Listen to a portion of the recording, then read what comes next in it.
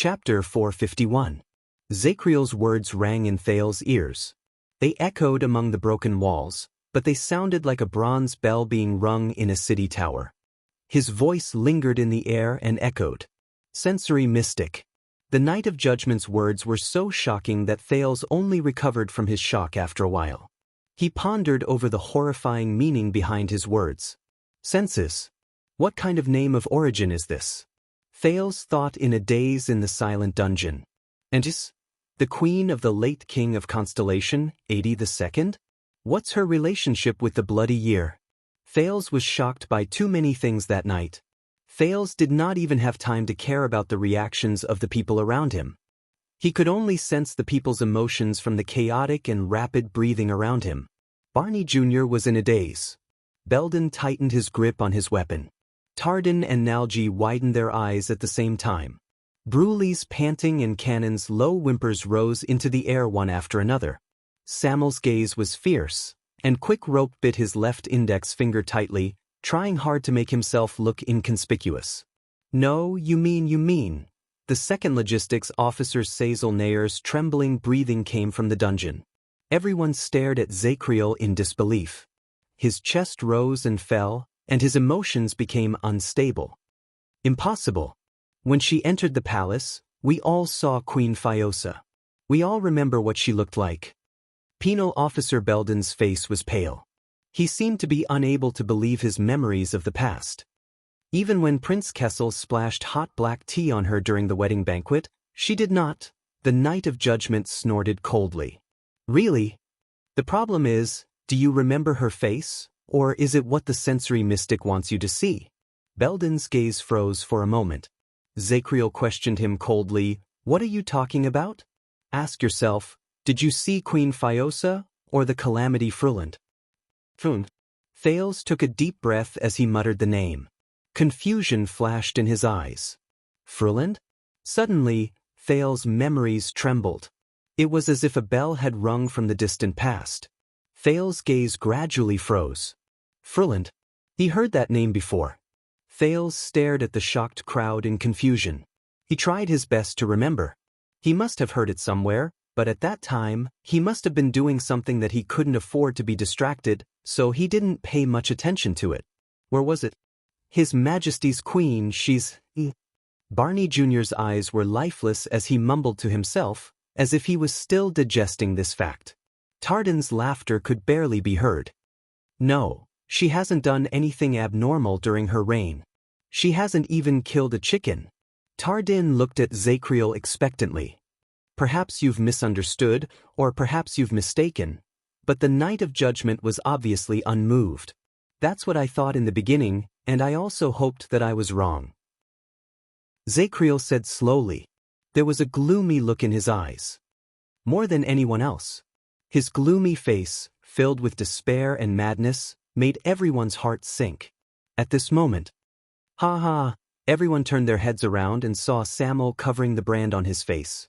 His eyes were closed and his shoulders were shaking. He laughed without a care in the world. Is this the reason for your betrayal? The reason why we have to bear the guilt, stigma, torture, and pain for so long? There was misery in Samuel's laughter. In the end, it was because the king married a woman of unknown origins? He smiled and shook his head, but there was no mirth in his cold eyes. When he heard this, Zacriel's expression became even more gloomy. You don't understand. The knight shook his head laboriously. Asterisk clang. Asterisk, a sharp sound was heard. It was Barney Jr. stabbing his sword into the ground. I really don't understand. Barney Jr. seemed to have suffered a huge blow. He used all his strength to squeeze out a few intermittent sentences. Regardless of who the king wants to marry, be it a calamity, a great dragon, or even an elf or an orc, no matter how absurd, strange, illogical, or unbearable it is, Barney Jr. paused for a moment. His cheeks twitched, and he said resolutely, but that is His Majesty's decision. If you are dissatisfied, if you have doubts, then protest and remonstrate with him in a dignified manner. The more he spoke, the angrier he became.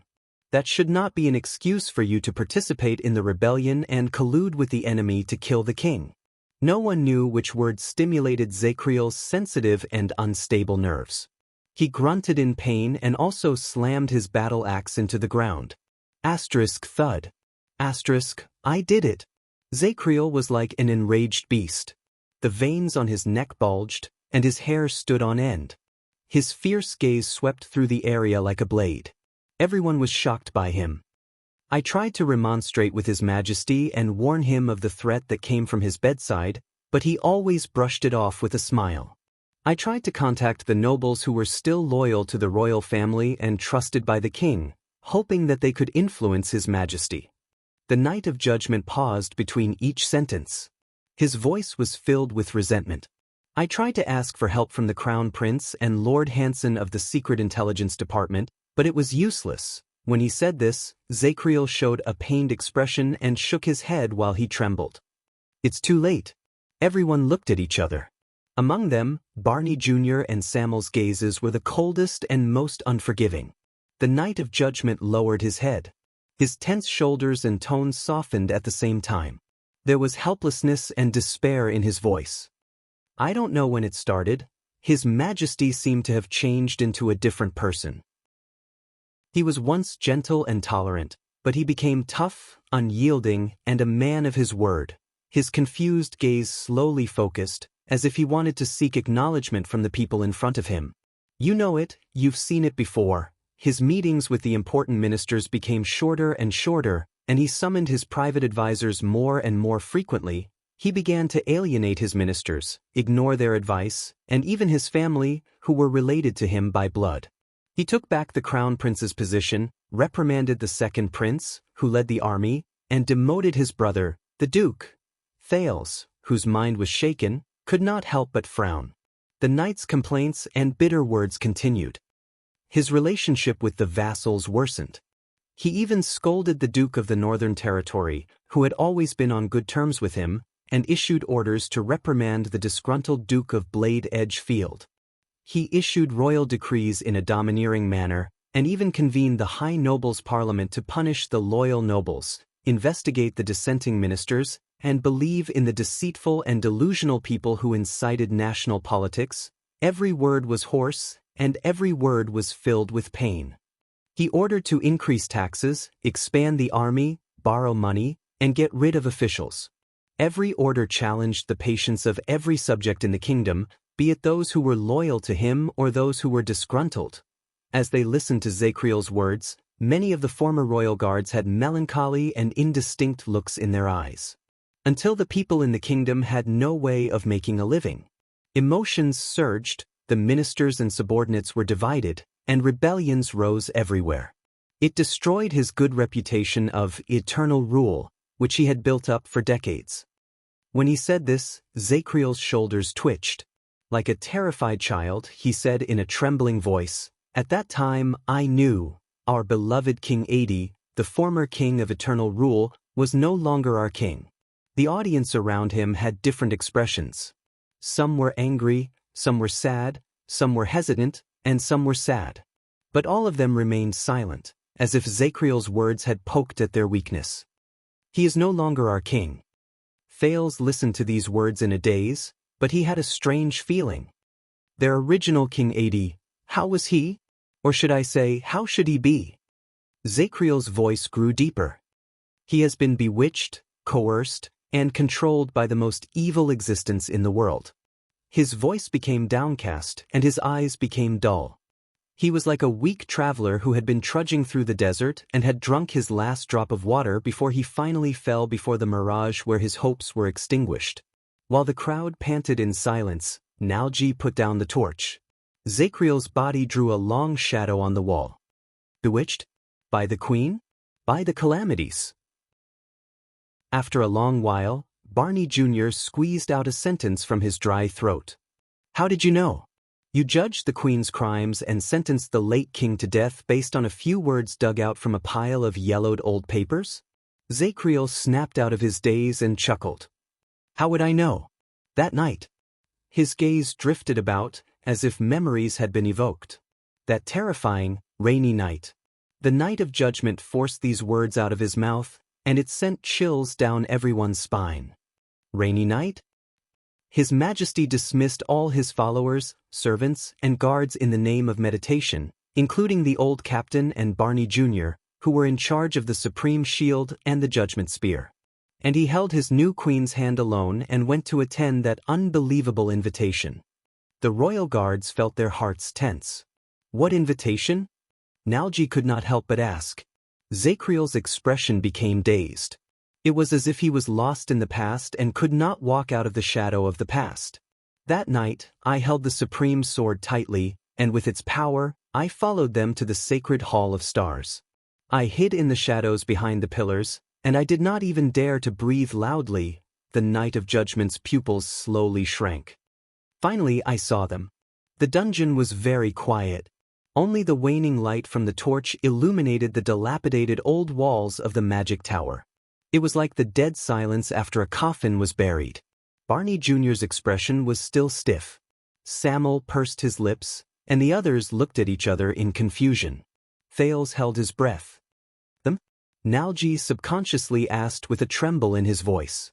Zakriel did not look at him. He only nodded. The storm that night was so strong that it could even overturn the sentry tower. In the dark dungeon, Zakriel spoke of the terrifying past in a faint voice. On the balcony of the hall where lightning flashed, thunder roared, wind blew, and rain fell, two mysterious guests appeared one after another without warning. Mysterious guests appeared without warning. Eternal Star City 18 years ago.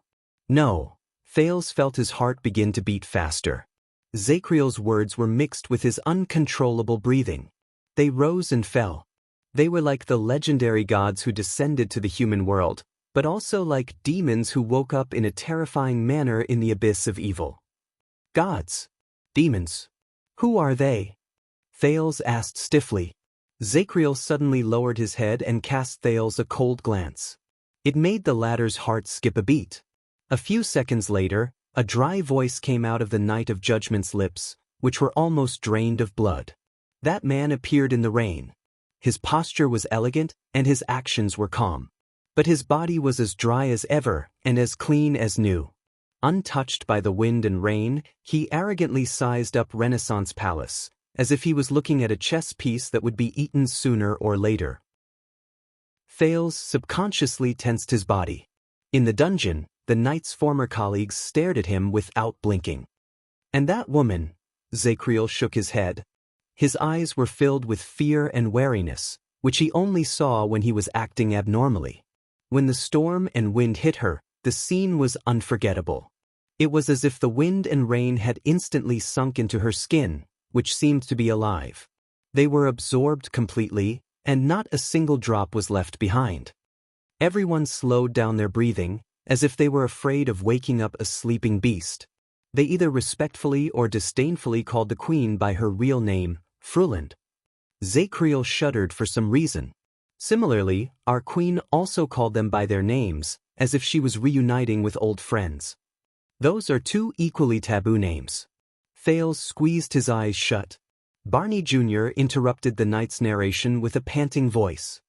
Watchman, you are saying no, you are accusing His Majesty, but Zakriel's voice rose abruptly, and he spoke loudly. I saw it with my own eyes that night when it rained heavily. Barney Jr.'s words came to a halt because of his provocation. Zakriel's face was illuminated by the firelight. Only the brand on his forehead was hidden in the darkness, revealing his usual determined and indifferent face. That night, King Adi was the witness, and Constellation was the wager. The Night of Judgment's voice seemed to be infused with some kind of power. As he spoke, it caused the people's blood vessels to throb loudly. Your Majesty! Sensory mystic. Air calamity. Blood calamity. The firelight was dim. Zakriel no longer cared about the people's expressions. He said coldly, the unprecedented alliance between the Supreme King of Constellation and the three great calamities. And so it was formed. At that moment, Thales opened his eyes. He remembered. He'd heard this name before. 6 years ago in Dragon Cloud City, when Shield District was about to be reduced to dust, when he held the shivering girl in his arms with gritted teeth while he was caught in a confrontation between two terrifying existences, Have you forgotten the original purpose of our cooperation, Giza? At that time, the air mystic, who was elegant and had a cold gaze, said so. The cooperation between the three of us, regardless of whether it was my plan, Frulin's ideals, or your persistence, was all for the sake of the mystics one day, to break free from those shackles? Yes, Frulin. Thales was drenched in cold sweat, and his breathing quickened. But the others had no time to care about his loss of composure. You don't understand what kind of taboo His Majesty broke. In the underground prison, Zacriel raised his head and spoke coldly in front of the increasingly nervous people. He tried to touch the power that mortals should not covet, hoping to use it to rule the kingdom we are proud of, to rule the kingdom we built on the ruins of the Battle of Eradication. The Night of Judgment's complicated gaze swept past every listener and finally stopped on Thales' face. In his speech, His Majesty even called them, the three monsters, his. Chapter 452. Many people had the same thought, that mystics could coexist peacefully with other races and even help each other. At that moment, a conversation from a long time ago flashed in Thales' mind. It was in Dragon Cloud's city 6 years ago. Giza had just disappeared under the blade of purification. Amidst the ashes that filled the sky, when Thales vowed to search for a new future for the mystics, the scholarly and elegant Asda spoke to him casually, intentionally or otherwise. Whether it was mystics, humans, or even elves, there were countless similar efforts and attempts. They all failed. That pleasant voice lingered in Thales' ears, but the cruel truth before his eyes shook his heart. They all failed. Thales stared at Zacriel solemnly, but he was thinking about another figure. Asda, how many things have you hidden from me?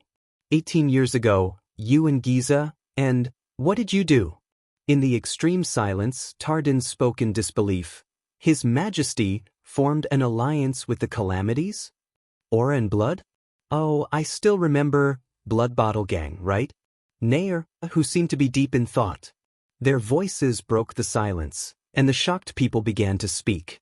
In the midst of the uproar, Barney Jr. suddenly took a step forward and shouted, "Silence!" The noisy underground prison instantly quietened down. Barney Jr.'s expression was still stiff, but Thales could see that there were surging emotions hidden under his calm exterior. Barney Jr. said coldly, "That's it? The alliance of three calamities?" Across him, the Night of Judgment withdrew his gaze from Thales, as though he was immersed in his own world. He murmured, "Those calamities, they did not have good intentions. They did not care about Constellation's future. On the contrary, they only wanted to use the kingdom to achieve their goals, regardless of the misfortune and disaster they would leave behind for us." And that was just the beginning. Zacriel's dry and hoarse voice rose into the air, as though he was disillusioned from a dream. It was as if the kingdom was struck by endless natural disasters overnight. Grain harvests failed, goods were blocked, sea routes were blocked, the trade and agriculture in the kingdom were in chaos, all industries were abandoned, conflicts broke out, and rebellions rose one after another. The situation deteriorated, and it was out of control. Everyone's faces sank when they heard this. At this time, when we are busy suppressing rebellions and trying to pacify the country, the entire world seems to have received a certain order at the same time. The Night of Judgment stared blankly at the air. Our allies and companions are strangely and coincidentally silent. Whether it is the three kingdoms of the Mystery Sea, the Sacred Tree Court, the Hall of Kings Chronicles, or even Taishan Palace on the other side of the sea, they are all very secretive about aiding Constellation. Our enemies and opponents are united like never before. From Khemu Union's trade boycott to the Great Desert's military invasion, the Kasai's plunder at sea, Hanbal's blockade of the sea route, Extet's provocation in the north, even the rebels seem to have endless support behind them. It's as if they have agreed to attack together. He recalled the history of the bloody year bit by bit, and the sorrow in his words infected the atmosphere, causing the expressions of the royal guards to become more and more unsightly. Thales frowned without realizing it. Unfortunately, the source of the mystic guns purchased from the Empire has been cut off for no reason. The eternal oil and crystal drop ores can't keep up with the demand. It has become extremely difficult to obtain conventional weapons and military supplies. Zachriel continued to speak. His voice grew tighter, as if he was slowly suffocating. We did not just lose the war. The king and his vassals were at odds with each other. The nobles' protests rose one after another. The relationship between the three great temples and Renaissance palace fell to a freezing point. The shameless Tower of Eradication even sent a letter to criticize His Majesty's rule. Everything came together and turned into the most disadvantageous situation for us. His eyes were filled with pain and sorrow. And what you can see is the number of our brothers in the royal guards dwindling. For duty and honor, they abandoned their wives and children to follow the Jade Stars. One by one, they set out for the battlefield. They would either reply with a letter every half a month to inform us that they are safe, or they would never be heard from again. At that moment, the royal guards, including Samuel, did not speak. But each of them had their own reactions. They either lowered their heads or averted their gazes in an unnatural manner. Cannon even whimpered softly. But do you think that everything that happened that year was really just a coincidence? Zachriel stared at the firelight in Nalji's hand in a daze. As he recalled, his words slowly became savage. I know why. I know why we have become the target of public criticism. No matter what His Majesty's original intentions were, walking with the calamities is the origin and beginning of our disaster. It caused Constellation to fall into an unprecedented predicament and turn the entire world into our enemy. F***CK. Nalji slapped his thigh and cursed. No one knew whether it was for King Adi or for Zachriel. The entire world will become our enemy. Thales' breathing became disordered without his knowledge. But when he heard this, Barney Jr. interrupted Zachriel coldly.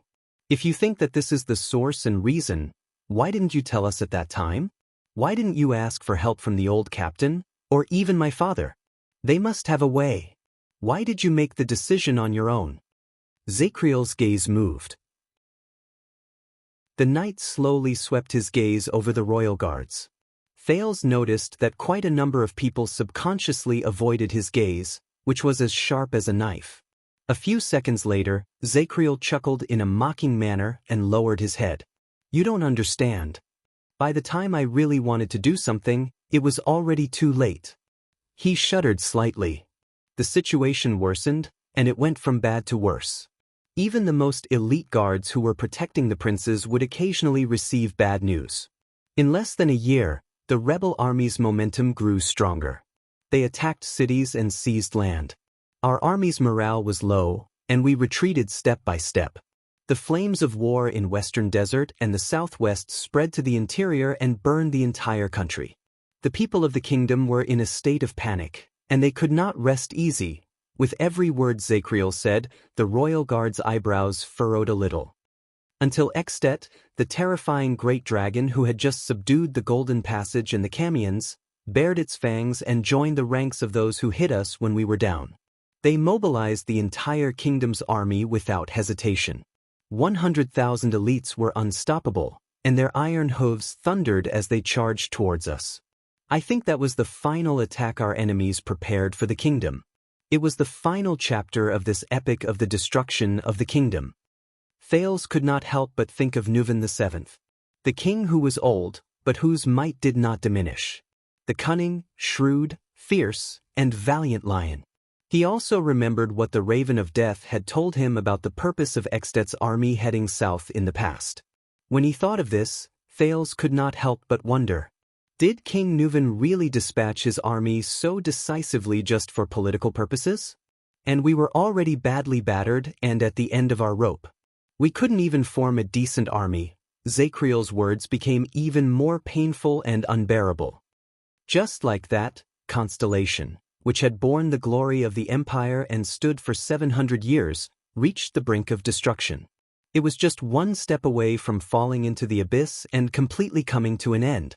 But even so, even though the calamities had already brought the kingdom step by step towards Hell's River, all of you could not imagine how stubborn His Majesty was. When he said this, the Knight of Judgment raised his head abruptly and looked forward with anger in his eyes. It was hard to imagine his unwavering trust in the woman by his pillow, in that monster. And all of this originated from that night. Zacriel slowly stopped talking. Barney Jr. closed his eyes and took a deep breath. So, you betrayed the kingdom and rebelled? You sided with His Majesty's enemies? The vanguard seemed to be trying his best to suppress his shock and shift his focus to the present. Zacriel was silent for a long time. He seemed to be hesitating. His Majesty was bewitched. Finally, the Knight of Judgment spoke faintly. He could not see that the calamities were the source of everything. He had to be clear-headed. The Knight of Judgment's gaze gradually became clear. As long as we stay away from those monsters with ulterior motives, cast aside their sinister schemes, stop placing our hopes on the taboo, and return to the right track of the kingdom. He was like a traveler who was struggling in pain in the abyss and saw hope at the last moment. The strange alliance formed by the enemy to hit us while we were down will lose its foundation and fall apart on its own. Even the two great forbidden existences, who are said to be high above us, will shift their attention away. The supply of mystic guns and eternal oil will be restored, the attitude of our allies will be restored, and the hostility that has nothing to do with benefits will be eliminated. The backstage reinforcements for the rebel army will stop, and the predicament of being attacked from both sides will be reduced. The divided and scattered people will gather together, and the precarious situation at the front lines will turn for the better. The only thing we need to worry about is our old enemies. Constellation will be able to survive this catastrophe. Zacriel's expression became more and more excited, but after a moment, it became gloomy. But before that, someone must stand up, shoulder the responsibility, and turn the tide, even if it means the most unforgivable betrayal and the most unforgivable stain on our reputation. His eyes shone with deep pain. He stared at his own fist with rapt attention. Someone must save us, before His Majesty turns the whole world into an enemy and brings the whole kingdom into the abyss. Someone has to put an end to this hopeless and unnecessary confrontation. No one spoke. Even Samuel, who had a mocking look on his face, kept his mouth shut. Barney Jr., who stood at the forefront, had his eyes shut. He seemed to be thinking. Beside Thales, Nalji heaved a deep sigh. He was not the only one. The others also looked worried, and their hearts were heavy. The prince's mind was in a mess. He recalled the time in Mindy's hall when Yodel had a showdown with him regarding the matter of the mystics. Yodel had encouraged him hesitantly in private. I have seen those calamities more than once. From the moment your family was born, they were destined to be entangled with those calamities, more than once. That was definitely not just for Asda. Perhaps it also included Früland and even Giza. Speaking of Yodel, he remembered the Secret Intelligence Department and the Black Prophet. What role did they play in that calamity? Thales also remembered how Duke Arund of the Northern Territory questioned and blamed King Kessel hysterically in Renaissance Palace 6 years ago after his conspiracy failed. Just like your damn father, both of you knew what your choices would bring, but you never cared. If you didn't bring that monster back, they were probably talking about the new queen, Früland. He had seen Kessel's face, especially the scene where the Iron Hand King coldly sent him to Dragon Cloud City. It was still fresh in his mind. Was my grandfather, Adi II, also like this? Thales also remembered Archduke Pofrit's evaluation of Adi II inadvertently revealed in the Hall of Heroes in Heroic Spirit Palace after losing the duel. Sooner or later, a madman like Constellation's Adi II will appear, dragging his entire kingdom to hell. Thales stared at Zacriel with a stupefied expression. As the trusted watchman of the royal guards, he should have been the most loyal guard. But, no. In the dungeon, a faint, emotionless whisper rose in everyone's ears. Even if it has to be someone, it shouldn't be you. You shouldn't be the one to do it. Thales turned his head in surprise and saw Barney Jr. slowly raise his head. His gaze was sharp and cold as he stared at the Knight of Judgment. Imanu Zacriel. Zacriel was silent. You are not His Majesty. You are not Crown Prince Midir, not Prince Horus, not the Prime Minister, not an administrative officer, and definitely not His Majesty's military and diplomatic advisor. Barney Jr. seemed to have gotten over the shock brought about by his colleague's betrayal and the truth of what happened that year. He seemed to have figured something out. At that moment, his voice was not loud, but his words were sonorous, forceful, and firm. You are not even the captain of the Royal Guards. You are only His Majesty's servant, the second son of Viscount Zacriel. Barney Jr. sucked in a deep breath, gritted his teeth, and asked, "What right do you have to arrogantly predict the future of the entire kingdom?" Zacriel did not speak, but there was a deep pain in his eyes. The vanguard's voice grew louder and more determined. "What right do you have to stand in the depths of the filthy darkness and claim that you save the world?" The guards were stunned. They looked at each other, and their scattered gazes gradually became unified. They looked at the Knight of Judgment at the same time. In the face of Zacriel, who was frowning and struggling, Barney Jr. snorted coldly. "Do you still remember the Praetorian Oath?" The Knight of Judgment was slightly startled. The Praetorian Oath. But before he could react, Barney Jr. opened his mouth and spoke. "I swear that I will dedicate my life to the throne and will forever serve the royal power. There is no other master. I swear that I will only wield this sword for the Emperor and will only break it for the Emperor. There is no other use for me. I swear that I will either be buried in the throne's resting place, or my bones will be buried in the middle of my royal life. There is no other end." There were only 3 sentences, but Barney Jr.'s voice was very loud. It echoed in the walls, and the hatred from before was gone. He seemed to have returned to the solemn, calm, steady, and magnanimous vanguard. As Zacriel listened to these familiar sentences, he slowly became absent-minded. "They did it. The old captain, Tony, and even my father." Barney Jr. suppressed the bitterness in his throat and kept his voice calm. "And all the brothers who sacrificed their lives in and outside Renaissance Palace, and even on the front lines. No matter where His Majesty wants to go, they swore to follow him until death. They did not ask why he left, and they did not suspect him." Zacriel's body trembled. Old Captain Cullen, Chief Protector Tony, Vice Captain Quill Barney Sr. Thales did not just see Zacriel in his eyes. All the guards were in different states of mind.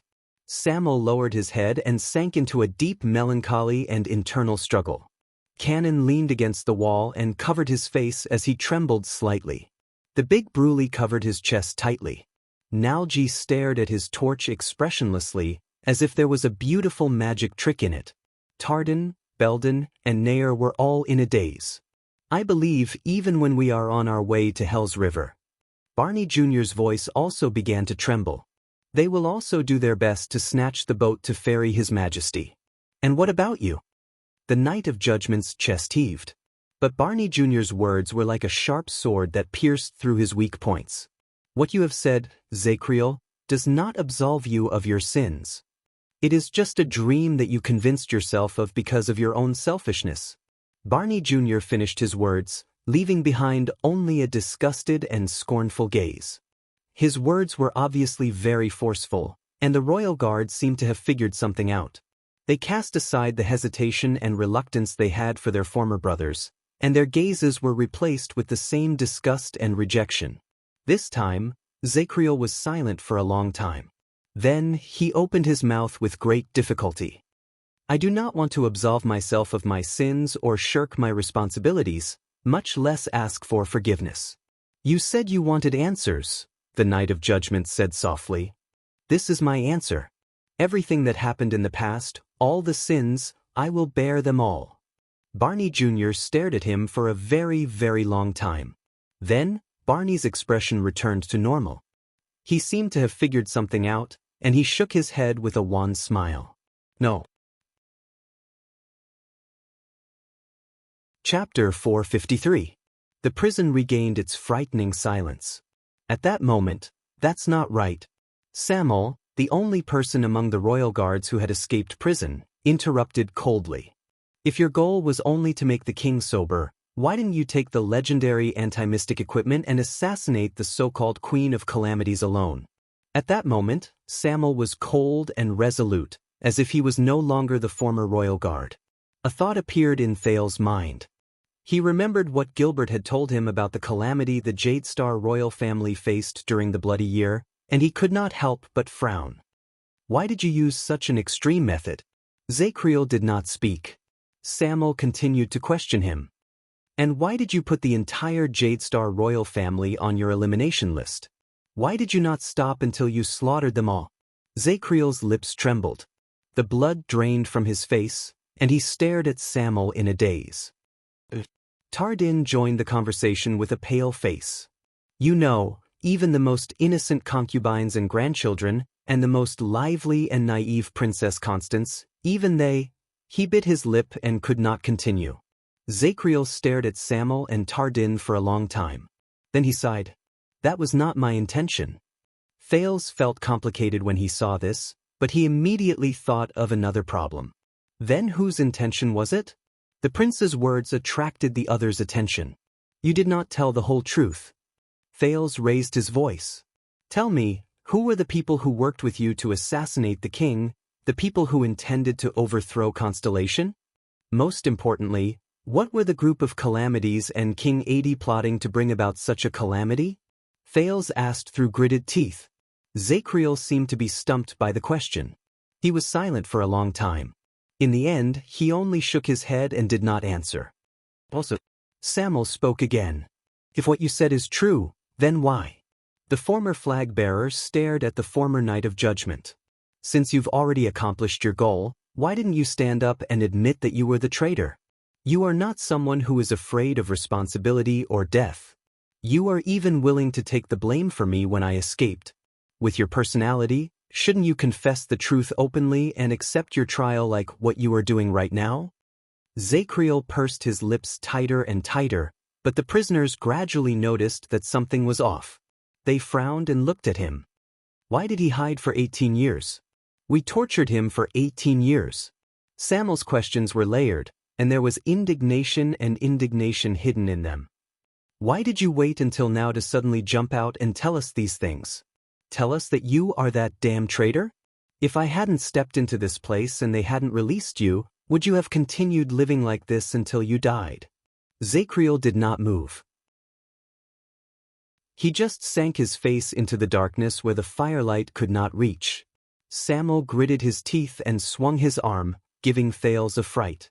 In fact, I'm afraid that Samuel will not be able to do anything to you. Why is your target this prince? At that moment, Thales was shocked. Oh no. Why is it the prince? What are you still hiding? Samuel hissed. What secret is there that you would rather bring to Hell's River than tell us? Thales exchanged glances with Quickrope, who had been restless and wanted to escape. He had a bad feeling. Why, are we back to this topic again? All the guards, including Barney Jr., scrutinized Zacriel suspiciously. Quite a number of them cast their gazes on Thales again. This is bad. Thales gritted his teeth. Zacriel did not reveal my secret before, perhaps because he still feels guilty towards the royal family and does not want to tarnish the Jade Star family's reputation. But now, Thales glanced anxiously at Zacriel, who seemed to be hesitating. Now, he had already revealed the truth about Adi II's alliance with the mystics. He no longer has anything to hide, right? At that moment, Zacriel opened his mouth quietly. Summon souls. The Knight of Judgment said flatly. This caused the others, especially Thales, to be stunned. Summon souls? What does he mean? Zacriel inhaled slowly. His eyes were filled with wariness. Be it the invasion of the Prison of Bones today, the appearance of this prince, the disaster swords, Shadow Shield, or even the Dragon Breaker, none of them are coincidences. A thought appeared in Thales' mind. Not coincidences. Zacriel raised his head abruptly and looked at Thales. Your dagger, your highness. Dagger? Thales could not help but gulp. What? Under the other people's doubtful gazes, he resisted the urge to reach out and touch the JC. The Knight of Judgment's tone was cold, and there seemed to be a chill in his words. I know that it is made of dark steel that dwarves smelted underground. It is similar to the material of the Supreme Sword, but it is mixed with special crystal drops for another purpose. It is exceptionally different. Without waiting for Thales to react, Zacriel's next words revealed the origins of the JC. That is the assassin's flower, the unique weapon of the Charlton family. It is also proof that every Charlton has ended their training and officially started their career as an assassin. Everyone was shocked. Even Quick Rope looked at Thales in horror. As for the main topic of the conversation, Thales himself felt his entire body stiffen, and he could not move. He knew. But Zacriel's gaze was filled with vigilance and wariness, as if the mentally unstable prisoner who had just escaped from prison was just an illusion. The appearance of this dagger in your hands, Your Highness, as well as the threatening and tempting attitude of those Shadow Shield assassins just now, shows what it means. As participants of the assassination that year, I do not know why they infiltrated the Jade Star royal family again and got close to the special Q. When he said the word, special, Zacriel paused again, and it made Thales break out in cold sweat. But it must have something to do with the misfortune those calamities brought that year, and their failed plot. The gazes of the prisoners flickered as they moved back and forth between Thales and Zacriel. This time, the Knight of Judgment's face was filled with wariness, as if his eyes were filled with enemies. I can feel that there are people who are indignant. They are unwilling to let go of the tragedy that happened in the past. Zacriel's gaze burned. They are still digging up the taboo of the past, searching for the legacy of the past, and trying for the catastrophe and disaster 18 years ago. Soul beckoning. Soul beckoning? Thales stared at Zacriel blankly. No, it's not like that. He turned his head around with great difficulty. This dagger was given to me by Jayla in the past. But when he thought of this, Thales' thoughts froze for a moment. Wait a minute. The police and the assassin's flower might be a misunderstanding, but Shadow Shield. Thales could not help but remember what Stake said in my home. From almost madly assassinating the members of the royal family 18 years ago, to now doing everything in their power to ensure the prince's survival, the change in Teng's attitude before and after can only mean one thing. The prince's existence must mean something. Zacriel no longer paid attention to the prince's abnormality. He continued to speak, and his words were as cold as ice. They must be stopped. He emphasized the word, stopped, and his voice was firm and unquestionable. Before the tragedy of the past reappears, and before the next mistake is made. When Zacriel finished speaking, Thales felt a chill run down his spine. Samuel smiled. Soul beckoning, Samuel repeated while he shook his head. He seemed to be disdainful. What a lame reason. But you have yet to answer my, enough. At this moment, Barney Jr. seemed to have lost his patience. He interrupted Samuel without hesitation. Samuel cast a displeased glance at Barney Jr., but the latter ignored him. So, you are not prepared to surrender, and you intend to continue attacking the prince, right? Barney Jr. stared straight at Zacriel, who was in front of him. Zacriel was silent for a second. He did not answer directly. He only coldly repeated what he said just now. They must be stopped. When he heard this, Barney Jr.'s expression became even colder. Very well. The former vanguard removed the shield hanging on his back, raised his long sword, and pointed it at Zacriel. His murderous aura surged. Then you must be stopped as well. All hesitation and apprehension disappeared from Barney Jr.'s face. He said coldly, in the name of the royal guards, we must account for our sins and severely punish those who betray us. In return for justice. Thales immediately sensed that everyone's bodies and nerves tensed up. Belden, Bruley, Tardan, Cannon, Nalgi, and the prisoners of the royal guards slowly spread out. They picked up their weapons again, stood in formation, and revealed their murderous intent. But they no longer targeted Thales and Quick Rope. Instead, they targeted the Knight of Judgment in front of them. Even Samuel, who stood on the other side, slowly drew his long sword. It was as if they had returned to their wartime state, and the scene of them meeting their old friends just now was just an illusion. Thales subconsciously tightened his grip on Ricky's sword. Quick Rope rolled his eyes and raised the crossbow in his hand. Are you ready to accept your judgment? Barney Jr. stared at Zacriel rudely.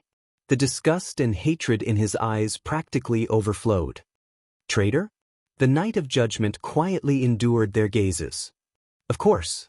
Zacriel sighed and slowly picked up his axe. As he spoke, the grief on his face turned into determination. Every day, every hour, and every second. I'm ready. At that moment, it was as if someone had dragged the timeline back to just now, and the Knight of Judgment and his former colleagues became enemies again. Quick Rope tugged at Thales, asking him whether he should escape now or when the fight started. But Thales shook his head. He felt the solemnity and tension in the hall, but it did not come from the two parties who were confronting each other. And it was just one of them. Barney. Nalji raised his weapon and stared at the former watchman in front of him. He gulped in distress and said carefully, "He is alone, and we are 7. Barney frowned. "No, 8. Samuel interrupted faintly. He held his sword and walked to Zacriel's side. His eyes shone with anger. All the debts must be settled today. Zacriel glanced at Samuel. An unknown emotion flashed in his eyes, but he did not say anything else. Barney Jr. also cast a glance at the coward who escaped from prison, whom he looked down upon. He pursed his lips and shook his head. Very well, 8. Hence, the 9 former royal guards, the 9 people with the Jade Star brand of sin on their faces, the 9 people who had not seen each other for 18 years. At this moment, they faced each other and picked up their weapons. 1 against 8. Nalji sighed softly and mumbled to himself. The disparity is too great. The other royal guards frowned. The disparity is too great? A thought appeared in Thales's mind. He heard the heaviness in Nalji's words. Zacriel swept his gaze over them and sized them up again, as if he was observing a battlefield. Yes, I know, he said softly. He got rid of all the emotions that he should not have and became the calmest and most terrifying Knight of Judgment once again. I will fight against 8 of you alone. Zacriel held his battle axe upside down and took a step forward. Asterisk thud, thud, thud. Asterisk, indeed, for all of you. His aura and pressure slowly accumulated with each step he took.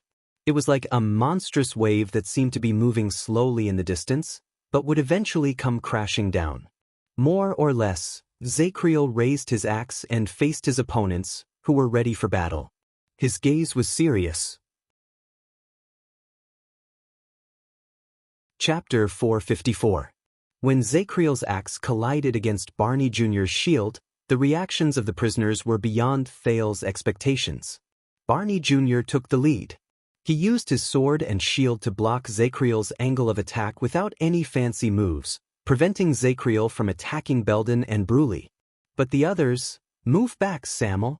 Amidst the swift gust of wind from the axe and the flash of the sword, Barney Jr. blocked one of Zacriel's slashes and pushed away the handle of the axe that came at him. He shouted at Samuel, who wanted to get closer to the battlefield. I'm in the first round. Nair, cover me. As Barney Jr. roared, Nair leaped out of the crowd and joined the battle. But the other royal guards did not rush forward. They also stayed away from the battlefield, which was out of character. Nalji and Bruley did not say anything. They forcefully dragged Thales to the left and leaned against the wall. Barney Jr. and Nair were the only 2 people on the battlefield. To be precise, Barney Jr. was the only one on the front lines. He faced Zacriel sometimes agile, sometimes swift, and sometimes stormy attacks. He seemed a little clumsy. Nair, who was supposed to support him, stood in the distance. He held a small knife and a dart in his hands while he watched the 2 people fighting fiercely. He did not move an inch. Thales did not understand. Asterisk whoosh. Asterisk, the calm Zacriel suddenly swung his arm horizontally. He used the advantage of his body to push Barney Jr.'s shield away, and the blade of his axe went for the latter's neck. Asterisk clang. Asterisk Barney Jr. grunted and spun around to collide with Zacriel. The 2 of them separated right after they came into contact with each other. They each avoided their opponent's next attack, but it seemed that Barney Jr. was at a disadvantage. A wound appeared on his right arm. As he watched their fight, Thales, who was puzzled, finally gave up struggling. He turned his head and asked the people beside him anxiously, "What's going on?" But before anyone could answer, Samuel, who was on the other side, found an opportunity to squeeze his way over. The moment he entered his old colleague's formation, he pointed at Barney Jr., who was in the middle of a fierce fight, and asked in exasperation, "What's his plan? Is he trying to get himself killed?" Asterisk whoosh. Asterisk another gust of wind from the axe was neutralized by Barney Jr.'s perfect counter stance. However, he was immediately caught up in Zacriel's subsequent attacks. He seemed to be in a difficult situation. Faced with Samir's impolite interrogation, the other's expressions turned ugly. But Belden did not care. He looked worriedly at the two people who were engaged in an intense battle. He paid attention to the entrance of the stairs that Zacriel had blocked behind him. Barney said that the first round is a test. We'll act according to the situation and try to break through to the ladder. Samuel frowned and seemed to be a little hesitant. Thales could no longer hold back the questions in his heart. He cast a glance at Quick Rope and asked resolutely, "Why didn't you help him?" The prince looked at Barney Jr., who was surrounded by danger, and he was very anxious. "There are 8 of you." But before he could finish, he was interrupted by Belden's hoarse and intermittent voice. "I can't." Thales was stunned. "Can't do it?" He turned his head and glanced at the others, only to find that they all had the same expression on their faces, solemn and helpless. But on the other side, the duel between Zacriel and Barney Jr. was reaching its climax. Both of them seemed to be truly enraged. Their faces were ferocious, and their movements were fierce. Zacriel had just roared and pulled back an axe strike that nearly split his skull open when Barney Jr. used his life to force him to launch an equally fierce and risky attack. A strong gust of wind blew, and steel clanged. "We can't help him," Nalji sighed softly. He stared at the battle between the two people and said softly, "Zacriel is not an ordinary person, and he's definitely not a normal supreme-class warrior." "Not an ordinary person?"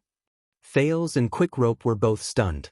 Nalji stroked the weapon in his hand and stared at the two people who were fighting to the death.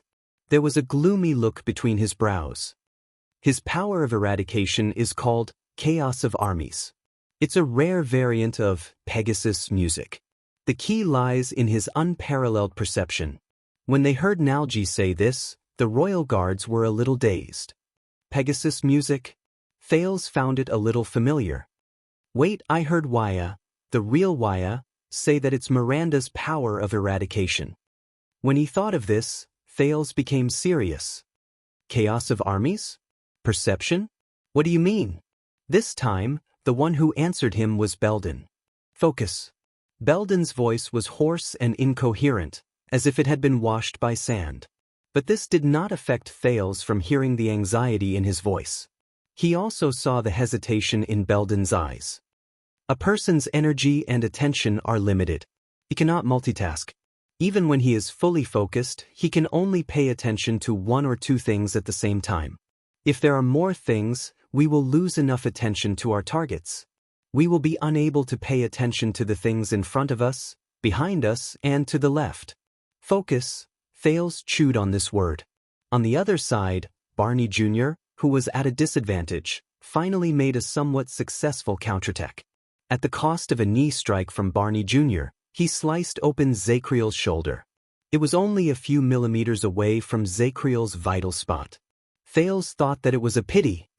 But Zacriel is different. Belden's words became even more solemn. At the same time, there was pride in his honor and the pain of his old friend's betrayal. Chaos of Armies takes the perception, observation, and rhythm emphasized by Pegasus music and pushes it to the limit. Zacriel can effectively distribute his attention within a certain area without distracting himself. He can multitask and grasp all the variables in a battle. His upper limit is unknown. Multitask? Thales looked at Zacriel, who swung his axe skillfully, and then at Barney Jr., who attacked with all his might. Puzzled, he asked, "What do you mean?" Samuel snorted coldly and interrupted.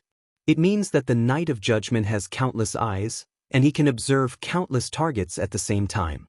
He is no longer afraid of being surrounded, and he is no longer afraid of group battles. His attention when he faces 10 people is no less than when he faces only one person. He will never lose sight of others because he is outnumbered. Samuel held the sword in his hand tightly. His gaze never left the battlefield, as if he was ready to attack at the next moment. His words made the prisoners look even more worried. Bruley even snorted and pointed at Nair, who was still holding the dart tightly in his hand. "No, Bruley." Tardin shook his head, as if he understood Nair's indecipherable groan. Nair cannot easily attack unless he is in a life-threatening situation. That might be disadvantageous to Barney. He will never lose sight of others because he is outnumbered. Thales carefully understood this sentence, and his expression changed drastically. What is this? The knight will not die when he is alone? There are no openings in his back? He remembered the scene just now when Zacriel faced 5 or more Shadow Shield assassins. The unparalleled Knight of Judgment who attacked consecutively within a few seconds and killed 5 people at just the right time. Another muffled thud rose. This time, Barney Jr. used a charge that was almost suicidal to force Zacriel, who seemed to be apprehensive, to retreat.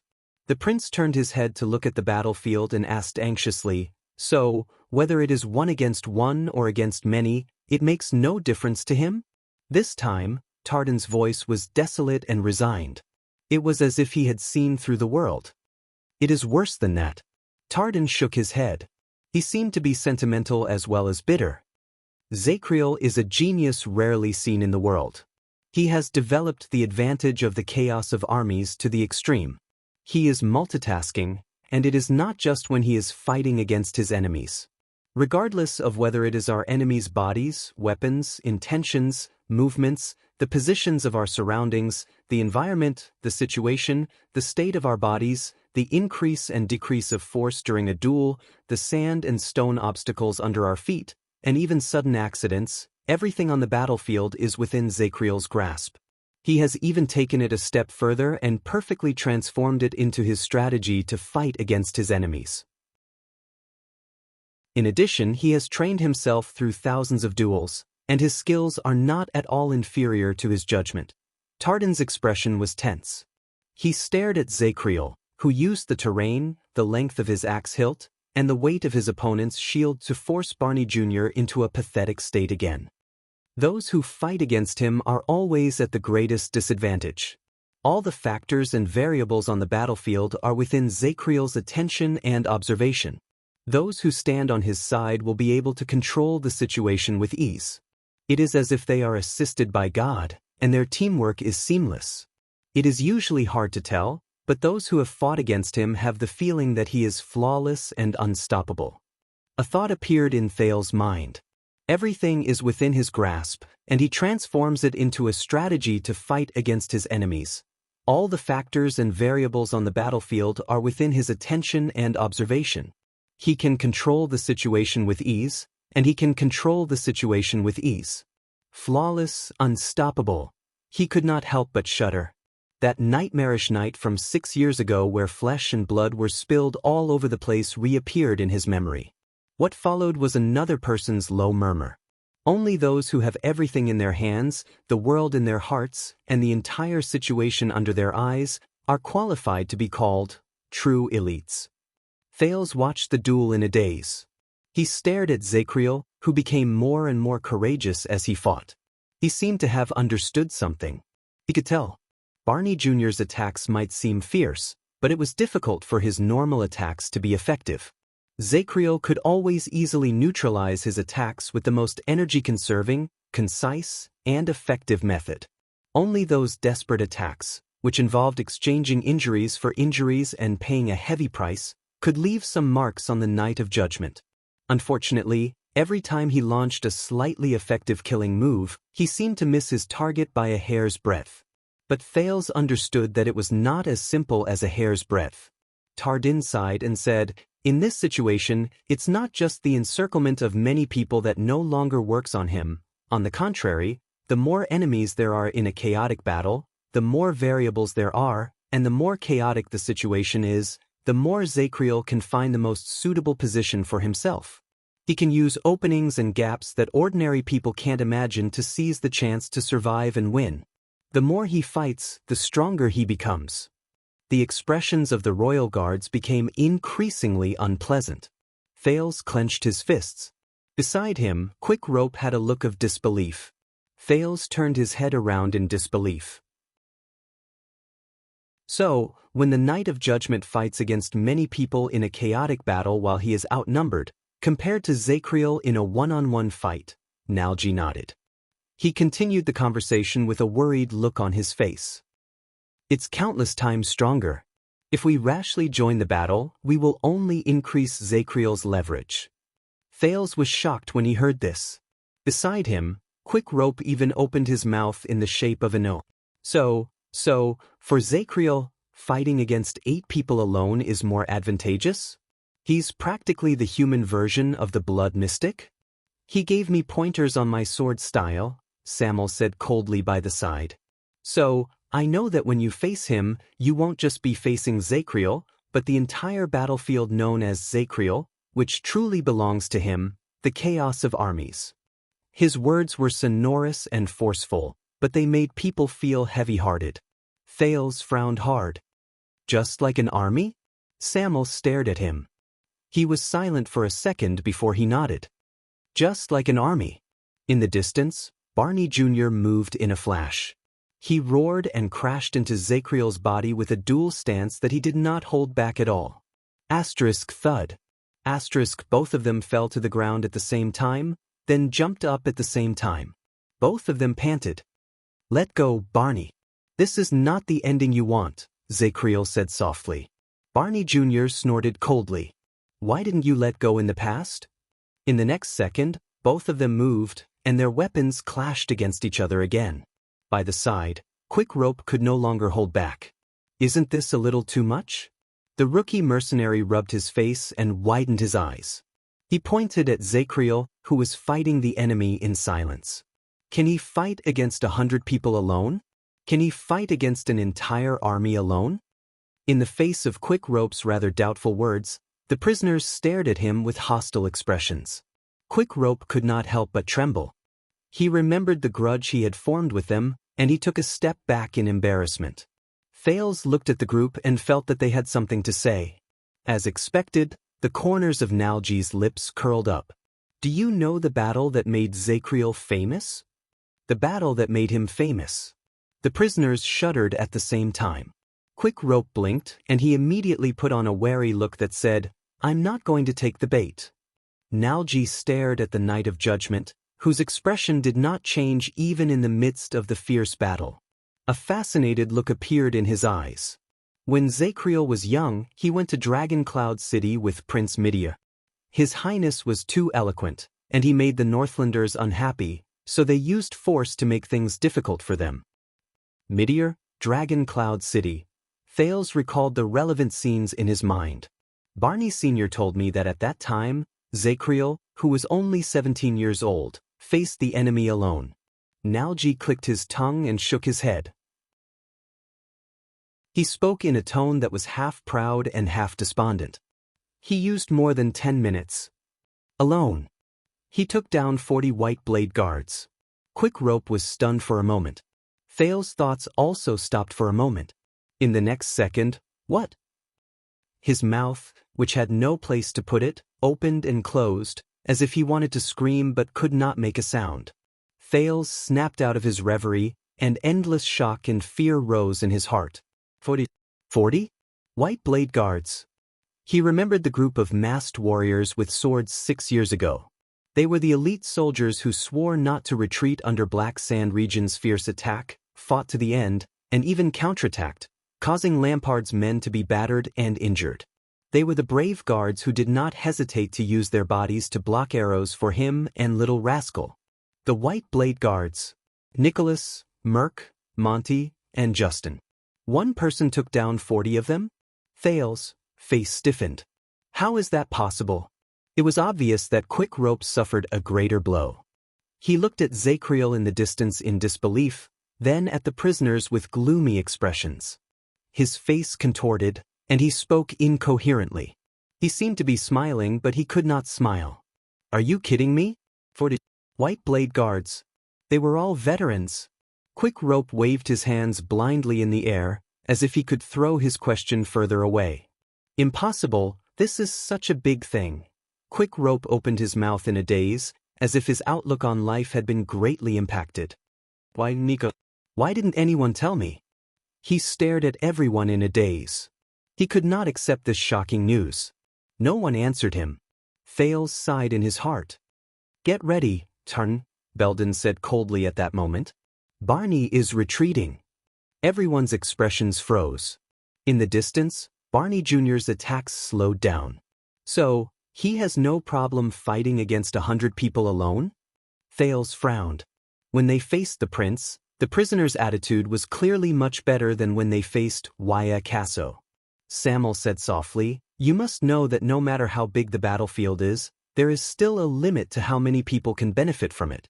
Other than the special battle formations, even if 1,000 people attack one person at the same time, only 6 or 7 people at the innermost part of the circle can attack the enemy with all their strength at the same time." He looked at Barney Jr. from afar and said sternly, "As long as he has enough stamina and energy, there is no reason for Zacriel to lose." Thales' heart sank. Since that was the case, the royal guards present were not enough. There was no hope. "Barney, what are they doing?" "You know, there was once someone in the royal guards who was bored and made up a rhyme." Nalji shook his head. Behind him, Bree raised a finger and pointed at Nalji with a blank expression. The last sentences, Nalji cleared his throat and said with a serious expression, "Nothing can hurt Tony. There are no regrets in punishment."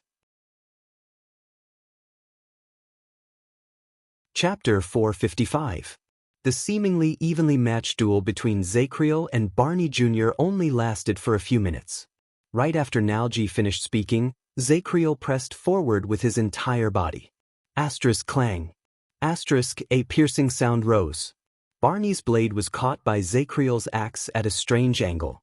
Barney Jr.'s pupils shrank. "You fight like a Northlander." Zacriel crossed his left arm diagonally and accurately caught his opponent's shield, which was used to attack him. "But your thoughts are still that of a constellatiate." Barney Jr. gritted his teeth and withstood Zacriel's strength. The two of them were in a stalemate, and they trembled slightly. You must know that Northlanders have no distractions. In the contest of strength, Zacriel leaned towards Barney Jr., who was very close to him. He shook his head expressionlessly. "Never hesitate." As everyone cried out in surprise, Zacriel suddenly let go of the axe hilt and allowed Barney Jr.'s sword to cut his shoulder, causing blood to flow. In the next moment, before Barney Jr. could celebrate his victory, he felt his legs go weak. He could not dodge in time, and Zacriel seized the opportunity to grab his waist and lift him up. "Damn it." In his shock and anger, Barney Jr. only had this thought before he was thrown to the ground by Zacriel. Asterisk thud. Asterisk under the intense pain, the dizzy Barney Jr. knew that he had lost the upper hand. He endured the pain and shouted, "Nair, Tarn." At that moment, 2 piercing sounds of wind drew close to the back of Zacriel's head. In the blink of an eye, Zacriel quickly dodged and barely avoided the 2 life-saving darts that Nair shot out. When he turned his head around, what welcomed him was Tardan's merciless blade and blade. The trajectory of Tardan's sword and blade was incredibly strange. For a moment, the empty-handed Zacriel was forced to take a few steps back and pick up a warhammer left behind by a mercenary. Barney Jr. took the opportunity to stagger to his feet and tumble out of the battlefield in a disheveled manner. He was caught by Belden. "How is he?" Belden asked calmly. "His skills aren't as nimble as they were back then, and so is his stamina." Barney Jr. panted softly as he watched Tardan, who took his place to fight against Zacriel. "There's also a rather serious new injury on his back. It's making his movements a little sluggish." The prisoners of the Royal Guard surrounded Barney Jr. and rearranged their weapons. They listened attentively to the conversation between the vanguard and the penal officer. "Very good, so we have a chance?" Samuel touched his sword and asked with narrowed eyes. As Thales watched their brief exchange, he suddenly realized that this was like a small military conference during a war. Barney Jr. glanced at his colleagues and remained silent. A few seconds later, he shook his head under everyone's disappointed gazes. I don't think so. His instincts and consciousness are still clear. He can turn his weakness into an advantage at any time. Barney Jr. took the sword and shield from Bruley and coughed loudly. I even suspect that he purposely let me discover the wound on his back just now to lure me into attacking his side. Then you all saw it. If I didn't attack with that sword, perhaps I wouldn't have. Everyone shuddered. On the other side, Zacriel and Tardan's movements became faster. The latter's attacks were strange and urgent. The sounds of weapons clashing against each other sounded like wind chimes. Then what should we do? Belden's expression did not change. He was like an unmoving hill. Barney Jr. watched Tardan's movements closely. Tardan's movements are very sneaky. He can stall for time, but he did not say anything else, but Thales could feel that the mood of the guards had become gloomy. Barney Jr. shook his head and stood up. His gaze became sharp. I will replace him later. This time I will not test him. I will kill him at all costs. At all costs. When he said this, the expressions of Belden and the others darkened. Samuel also frowned. Barney. Nalji looked hesitant. He wanted to say something, but he did not. But Barney Jr.'s expression was firm. He did not give anyone a chance to refute him. More importantly, I will force him to give way. All of you will seize the chance to bring the prince and run upwards. He turned to Thales, causing the teenager's heart to tense. Until we escape from the prison of bones and reach the surface. Everyone's expressions instantly changed. Samuel frowned and crossed his arms over his chest. Belden remained silent. Bruley's neck was red, and he stuttered. Nalji and Cannon looked at each other. They were dejected. Looking at them, Thales had a bad premonition. Very well, we run away. Samuel shook his head sarcastically. These words were barely audible in the midst of Zacriel and Tardan's fierce battle, but to the people who heard them, they felt as if they weighed 1,000 pounds. Barney Jr. ignored Samuel's sarcasm. He was silent for a while before he spoke again. If Nair and I don't succeed and he catches up to you, he calmly glanced at everyone and slowly said, next, the order of going up is Samuel, then Cannon, then Bruley, Nalji, and finally Belden. When he heard this, Thales' heart sank. Go to the top, they were going to. Every opponent's fighting style is different, and there's a huge difference between them. Zacriel needs time to get used to it, so he can drag the fight for a longer time. Samuel snorted coldly. How long? Barney Jr. whipped his head around. As long as you can. He cut Samuel off coldly. Do you understand, vice flag bearer? Or are you not satisfied with being the first in line? Samuel snorted softly and did not say another word. Thales noticed that Barney Jr. no longer addressed Samuel as a coward. The teenagers stared at the people with brands on their faces. They were dirty, ragged, but had stern expressions. He could not help but speak. In fact, we can also help a little. But Barney Jr. rejected him bluntly. No, you must run away, Your Highness. Barney Jr. put his hand on Thales' shoulder. His eyes were filled with emotions. Run to Blade Fang's camp and use your identity to find the army. Thales frowned. Barney Jr. turned solemnly to Zacriel, who was engaged in a fierce battle. Let them use the hooves of the cavaliers and the mystic guns to seek justice and clear their names. The breathing of the guards quickened. Nalji opened his mouth. He wanted to say something, but stopped. Thales could not hold it in anymore. He shook off Quick Rope's hand, which was pulling him back, and took a step forward. Do you really intend to die here?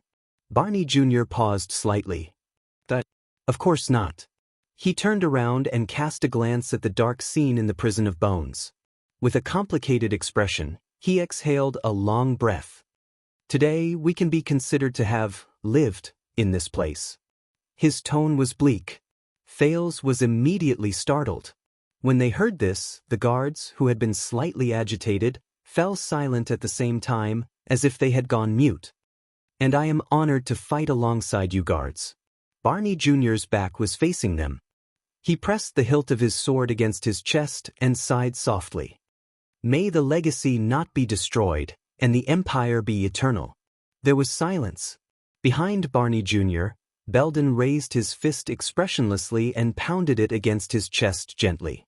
Aside from Samuel, the other guards also raised their fists and pounded their chests lightly. As he watched them, Thales felt his chest tighten. Before the slightly dejected Thales could adjust his thoughts, in the next second, Barney Jr. sped up and charged towards the battlefield. "Tardin!" he shouted loudly. Tardin, who had been gradually losing his strength, retreated without hesitation when he heard this. He jumped out of the battlefield in an unpleasant posture. Zacriel frowned and turned around. Without stopping, he charged towards Barney Jr. again. "Come, let's end this, watchman." Asterisk clang. Asterisk their weapons clashed. Barney Jr.'s expression was ferocious. This time, his movements were obviously much more dangerous than before. He swung his sword boldly, and he did not care about himself at all. This made Zacriel shudder involuntarily. That sense of danger rose in his heart again. He knew that this time his opponent was serious. "From now on, I will take over the command of the vanguard." On the other side, Nalji had just supported Tardin, who was drenched in sweat as he retreated. Belden then spoke to the group decisively. "Barney will create a chance for us to break through. We will seize the chance to rush to the stairs. Do not care about anything else, and go up with all our might. If Zacriel stops one of us," he cast a glance at everyone. The answer was self-evident. The guards glanced at Zacriel, who was in the middle of the battlefield, and started to move. Thales' arm was grabbed by Belden and pulled forward. He stared at Barney Jr., who had practically given up on defense and was madly charging at Zacriel with the determination to die. He also stared at Nair, who was holding a dart by the side. He felt terrible. Is there a better way? But at that moment, another arm appeared out of nowhere and pressed down on Belden's shoulder. It stopped him and Thales from moving forward. Thales could not help but be shocked. The others were also stunned. Belden frowned and looked at the person who stopped him in puzzlement. "Samuel, if we follow Barney Jr.'s plan, we will all die," Samuel said coldly. He turned to Thales, and there was a cold glare in his eyes. "Including him." Samuel's warning gaze made Thales' heart tremble. Belden was stunned for a moment. He glanced at Barney Jr., who was attacking like a madman.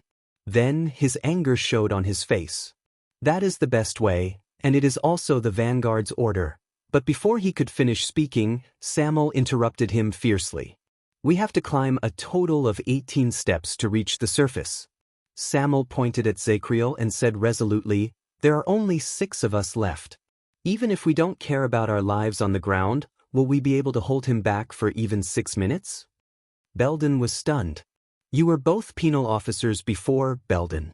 Many of the special prisoners up there were escorted by you from the capital. He is familiar with the terrain here, and he will catch up to us sooner or later. That is not a good idea. Use your rationality and think. We can't escape." Samuel looked at each of them sternly. "We have to find another way out. We can't escape." Belden fell silent. He knew that what Samuel said was true. The others also froze. Find another way out. Thales thought of something. Belden was a man of few words, but he had a strong personality. He watched Samuel's actions in displeasure. Just as he was about to flare up, Thales suddenly spoke.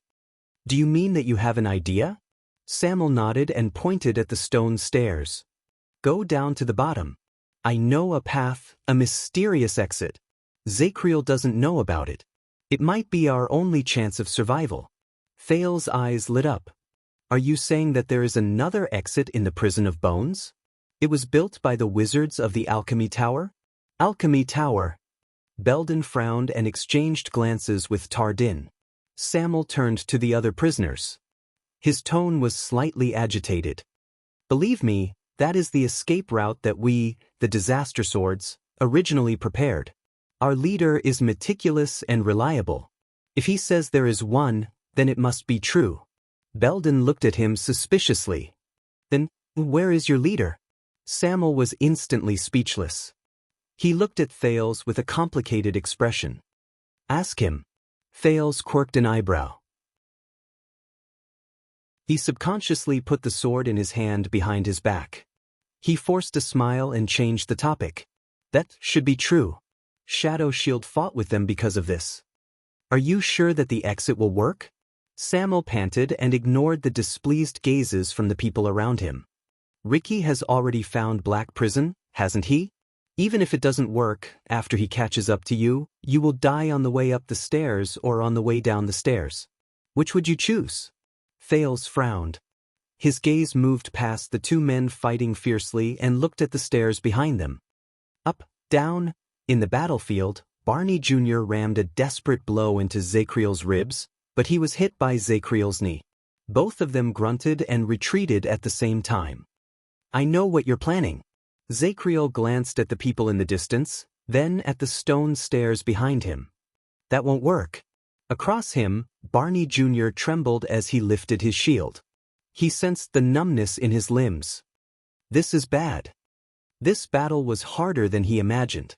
Zacriel knew his determination, so he blocked his way in front of the stone stairs and did not give them any chances. He was prepared to use the safest and most effortless method, to grind him down. As long as I kill you, Barney Jr. said through gritted teeth. It will work. I have to fight for a chance. He pounced on Samuel again. On the other side, Belden was silent for a while, but he still shook his head. Barney is doing his best to fight for a chance for us. The path he chose might not have much hope, but I will not risk the prince's life with you. Samuel stepped forward and pressed down on Belden's shoulder. He gritted his teeth and said, You know that it's an order that will lead to your death, but you still stubbornly move forward. This is foolish. Belden's eyes burned with anger. He pushed Samuel away. Penal Officer Belden, Thales said when he saw that the two were about to fight. Maybe it's worth a try. He's right, we can't escape. Belden's expression changed. Your Highness. But Thales shook his head and tightened his grip on the longsword in his hand. In the name of the Jadestar family, I released all of you today. Compared to watching all of you die one by one. Thales stared into the distance with a profound gaze. I'd rather take the risk. His words stunned everyone in the area. Even Belden, who was in a hurry to refute him, was rendered speechless. Quick Rope exhaled and shrugged. Ah, that's him. The royal guards fell silent. At that moment, Barney Jr. roared and crashed into Zacriel. The two of them rolled together. No matter where we go, we must go. Tardan, who had been paying attention to the battle, tightened his grip on his sword. He sensed something. Now is the time when Barney's offense is at its strongest. Zacriel might not be able to free himself to stop us. Belden widened his eyes and looked at Samuel, then at Thales. He seemed to be hesitating. Nalji interrupted cautiously. I think that what His Highness said makes sense. I hate climbing stairs, and I hate being chased upstairs even more. Belden's eyebrows furrowed even more. Thales no longer cared about the hesitant royal guards. Instead, he turned to the two people who were fighting. His expression was tense. If we want to go down, is there a possibility that we can save Barney and Nair? Belden pursed his lips. His expression was one of pity. Your Highness, but they were prepared to be sacrificed here. Thales clenched his fists. Samuel snorted coldly. Zacriel is not a hound who will obediently run away after throwing a frisbee. He watched the increasingly intense battle and said in a cold voice, Someone must restrain him before he cuts us to pieces. Hold him back? Thales stared at Zacriel and furrowed his eyebrows tightly. Did you just say that the key to the Chaos Army is to surpass a normal person's perception, observation, and attention? Belden sighed. But Your Highness, please reconsider. However, the teenager ignored him. Instead, he turned to the others and muttered, Perception, observation. Thales suddenly raised his head and swept his gaze over the crowd. Is Zacriel invincible in the world? Is there no one who can defeat him? Defeat the Knight of Judgment? The prisoners of the royal guards stared at each other. Quite a number of them were obviously still struggling between Samuel and Belden. They were struggling between orders and risks. There is. At this moment, Nalji spoke faintly. There is a follow-up to the battle that made Zacriel famous. A follow-up? Thales narrowed his eyes. Nalji shrugged. It's still what Barney Sr. said, when the young Zacriel defeated 40 opponents and made the Northlanders' faces turn ashen, that uncle came. Thales asked curiously, "What uncle?" The prisoners of the royal guards stared at each other. Nalji raised his head and glanced at Zacriel, who was locked in a stalemate with Barney Jr. That was Zacriel's only defeat in his life. The enemy he cared about the most was also the humiliation he hid deep in his heart. He challenged him twice in the next few decades, but he never won. Thales was instantly shocked. Only defeat? Nalji stared at Zacriel in the distance, who had a calm expression on his face. He sighed and said, it was not only because he lost, but also because of his enemy's skills, bloodline, and identity. In short, everything about that uncle made Zacriel care about him so much that he felt ashamed. The enemy I cared about the most. Thales rolled his eyes. Most importantly, before they fought, in front of everyone, before Nalji finished speaking, he spoke with a faint sigh and pity, like a bard. That legendary uncle said something like this to the young and hot-blooded Zacriel. One sentence. As he listened to Nalji's words, Thales' pupils slowly shrank. A few seconds later, Barney Jr. strenuously withstood Zacriel's counterattack and took a few steps back. He had just managed to leave a sword wound on Zacriel, but he did not manage to force his opponent to move away from his original position. Damn it. If this goes on, we won't be able to find a breakthrough. At that moment, Caslin Lampard, a teenager's voice rose. It was loud and sharp, and it echoed in the dungeon. Do you remember him? Barney Jr., who was deep in thought, was stunned for a moment. When he heard the name, Zacriel, who was standing opposite him, shuddered. A face that had never faded appeared before his eyes. The Knight of Judgment cast a glance at the panting Barney Jr., then turned his head around expressionlessly to look at Thales, who stood in front of the group of royal guards. Belden's expression was incredibly tense. Samuel paid full attention to him. But this could not compare to what Thales said next. Thales stared at Zacriel and said softly, Caslin is dead. He died in the hands of his disciple. Zacriel's eyes slowly widened. Caslin Lampard. The Knight of Judgment's heartbeat slowly sped up. Dead?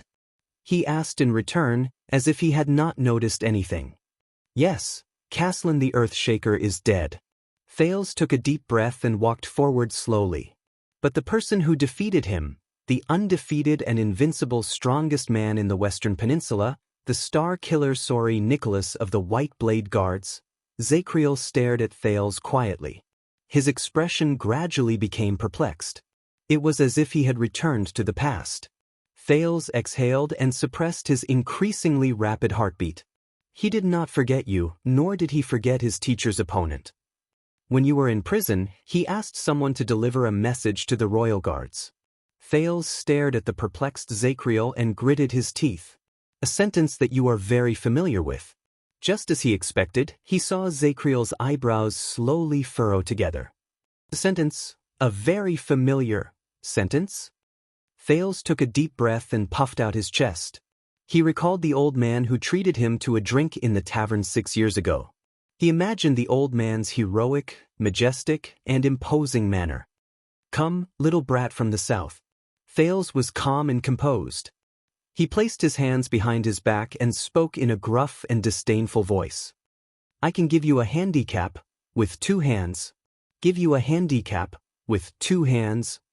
At that moment, it was as if time had stopped. Zacriel stared at Thales stiffly. He did not move, as if he had lost consciousness. Little brat from the south? No, he mumbled in a trembling voice. A scene from many years ago slowly appeared before his eyes. Give you a handicap, with 2 hands? No, Zacriel lowered his head and slowly puffed out his chest. The veins on his neck popped up, and the muscles on his arms formed inch by inch. No, Thales subconsciously gulped when he saw the Knight of Judgment moaning with his head lowered. A chill that he had never felt before rose from the soles of his feet. The sin of hell's river roared uneasily in his veins. Immediately after, a heart-wrenching roar exploded in the underground prison. Before Thales could react, Zacriel, who was roaring ferociously, instantly rose to his feet and charged at him with the force of a tsunami. Caslin, his aura was shocking. Thales felt a chill run down his spine. The guards behind him were just about to take action when two strong gusts of wind rose from behind Zacriel. But the Knight of Judgment, whose eyes were as red as those of a wild beast, seemed to have eyes on the back of his head. The warhammer in his hand flew behind him in a seemingly unintentional manner, and Barney Jr.'s fatal longsword was deflected. It crashed into Nayer's dart, which came from the other side. It only left a scar on his back. At that moment, he only had eyes for the figure in front of him. Just like many years ago, that person held his hands behind his back and puffed out his chest, mocking him with contempt. That damned Yankee. 2 hands for you. 2 hands. How dare you, how dare he? Lampard. The Zacriel roared furiously. His expression was ferocious, and his charge was unstoppable. At that moment, Thales felt the sin of hell's river boil endlessly. He gritted his teeth and made up his mind. The next second, he closed his eyes and turned around. His back was facing the Knight of Judgment. Barney Jr. panicked as he chased after Zacriel. He exchanged a glance with Nayer, who was also chasing after Zacriel desperately. But before he could roar, something suddenly slipped out of Thales' hands, which were behind his back. Asterisk thud. Asterisk, it was a round ball. It fell on the ground and bounced a little. Everyone was stunned. Then, the round ball trembled slightly between Thales and Zacriel. It buzzed. Zacriel's rationality returned to him in an instant. He then frowned. That is? On the ground, the strange metal ball bounced about freely. It was like a naive, happy, and ignorant child. I hate this. This was Zacriel's last thought. In the next moment, Thales felt an unparalleled impact coming at his back. Asterisk whoosh, asterisk, it devoured his entire body. Asterisk boom. Asterisk, at that moment, an earth-shattering sound exploded on the ground. The strange alchemy ball released a terrifying energy and an endless amount of light, as if it was a landslide. Piercing. Dazzling. Magnificent. It completely engulfed the small underground prison, everyone. Chapter 456. Your grandmother sent you a letter. She wants you to go back. His father's voice rang in the night shift room.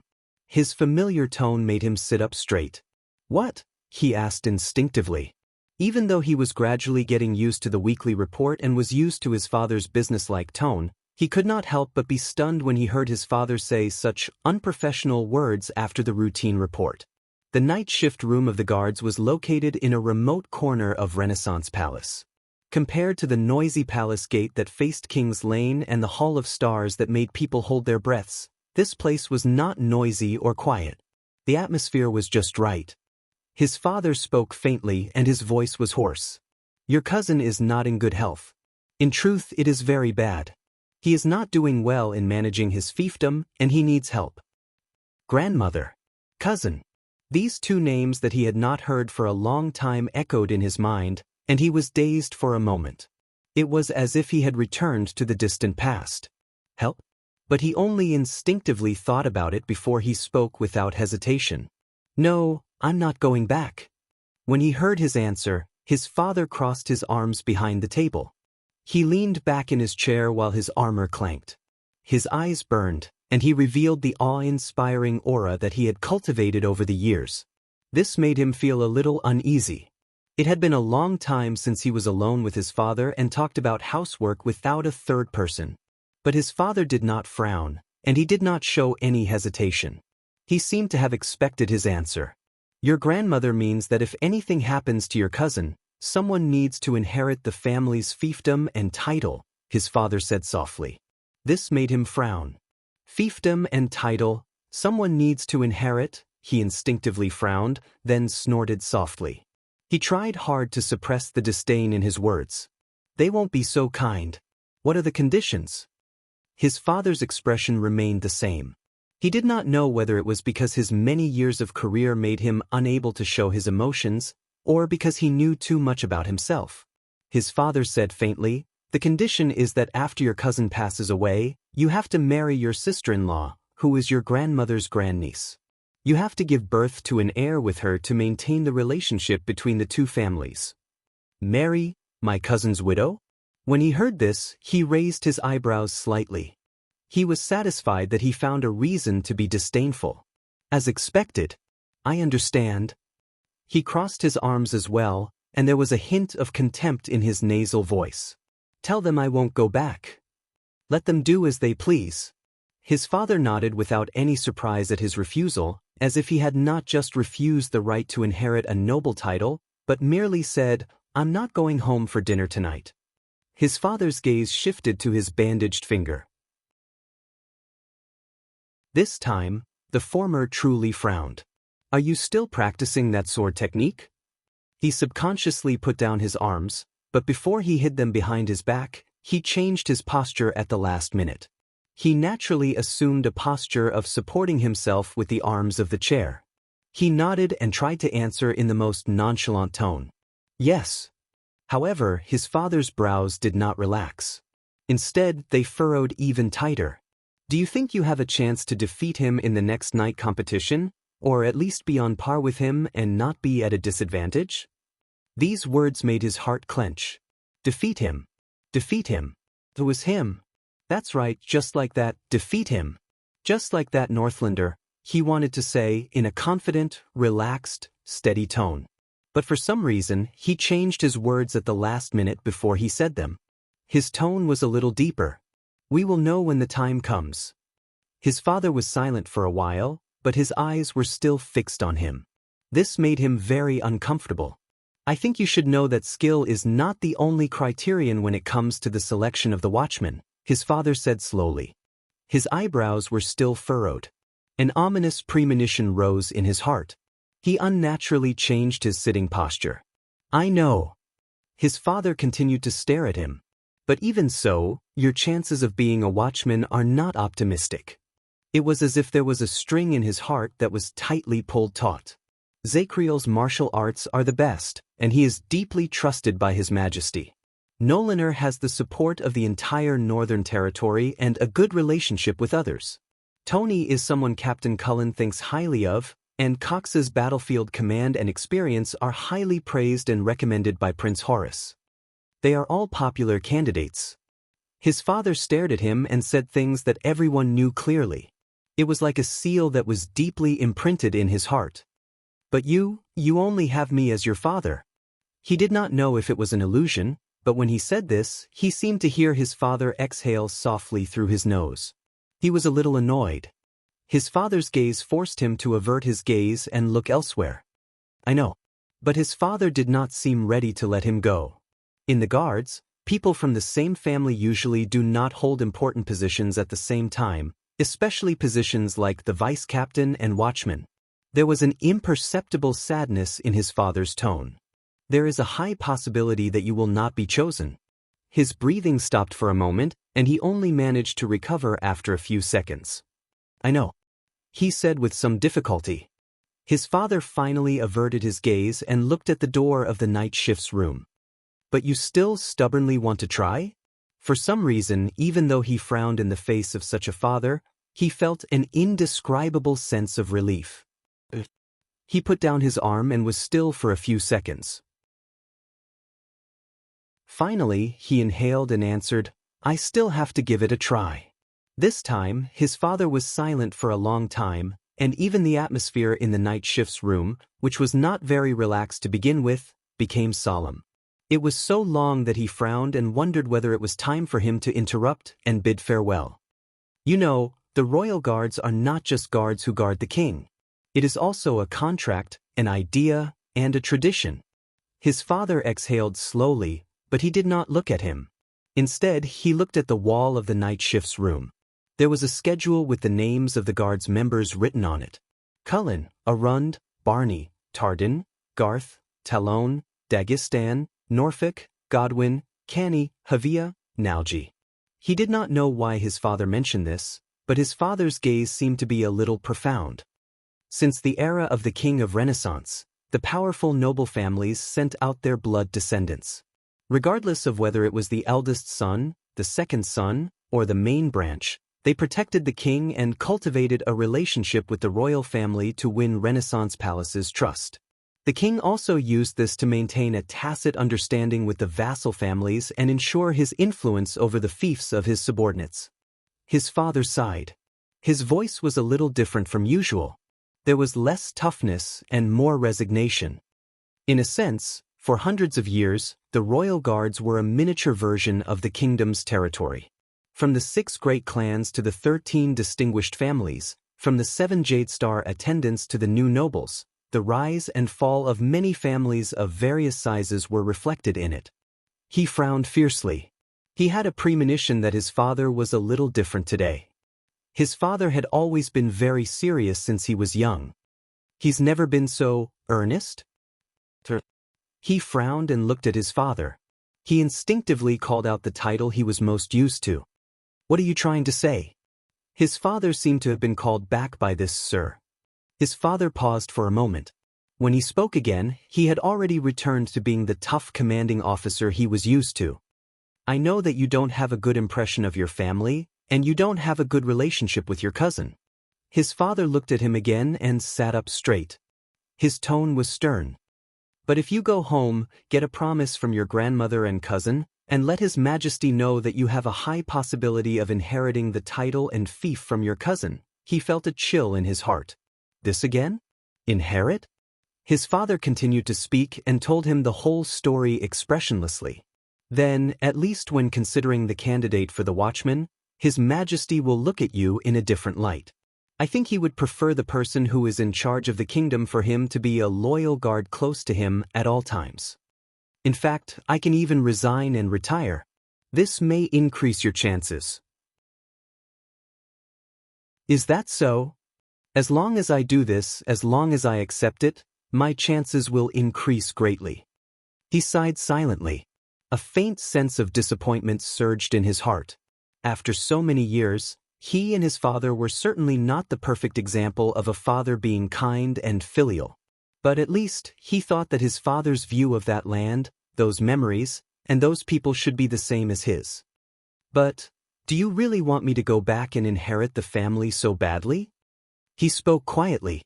His tone was filled with a sense of alienation and hostility that even he himself was surprised by. But he did not want to retract this emotion. Instead, he let it slowly ferment and turn into cold, bone-chilling words. Go back and inherit the so-called family that forced us to wander, caused my mother to fall ill, and caused my sister to die early because of lack of medicine? In his cold snort, it was as if someone had opened the cold window of winter. It made his father suddenly turn into a terrifying ice sculpture. Only a pair of eyes were left, and they were aggressive. After a long while, his father answered stiffly, "This has nothing to do with them." "Then what is it for?" He retorted rudely. "If it has nothing to do with them, why do you have to involve me? Why don't you just go back yourself, inherit that title yourself, marry that young and beautiful wife yourself, and become a good son of grandmother and a good subject of His Majesty?" Bang! There was a loud bang. He silently looked at his father's fist that hit the arm of the chair. The atmosphere became tense and oppressive. He realized that they were both panting slightly. And his father was like hundreds and thousands of times in the past. He used the gaze of an officer training new recruits to stare at him coldly, as if he was going to take out a whip the next moment. But this time, he held his head high and puffed out his chest. He met the officer's gaze without flinching. After a while, his father, whose cheeks were twitching, forced out a sentence from between his teeth. "Because you are of my blood." His father exhaled. For some reason, his father slowly relaxed his stiff expression, relaxed his tense tone, and even averted his gaze, which was a rare sight to him. "I think that you should be the one to choose." "My son," his father said stiffly. He shuddered slightly. "Son? How strange. This isn't him." He looked at his father in front of him and said quietly. For many years, regardless of whether it was in public or private matters, his father, who was tough and rigid, had always called him by his name or title. Ever since his mother passed away, he had not called him that for a long time. My son? This made him not know how to face it for a while. Just like in the past, he was filled with anger, but at that moment, he could not find an opponent to vent it on. In the end, he could only force himself to snort coldly and turn his head in disdain. So, we still can't escape, right? Even if we moved out of the family's fief, came to the capital, joined the royal guards, and relied on ourselves for so many years, he said scornfully as he glanced at the schedule on the wall. But we are still like animals in the wild who seek shelter from the rain. No matter where we go, there is always a dark cloud above our heads. His father looked at him quietly and sighed. His tone was a little tired. No, we can't escape. The father and son were silent for a long time. You have two choices. Accept your grandmother and cousin's conditions, and you can win a respectable title and fief. You can even become the next watchman or even the captain of the guards. Finally, his father sighed and spoke again. Perhaps it was because he stayed up late, but there was fatigue in his voice that could not be dispelled. Or you can refuse, he cut off his father's words. I refuse. I don't care about the title and the title, he said resolutely and left no room for doubt. He stared at his father without showing any signs of weakness. I won't go back. I don't even want to have anything to do with them. That so-called family with a black heart. He thought coldly. His father frowned. Even if this means that you might lose the competition to become the watchman of the royal guards, and that you will only be a small, yes. He answered without hesitation. This time, his father stared at him for a long time. For a long time. During that time, his father's gaze changed a few times. His emotions were unclear. But he also stared at him quietly without wavering. Finally, his father averted his gaze. Very good. His father snorted softly and his voice became much lighter. Then don't go back. This surprised him quite a bit. In his memories, his father had never given up so quickly when they were in a fight. He could only cross his arms again and work hard to get rid of the anger that he had nowhere to vent. He felt that the air on that day was particularly unsuitable for him. The two of them seemed to be a little awkward. They were silent for a few seconds. All right. His father cleared his throat. Then, today's report is over. You can leave. His father sat up straight and said faintly, Vanguard Quill Barney. In an instant, his father's expression became cold again. It made him almost unable to believe that the tired father who called himself his son just now was the same person as the cold, indifferent, and stern officer now. He stood up stiffly and felt that the disdain and resentment that had not disappeared from his body had found an outlet again. All right. He also returned to his most habitual tone. Before he left the night shift's room, he glanced at his father one last time and closed the door coldly. Sir, Vice Captain Quill Barney. Asterisk crack. Asterisk the door to the night shift's room was closed with a bang, and Barney Jr. was jolted awake from his muddled memories. He gradually regained his senses and felt that he was moving. Thanks, Sunset, you're better now. I thought we were going to lose you. It was Nalji's voice. There was a faint joy in his voice. It was hazy as if it came from afar. It did not sound real. Lose me? Am I still dreaming? Barney Jr. tried to open his eyes, but he groaned in pain. His eyes hurt, and when he opened them, he cried. There was also a strange buzzing sound in his ears. What's going on? Nalji put me down. He endured the pain and opened his eyes. He could only see a blurry light and shadows. He could vaguely see a small team formed by a few people fumbling about as they moved forward. He was among them. He was supported by Nalji as he staggered forward. No, I don't think you can stand steadily now, sir. Nalji sounded a little tired, and his footsteps were not very steady. Barney Jr. shook his head hard. Although the ringing in his ears did not subside and his eyes were still in pain, he had regained some of his consciousness. He could vaguely see Belden's back as he staggered in front of him. He remembered some things. The prison of bones, Zekriel, and the alchemy ball. Where are we? Hell's River? Barney Jr. accidentally stepped on a piece of gravel and staggered. A somewhat unfamiliar but somewhat familiar voice of a teenager came from behind him weakly. Of course not. We need to take a boat to Hell's River. Barney Jr. furrowed his eyebrows. He extracted a name from his slowly recovering memories. It's him. Before he could turn around, the owner of the voice staggered towards him. It was a pathetic teenager. He was covered in blood, and there was a frighteningly red and swollen cheek. He had his left hand on the shoulder of an impatient red-haired young man, and in his right hand was a smooth long sword that shone with a silver light. He limped. Is he all right? When he heard the teenager's words, Nalji frowned and turned to Barney Jr. He extended his hand and shook it. Can you see me clearly, Barney? Barney Jr.? Barney Bunny Bunny? How many fingers do I have now? Damn it. This talkative guy.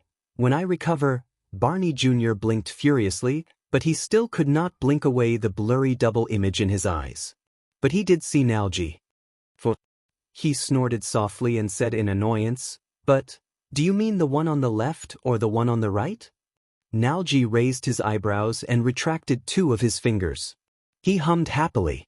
He patted Barney Jr.'s arm and turned to the teenager. He flashed his teeth happily. It's okay. He's fine. The teenager also raised his eyebrows and turned his head around. What the F***ck do you mean by fine? At that moment, wow. In front of them, the person supported by Belden suddenly spoke loudly. He was surprised and delighted. I think I heard a voice.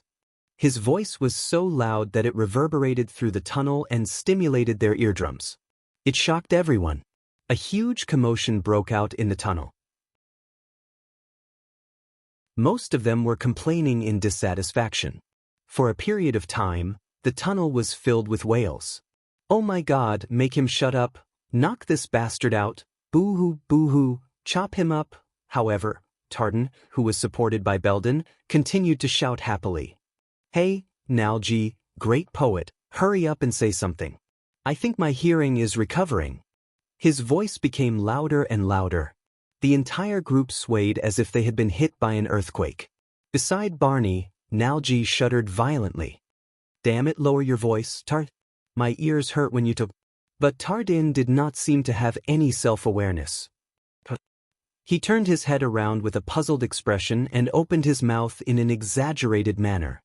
What did you say? What hurts? Can you speak louder? His voice lingered in the air, and it was deafening. The group wailed loudly again. Don't talk to me. Nalji covered his ears in pain. His voice also became louder. Even now, I still see double and I still bump into walls when I walk. The more Barney Jr. listened, the more agitated he became, but he slowly calmed down. They were all there. Quiet. Barney Jr. found that his sense of balance was recovering, so he slowly steadied his footsteps and removed some of his weight from Nalji's shoulders. What happened? Barney Jr. knew who he should ask. He turned to the teenager beside him.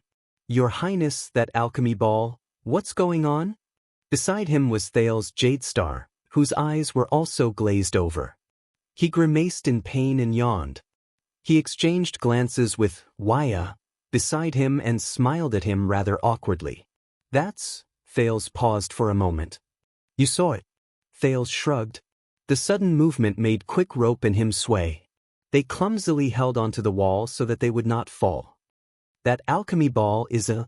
Thales racked his brains and finally found a word that was easy to understand. What do you mean, flash bomb? Flash? Barney Jr. was silent. He mulled over the word for a while. Flash bomb? Thales frowned and looked at the royal guards who were shaking their heads like a group of drunkards as they supported each other to go home. It's not just a flash. There might be some sound effects from a stun grenade. I only regained my hearing after a few minutes. It's still buzzing. And that light, Thales closed his eyes in frustration. Even though I covered my eyes in advance, it still hurts. Barney Jr. was silent for a while before he asked the question he was most concerned about. What about him? The group fell silent. They knew what he was going to ask. Thales glanced at Barney Jr. and saw anxiety and longing on his face. Barney Jr. had a bad feeling. Tell me, what about him? The vanguard frowned. Did you kill him? Barney, about that, Nalji said in a troubled manner. Zacriel? Barney Jr. quickly asked. What happened to him? The group was silent for a while. In the end, Belden still spoke. Let's put it this way. The penal officer's calm voice rose. It sounded like he had not recovered from the shock of the alchemy ball. Zacriel's senses and attention were more sensitive than ours, and he was also more focused. After he lost his sight and hearing, he was more affected than anyone else. He roared at the air. Barney Jr. felt that something was amiss. He cast aside these details and asked directly, Did you kill him? The entire group froze because of his question. Samuel, who was at the forefront, coughed and said faintly, He went crazy. He's gone berserk, but his battle instincts are still there, and he's even more aggressive, swinging his weapon madly. Samuel panted, as if he was relieving the pain in his eardrums. You should have seen how he was at that time.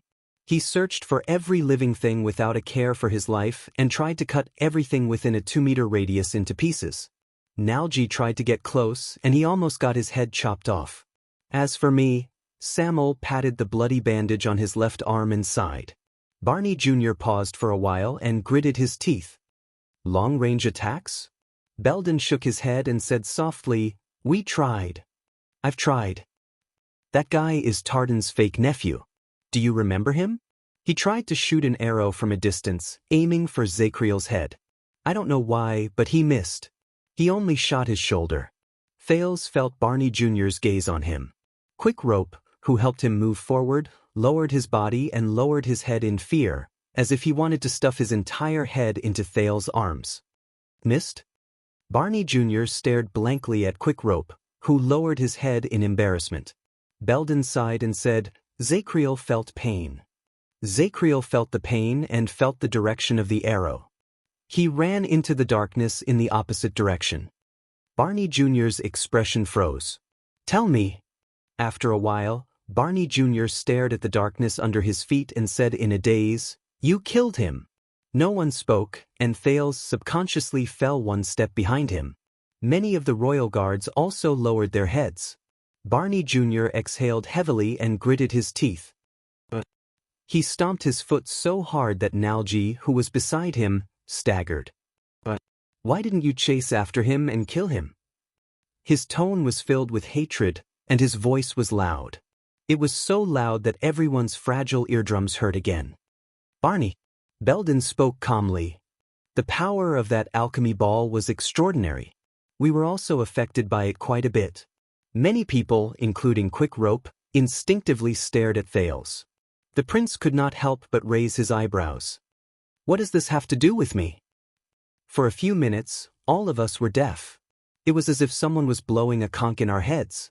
We had problems with our balance, and when we stood up and took 3 steps, our heads would sway. Belden sighed and said, Even if our situation was better than Zacriel's, it still took us quite some time to stand up and escape down here.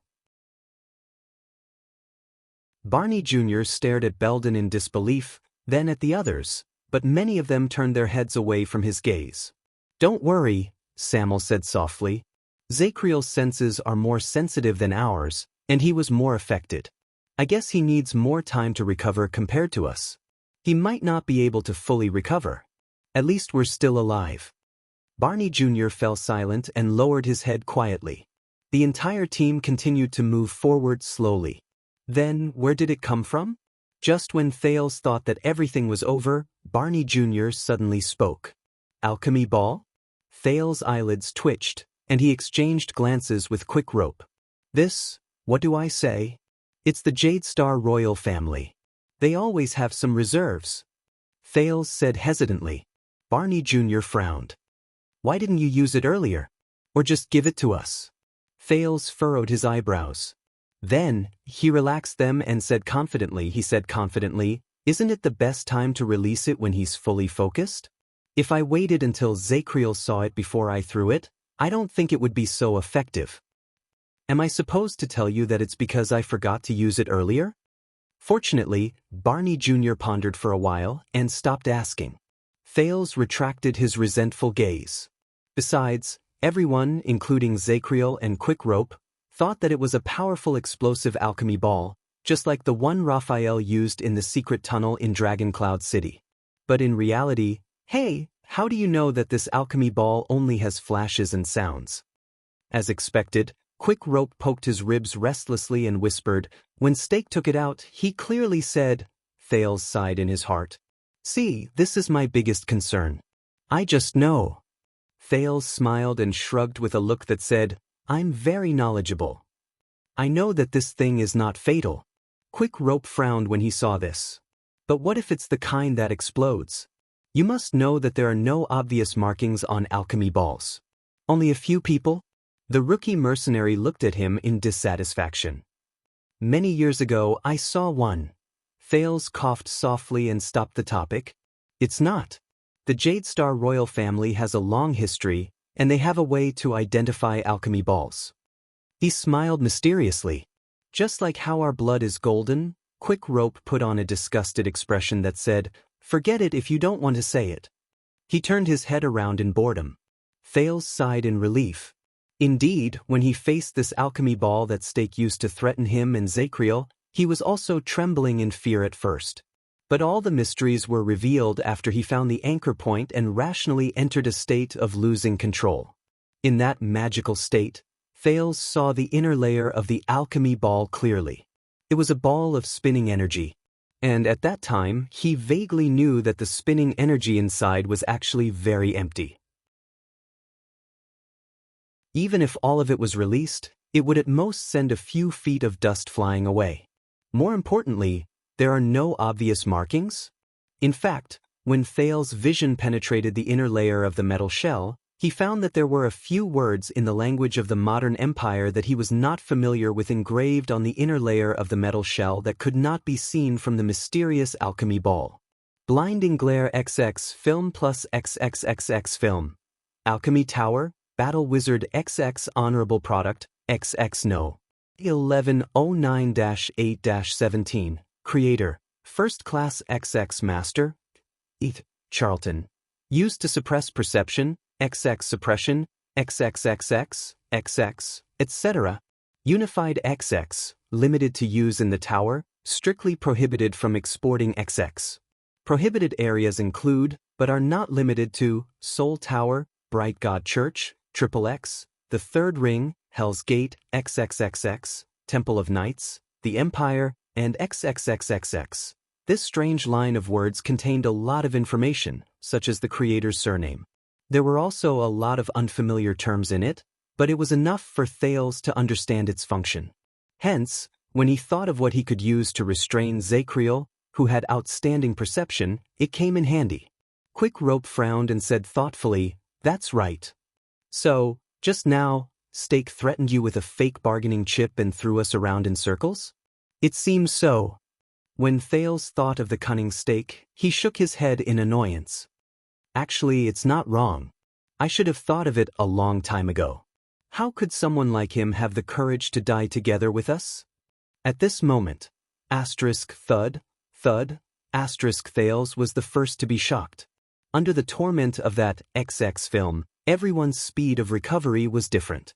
They supported each other as they moved forward unsteadily. But at this moment, almost everyone tensed up. Thud, behind the team, in the dark tunnel, a series of undisguised footsteps suddenly sounded. Thud, star.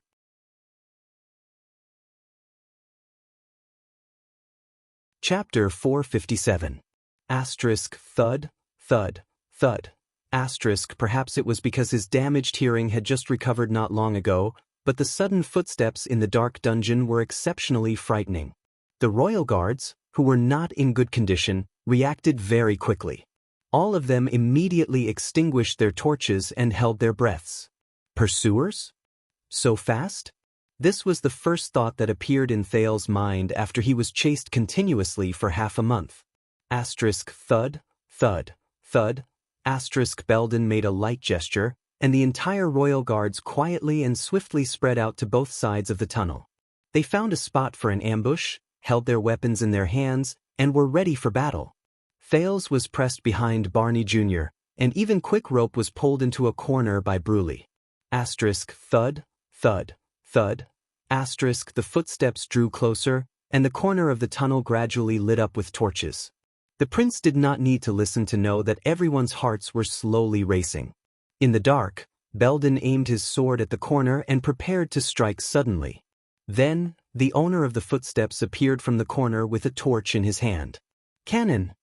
Nalji was the first to shout in surprise. "Stand down." When he saw who it was, Belden breathed a sigh of relief.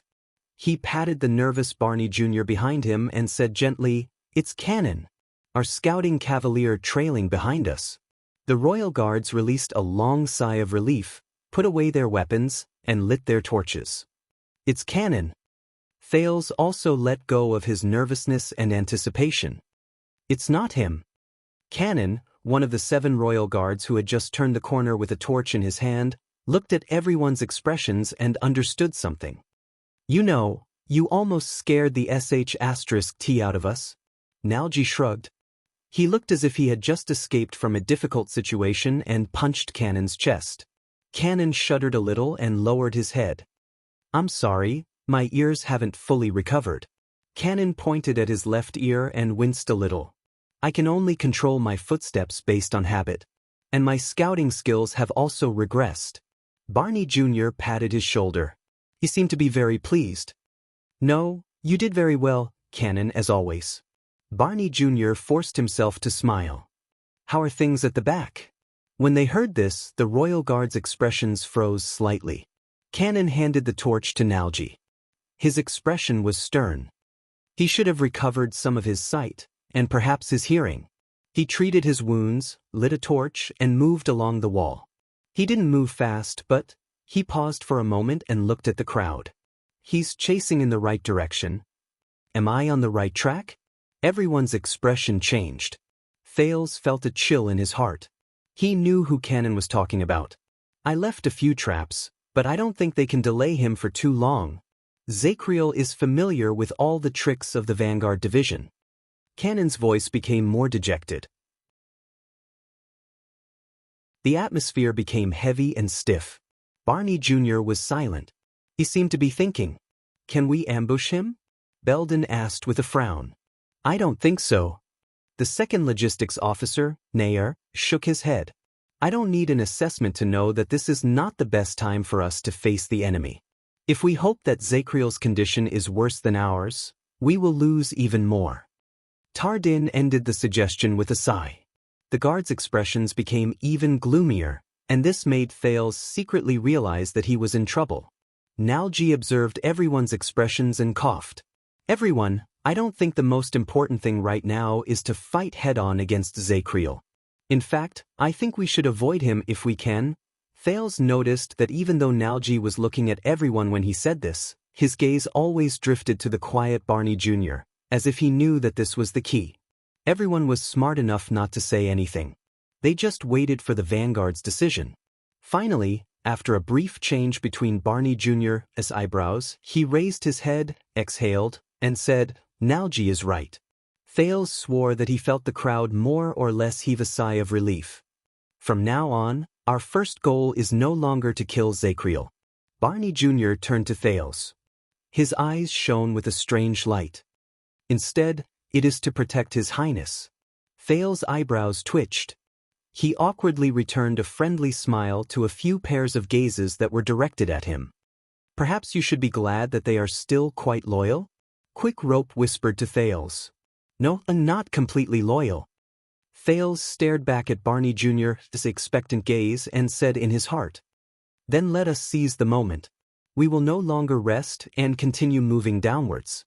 Samuel, the leader, walked forward and glanced at Barney Jr. "Maybe we can find the exit before he catches up to us."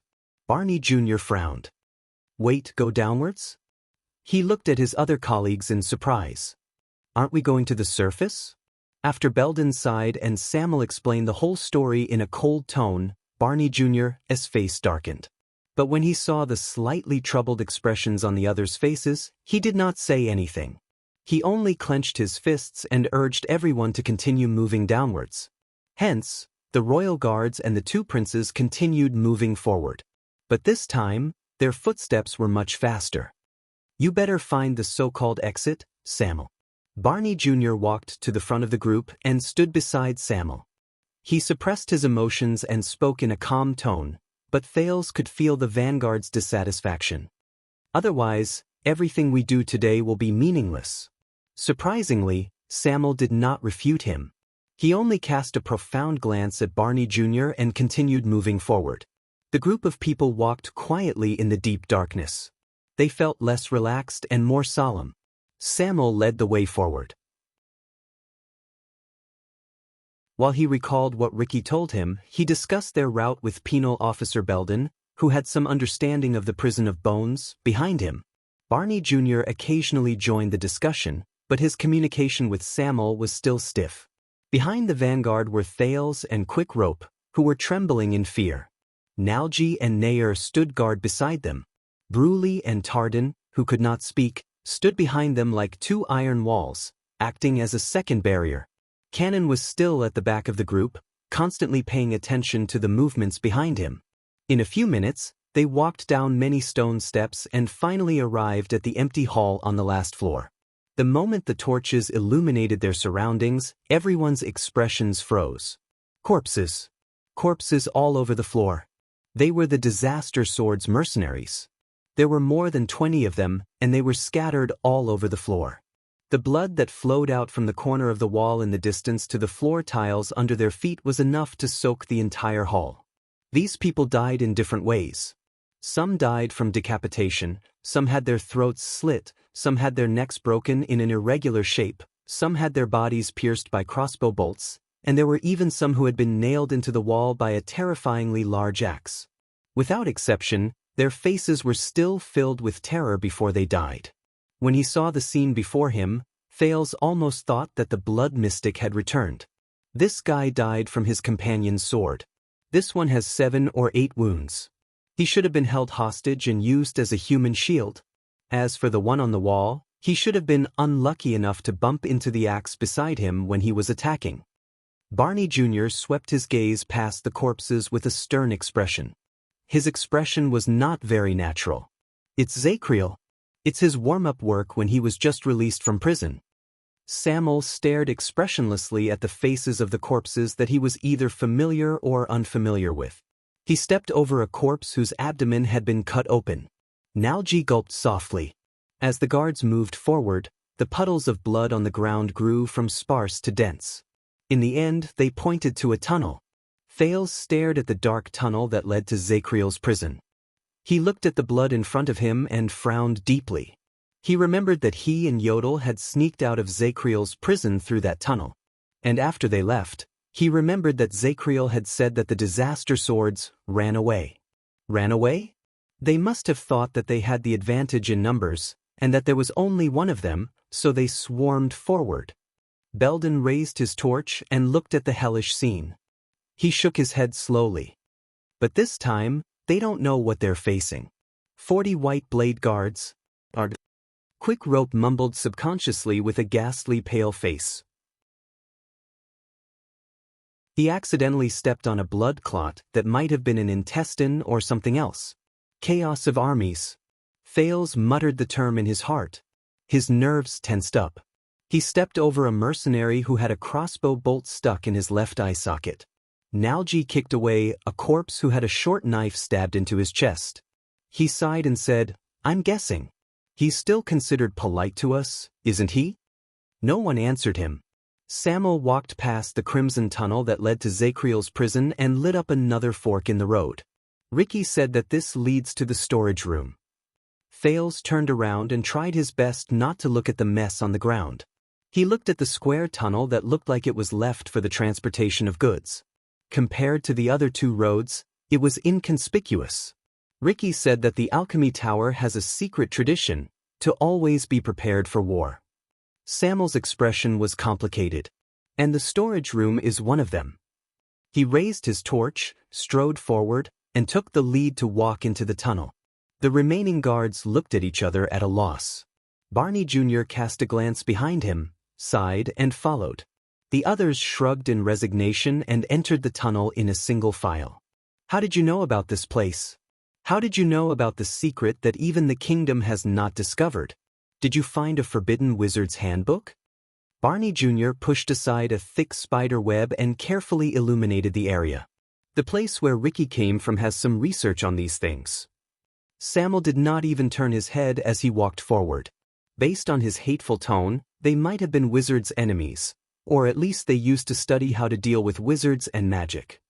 When he heard this, Thales frowned slightly. The place where Ricky came from, this means that the way the disaster swords organize themselves is not that pure. At least, many of them joined halfway. Then, how did the one you mentioned, Ricky, end up becoming a disaster sword? Barney Jr. asked. I don't know. Every scion from the outer tower has their own story, especially the leader. Most of them are filled with bitterness and difficulties. Samuel shook his head. Including you, right? Barney Jr. said with a profound meaning. In the face of the seemingly hostile prying, Samuel's footsteps paused for a moment. But he only hesitated for a fraction of a second. What about you? Samuel walked over a short flight of 3 steps and said airily. If you can get out, what will you do? Escort this prince to the capital, assist him, watch him ascend the throne, and fulfill your oath as a Praetorian guard?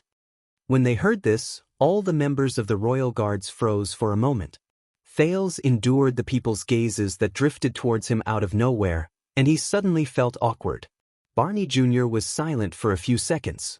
That's not all. Those brothers who died in vain, they must be held accountable. Barney Jr.'s words echoed in the dusty and cobweb-filled tunnel. There was an unshakable determination in them. The truth of that year must be revealed to the world. Thales shuddered slightly. The truth of that year. The guards were silent. Bruley snorted softly, but the meaning behind his words was unclear. Nalji immediately patted him. But Samuel responded to Barney with a sarcastic tone. The truth? Are you talking about what Zacriel said about the cooperation between the late king and the calamities? He sneered at the front of the group. If that is true, based on my understanding of Kessel, he would never admit it, whether it is from the perspective of Constellation or the royal family. Samuel's words were very cold. He would rather all of you be buried in the grave forever, along with the secret and disgrace, never to be known. Even if you saved his precious son. As soon as he said this, the royal guards became even more silent. For a moment, only hurried footsteps could be heard. Barney did not answer. Thales pursed his lips. He felt a little melancholy in his heart. He knew that what Samuel said was very likely to be the truth. He wanted to say something, or at least refute Samuel and motivate the others. But what could he say? When I return to the capital, I will work hard to vindicate all of you. Thales thought of King Kessel's cold face and the Black Prophet's gloomy gaze.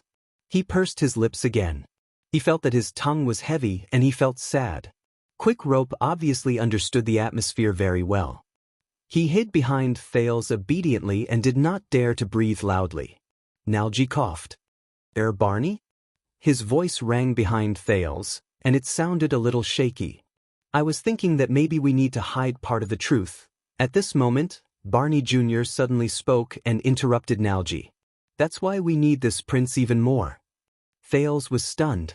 He looked through the crowd and saw Barney Jr.'s back, but the latter did not turn around. He only stubbornly walked forward. Barney Jr. said airily, he is luckier than us. He is luckier than the former king and the former princes. He was born after the tragedy, and he is not shrouded in the shadows of the past. I believe that compared to the king on the throne and the princes in Renaissance Palace, he is more qualified to handle this matter properly and reveal the truth of the past. Just like just now, if he was unwilling to abandon his companions, then he would definitely understand us. He understands the souls of the deceased 18 years ago, and the grievances they suffered during these 18 years. The breathing of the guards became disorderly. During the arduous trek, some of their footsteps even strayed from their original rhythm. Thales listened to his words and endured the gazes that drifted to his front and back. He only felt that his shoulders were getting heavier. At least, I believe that he can find the best way to reveal the truth for us and preserve the reputation of the royal family. Barney Jr.'s voice was intermittent, and he sounded like he was having a hard time speaking. No matter how difficult it is and how long it takes, many sighs came from the group. Thales lowered his head. No one knew what he was thinking. Only Quick Rope patted his back gently and sighed so softly that it was almost inaudible. "This is why you do your best to protect him," Samuel said airily. His tone seemed to be even more tired than before. "You see him as your savior? You see him as the savior of the royal guards?" Thales was dazed for a moment. Barney Jr. snorted, and there was a hint of loneliness in his voice. "At least," he said absent-mindedly, "I hope that the 45 royal guards who were imprisoned that year, including us, will no longer have to bear the shame of collaborating with the enemy and committing treason. The entire royal guards will no longer have to suffer torment and bear the brand of punishment for one person's heinous crime. They will not be able to die in peace even after 18 years.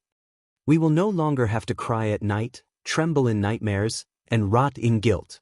Many of the guards turned their heads and looked at the two sides of the tunnel. It seemed like there was something worth observing there. There was a hint of relief in Barney Jr.'s voice. "That's enough." Samuel did not reply to him.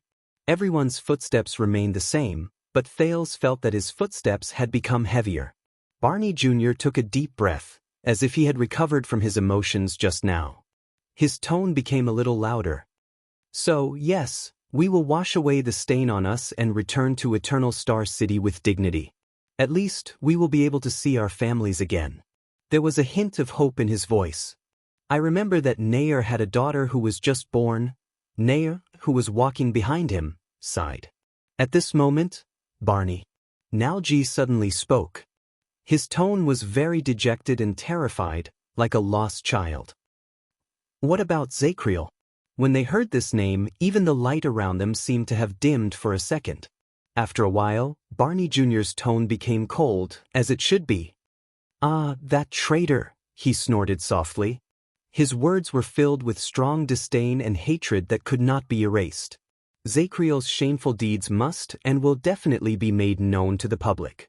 All of Constellation and the entire world will know of his evil and shameless deeds. He will pay for his betrayal. The guards were once again immersed in the cold. It was as if Barney Jr.'s words through gritted teeth caused the temperature around them to drop.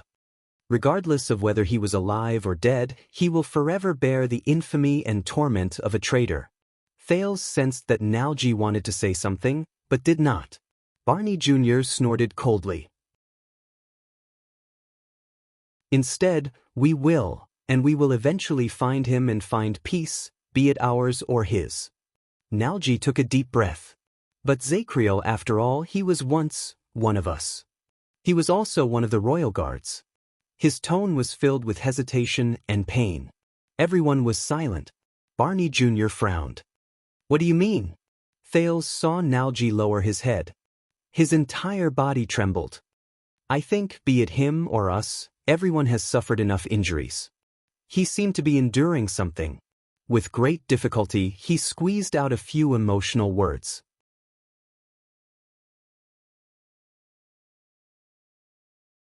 Chapter 458. Brothers, killing each other? Barney Jr. paused for a moment.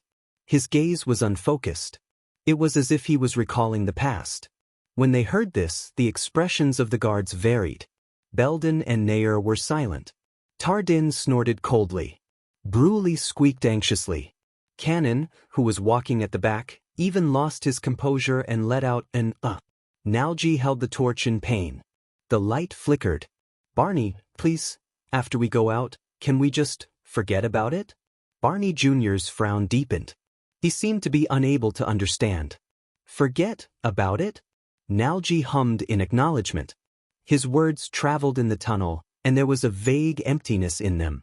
"You know, find a place, live the rest of your life in peace, forget Zacriel, forget him." As he listened to their conversation, Thales suddenly felt that the atmosphere had become a little off. As expected, in the next moment, Barney Jr.'s voice suddenly rose. "Forget him?" His footsteps paused for a few seconds. The group behind him was also thrown into disarray. "What about the 37 brothers who died in prison?" Barney Jr. snorted hatefully. What about the people who died in Renaissance Palace? What about the old captain, Tony, and my father? He held his sword and shield tightly. There was indescribable misery and anger in his voice. What about His Majesty and the princes? What about the blood that flowed in the kingdom? Nalji fell silent for a moment after he was rebuked. Belden patted Barney Jr.'s shoulder worriedly. The latter shook his head to show that he was fine. He then continued walking and caught up with Samuel. However, just when the worried Thales thought that everything had returned to normal, Nalji's faint voice traveled into his ears again. But Barney, have you ever thought about those who died? Maybe they— Nalji paused for a moment before he said with great reluctance, maybe they don't want to see us take revenge on each other and kill each other. Maybe they just want to rest in peace. They just want us to live in peace. They just want everything to go with the wind. Thales frowned. The atmosphere was becoming more and more off. Nalji, Tardin could not help but say, "Stop talking." Nalji fell silent. Barney Jr. snorted softly. Gone with the wind. He stared at the torch beside him and slowly became perplexed. Then he became determined. When my father's arms were broken, his blood was drained, and his eyes were wide open in pain like a stray dog on the roadside. When he lay on the floor that was dyed red and buried under the piles of dead bodies, he did not look like he had gone with the wind. Barney Jr.'s words were filled with anger and pain. The breathing in the tunnel became erratic. There's also the torture that the 40-odd of us have gone through over a dozen years, the pain that we've faced. For more than a decade, the illusions you've seen, the past you've dreamed of, the future you've imagined. Think about it again. Zacriel is the culprit behind all of this, but he escaped punishment, deceived the world, and got away with it. Ask yourselves, Nalji, can you really make all of this go with the wind? Then, you can live the rest of your life in peace and confidence? His every word caused the guards to be slightly moved. At least I can't. And this is not a case of brothers killing each other. Barney Jr. said softly. When Zacriel abandoned his oath, betrayed the late king, and raised his blade against us. Barney Jr. drew his sword and said coldly, as if he had thrown away his last shred of emotion. He will no longer be our brother. The coldness in and out of his words made Nalji tremble slightly. We will do everything in our power to find him, capture him, and kill him, no matter where we are, be it in the mountains, in the oceans, at the ends of the earth, or in hell on earth. As he walked forward, Barney Jr.'s sword sliced through the wall, and it brought with it a sound that was as terrifying as his tone.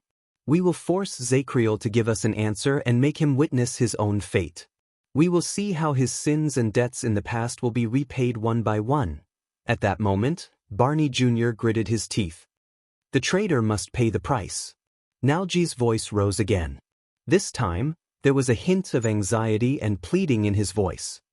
But, Barney, be it your father or the old captain, they wouldn't want this kind of revenge. Nalji.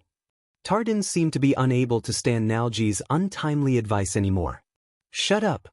But Barney Jr.'s emotions seemed to have been stirred up by Nalji. He sneered and said, "Revenge? No, this is definitely not just revenge." Barney Jr. stared at the darkness in front of him with a frosty gaze. This is the responsibility of us survivors. It is our duty, our burden, and the meaning of our lives. Only by doing so can we face our hearts without shame or regret in the days and nights to come. Nalji no longer responded seriously. He only gulped and said in a downcast manner, "Is that so?" There was a hint of confusion and sadness in his voice. At that moment, Samuel stopped moving. "We found it," he said hoarsely. Thales was shocked. He quickly raised his head, and only then did he realize that they had arrived at a brand new room. The others also snapped out of the unpleasant conversation just now and looked around in surprise. Even as prisoners, they never had the chance to visit the bottom floor of the prison. Under the illumination of the firelight, the room seemed very empty. There was nothing on the ground except for collapsed wood and stones.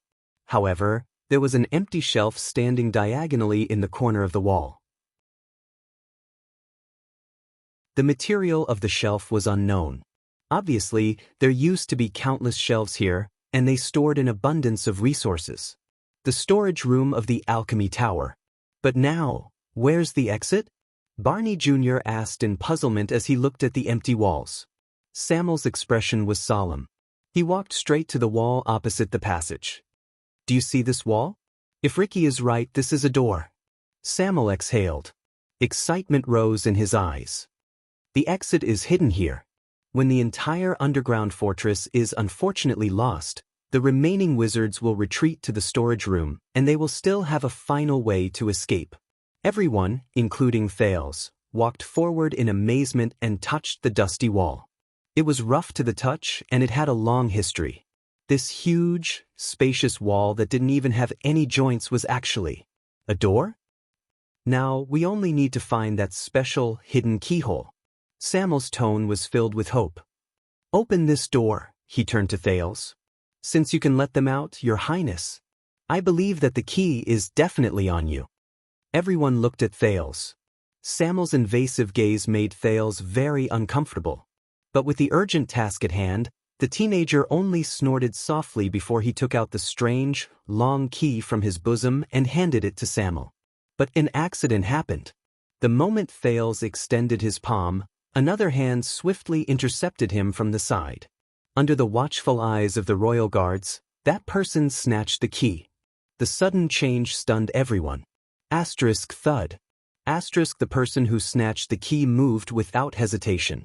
He knocked Nair and Tardin away, widened the distance between them, turned around, and raised his sword. He looked at the stunned crowd while he panted. What? Thales stared at that person in surprise.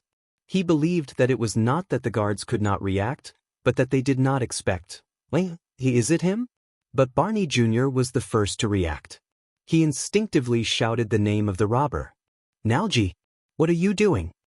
Before Thales' eyes, he was incredibly shocked to see the chatterbox of the royal guards. Nalji, who had always seemed lively and interesting, was holding the key to the dungeon in one hand and the long sword in the other. He trembled as he stared at the other guards. It was as if he had drawn a line between them. Tay Nalji. It's him. I'm sorry, Barney. Nalji shuddered. His face was full of pain and hesitation. There was also a complicated hatred in his eyes. He stared straight at Barney. But Nalji's breathing trembled. His eyes were empty. But I can't let you open this door. Thales noticed in surprise that Nalji was very abnormal at that moment. His humor and optimism when they first met were completely gone. His face was pale and his gaze was dull. It was as if he had become a different person. Barney Jr. stared at him in disbelief. What? Nalji sucked in a deep breath with great force. His eyebrows twitched, and his cheeks twitched, as if he was fighting against something. The words he said were incoherent and illogical. I'm sorry, everyone. He shouted until his voice cracked. The tip of his sword trembled as he pointed at everyone. But I can't let you, especially not Barney, go up. This change of events caused the rest of the royal guards to be dumbfounded. Samuel's eyebrows were furrowed tightly. Tardin and Nair looked at each other worriedly. Bruley's whimpers became more agitated. Cannon looked as if he had seen a ghost. Belden clenched his teeth. Nalji, what's wrong with you? Are you sick again? Tardin tried his best to tone down the nervousness in his voice as he asked tentatively. Sick again? Thales' heart tensed. Nalji stared at the nervous Tardin. Pain and regret first appeared in his eyes. A second later, his twitching cheeks curved, and he smiled strangely. Maybe, but I think I can't take it anymore. Can't take it anymore? When they saw Nalji's abnormal behavior, the royal guards burst into an uproar. Belden wanted to approach him quietly, but he was forced back by Nalji's trembling sword tip. Nalji, what happened? Nair asked with a gloomy expression. Nalji shuddered again. He stared at the key in his hand before he looked at Barney. What happened? What happened? He raised his head and flashed an ugly and pained smile. I can't let that idiot Barney go out and mess up everything. Everything is going well. I can't let him go up just like that, and do what he said. Whether it's for the living or the dead. When Barney Jr. heard this, he stared at Thales with a ghastly pale face. Thales still stared at Nalji in shock. This former member of the Royal Guards was the first to come to him during the rescue operation. He was clearly very normal just a moment ago, wasn't he? He was still arguing with Barney about whether he should take revenge or let go, but why now? Nalji? Based on his previous experience of comforting Zacriel, Thales handed the long sword to Quick Rope and carefully raised his hands to show that he was not hostile. He said gently, "Listen to me, calm down, okay? So what did you see?" But it would have been better if he did not speak. The moment he spoke, Nalji shuddered again and turned his head swiftly towards Thales. "Your Highness, why?" Nalji's face was contorted, and he sounded like he was about to cry. Thales was stunned. Before his eyes, Nalji was staring at him with an expression that he could not imagine. He looked like a believer who was begging for salvation. He also looked like a powerless mortal who was disappointed in life. His eyes were filled with despair and conflict. He could not understand it. "Why what?" Thales asked subconsciously. Nalji's face was full of despair, but he forced himself to laugh and said miserably, "We were already prepared to spend the rest of our lives in this hopeless hell and die in silence." His voice grew hoarser, and he sounded like he was about to tear his throat. "But why did you have to be cruel and indifferent here, in this hell? Your Highness, why did you come to us?" The more Nalji spoke, the more agitated he became. The tip of his sword trembled continuously, and Belden had to pull Thales back a little. "Why did you send us back to this unbearably ugly human world again?" Thales stared at him in a daze. What is he saying?" "Nalji!" Barney Jr., who had gone through shock and puzzlement, finally could not hold it in anymore. His impatience turned into anger. "Hand over the key. Don't forget we are pressed for time, and we have a heavy responsibility." Barney Jr.'s eyes burned.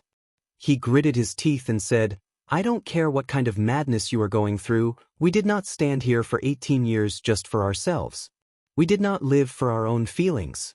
If you still have a shred of respect for the deceased and your brothers and sisters. But against everyone's expectations, enough, Quill son of AB** T. Barney." Nalji, who had always been fearful and submissive to Chief Vanguard Barney, exploded in the next moment. Nalji was agitated, and he roared hysterically. "You gutless bastard! Damn you, paranoid bastard! You are the most cruel and immoral murderer." Barney Jr. was instantly stunned. Murder? Murder?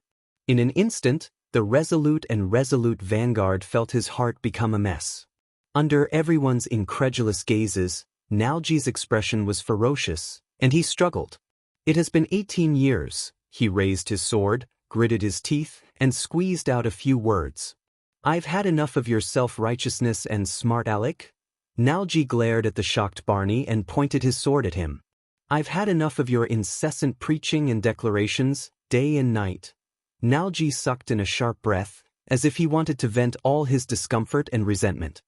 He roared loudly, "I've had enough of your resolute, unyielding, and exemplary demeanor." Nalji's eyes were red, and they were filled with tears. He breathed harshly. He seemed to be sobbing, but he also seemed to be angry. The Royal Guard seemed to have never seen Nalji like this before.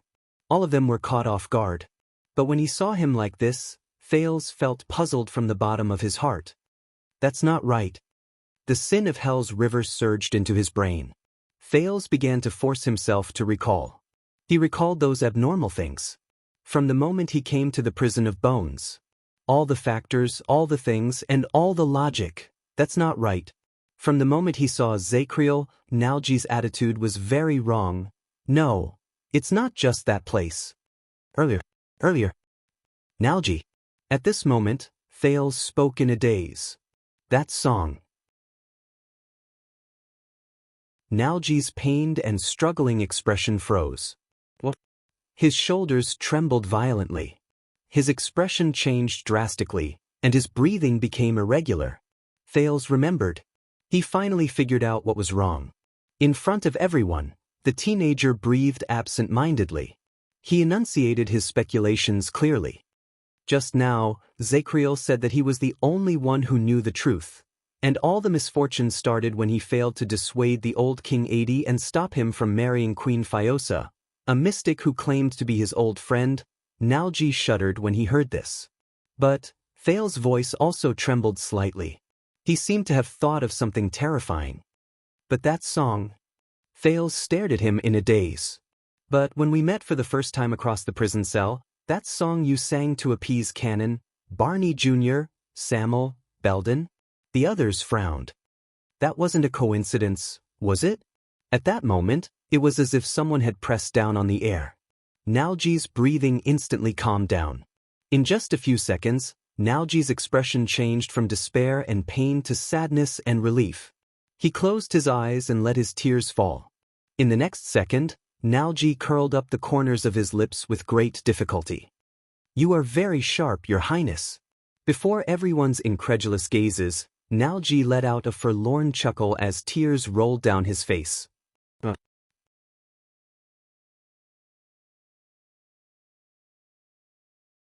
Chapter 459. Thales fixed his gaze on Nalji and began to size up this person whom he had not paid much attention to previously. Nalji held the key to the prison of bones tightly. He looked panicked and miserable. In fact, when Ricky and his disaster swords found the prison cell, Nalji was the first one to speak. His voice always had a lazy, leisurely, and indolent tone, as if he had nothing to do with anything. But Thales did not remember when Nalji's voice began to lose its lazy tone. It became short, nervous, and uneasy. Now that he thought about it, it should have been when Zacriel appeared before them. But what made him react so strongly to the Night of Judgment's appearance? Was it pure fear and panic, or was it something else? The key, Nalji. Barney Jr. only wavered for a second before he resolutely pulled his thoughts away from Nalji's seemingly profound words. He spoke in a commanding tone. Unfortunately, Nalji was no longer as obedient as before. "We have already escaped, the prince is safe, and Zacriel is free." Nalji moved the corners of his lips laboriously. The tip of the sword he pointed at the group trembled nonstop. It was as if he did not hear Barney Jr.'s orders. "Then we just have to hide our identities and live the rest of our lives. Zacriel can do whatever he likes, and this young prince will return to Renaissance Palace to be the heir of the royal family. One day he will rule the world and become a hero of his generation. Isn't this good?" Nalji looked at Thales. His voice was pleading, which made the latter even more puzzled. "Isn't it a happy thing for everyone to bury the past that we cannot bear to look back on?" Right then, Nalji looked like a despairing wife questioning her heartless husband. In the end, he turned to Barney Jr. His eyes were filled with resentment and hatred. "But why are you so stubborn, Barney?" Nalji questioned Barney Jr. His abnormal behavior made many people uneasy. Belden's face was so serious that it looked like it was about to crack at the next moment. Tardin was bewildered, as if he was meeting Nalji for the first time. Nair lowered his head in deep thought. Samuel showed an expression that was even more surprised than when he learned that Zacriel was a traitor. Bruley, who could not speak, shook his head while he trembled. Cannon started mumbling incomprehensible words again. Not to mention Barney Jr. Thales guessed from the vanguard's trembling hand as he held his sword. It took him a lot of willpower to suppress the urge to stab his former comrade. "Why do you have to return to the capital? Why do you have to dig up the past?" Nalji's tone was tired and sorrowful. He sounded like a sinner who was being tortured before his execution. "Why do you insist on forcing Zacriel to a dead end and making things go out of hand?" At this moment, Nalji, who had turned into a pacifist, looked terrified. He turned his head and looked around the group with a pleading gaze. In the next second, Barney Jr. seemed to have run out of patience. The tip of his sword went straight for Nalji's left hand. He wanted to seize the key while Nalji was unprepared, until another sword slashed out from the side and pressed against Barney's throat with a cold gleam. Quick Rope cried out in surprise. Almost in an instant, several of the royal guards subconsciously raised their weapons and faced each other in the wind. When Thales came back to his senses, he was shocked to find that the situation had become a little abnormal. The tip of Barney Jr.'s sword was pointed at Nalji's left hand, and his throat was pressed against Samel's sword. Belden and Tardin responded faithfully. They used their axes and swords to block Samel, who had suddenly turned against them. Cannon seemed to be terrified. He raised his weapon, but he did not know why. Bruley squeaked anxiously. Nair stood by the side and held his dart tightly in his hand. Thales was dazed by the sudden split of the guards, and he could not quite grasp the situation at that moment. He could only exchange a glance with the equally confused Quickrope. "What is the meaning of this, Samel?" Barney Jr. stared at the key in Nalji's hand. He felt the coldness in his throat, and his face was pale. "Are you finally going to show your true colors?" Samel's expression was cold.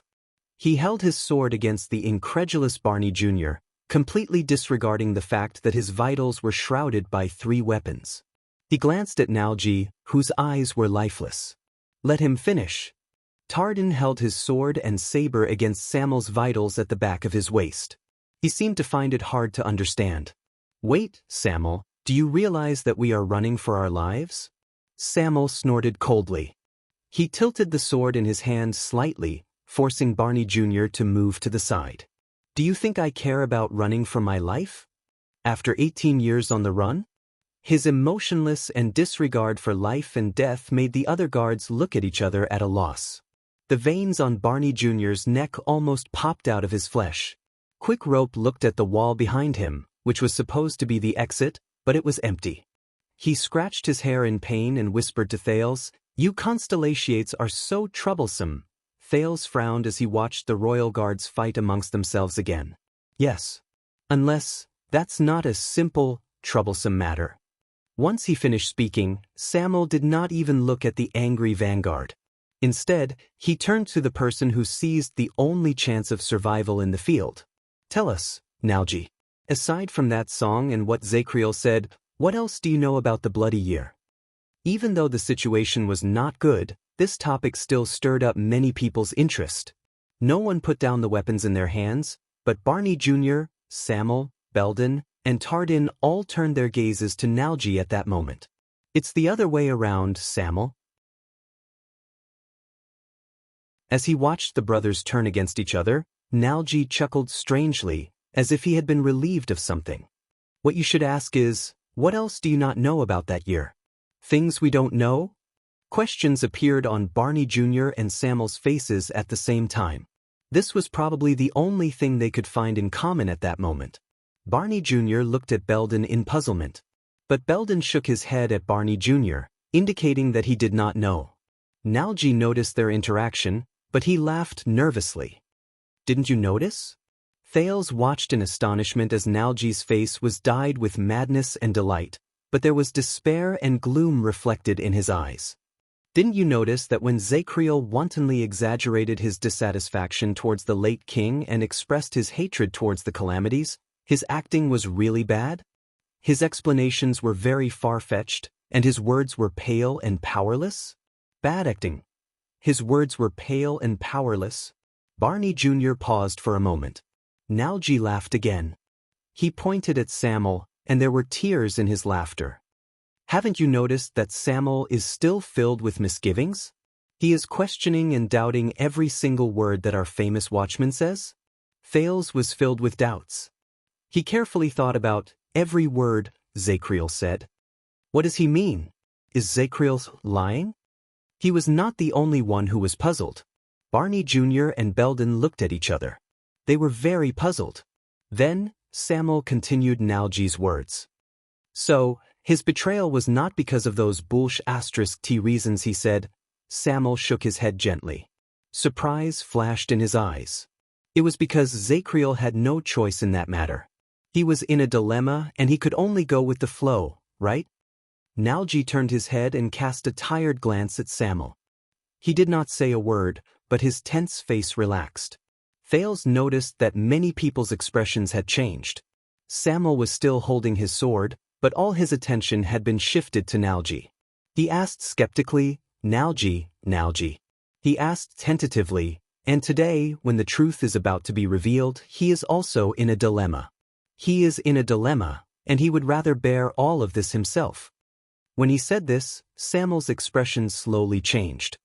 I still remember that when Zakriel gave the main force of the royal guards the strange order to lure them away from their base and weaken their defense, most of the people behaved. Nalji laughed again. This time, he laughed especially happily. Samuel, you son of AB***, you are indeed a member of the flag-bearer division. Samuel's expression changed completely. Barney Jr., who was held in the middle of the field, could no longer stand it. He said loudly, "What are you talking about?" The absent-minded Nalji seemed to have only noticed Barney then. He snorted softly.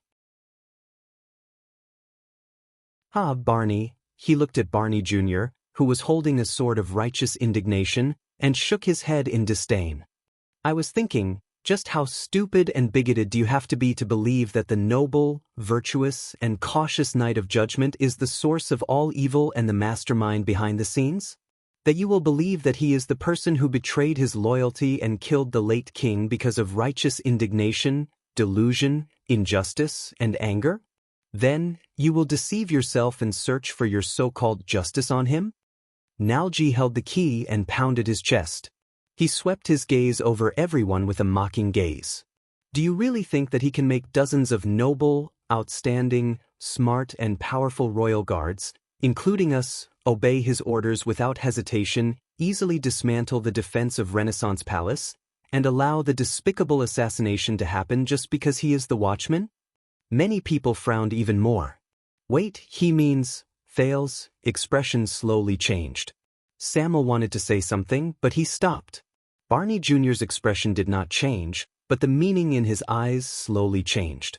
"Do you really think that the betrayal and assassination that shook the Western Peninsula in Eternal Star City all those years ago?" Nalji panted, and the brand on his face became even more unpleasant. With just Zakriel's power and one order, he could complete it? Everyone was stunned. They quietly watched Nalji, who was on the verge of breaking down. Then, a few seconds later, "What do you mean?" Barney Jr. recovered from his daze with great difficulty. Nalji took a few deep breaths and paused for a second, as if he was savoring the complicated feelings in this moment. Everyone subconsciously held their breaths. "That's right." Under everyone's gazes, Nalji still spoke. His voice was low, and his tone was gloomy. There was a hint of relief in his tone, as if he had accepted his fate. "It's not just Zakriel. In the past, the royal guards knew about the plot beforehand, but pretended to be deaf and dumb, and cooperated with our brothers who carried out the assassination." Nalji lowered his head and whispered, "More than half of them." Obviously, the power of these words was second only to the alchemy ball Thales had just thrown. No one snapped out of their daze for a whole 10 seconds. Everyone just stared at Nalji with their mouths agape. They were shocked. Unknowingly, Barney Jr.'s sword was lowered gently. As its master's heart wavered, the blade of the sword became sheathed. It no longer shone with a cold glare, and its murderous aura filled the air. Almost at the same time, Samuel also lowered his weapon. Belden and Tardin no longer threatened the back of Samuel's waist. But at that moment, no one wanted to care about the unpleasantness that had just occurred. Thales only blinked furiously and tried hard to sort out the chaotic thoughts in his head at that moment. Wait. More than half of the royal guards, they knew about it beforehand, but pretended to be deaf and dumb? If that's the case, the plot to assassinate 82nd during the Bloody Year was. When he thought of this, Thales suddenly felt a chill run down his spine. He felt as if he was suffocating. "What?" Barney Jr. asked in a quiet voice in the quiet atmosphere. His tone was light, and his tone was indifferent. He sounded like a little boy hiding under his bed and running away from the monster in his nightmare. But in the end, he woke up the monster. Or all the people in the hall. Beforehand, Belden widened his eyes in disbelief. More than half. Samuel spat out the words laboriously. Almost everyone was stunned. As the center of attention in the hall, Nalji snorted again. He raised his head, and there was a clear look in his dark eyes. He looked like a prisoner who had calmly accepted his execution. Perhaps more. His tone could no longer be distinguished whether he was laughing or crying. When Zakriel gave the order, Some of the guards might have noticed that something was wrong. But even though they did not participate in it, they did not say anything and they did not ask about it. But it made no difference. No one answered him. But he did not need to. Nalji closed his eyes and took a deep breath, feeling incredibly relieved. But just now, when Zakriel claimed that he was the one who did all this, I knew that he was putting on a brave front, putting on a strong front, and overestimating himself. Nalji said absent-mindedly, he wanted to bear everyone's sins with his own body under our witness. He wanted to cover up the shame and scandal. He wanted to be the lonely hero who suffered in sorrow and was silent. Putting on a strong front? Putting on a strong front? Bearing the sins? Lonely hero? Thales blinked and tried his best to free himself from the shocking truth just now. He recalled a certain expressionless man with a long face and tried to understand Nalji's description of the fierce and murderous night of judgment. But I can't let him do that. Nalji's voice became softer. His hand, which held the key, fell together with his weapon. He looked like a helpless traveler who had slipped into an abyss. I can't do that, I can't. Nalji opened his eyes again and mumbled with a lifeless gaze. I can't anymore, I can't anymore. If that's the case, Zakriel's act of taking all the blame just now was, Thales thought in a daze. On the other side, he could only hear the rising and falling breaths of the guards. So, King Kessel was right to throw us into the prison of bones. Everyone turned their heads stiffly. In the suffocating darkness, Samuel's voice traveled into their ears with great difficulty. Because through a certain method, he truly knew that the royal guard's loopholes and dereliction of duty behind the late king's misfortune were not a coincidence. Samuel looked at everyone helplessly. He saw that they were also unable to accept this fact. Because it was a dirty plot that involved more than 100 people, both inside and outside, a collective rebellion. Samuel stated his conclusion in a daze.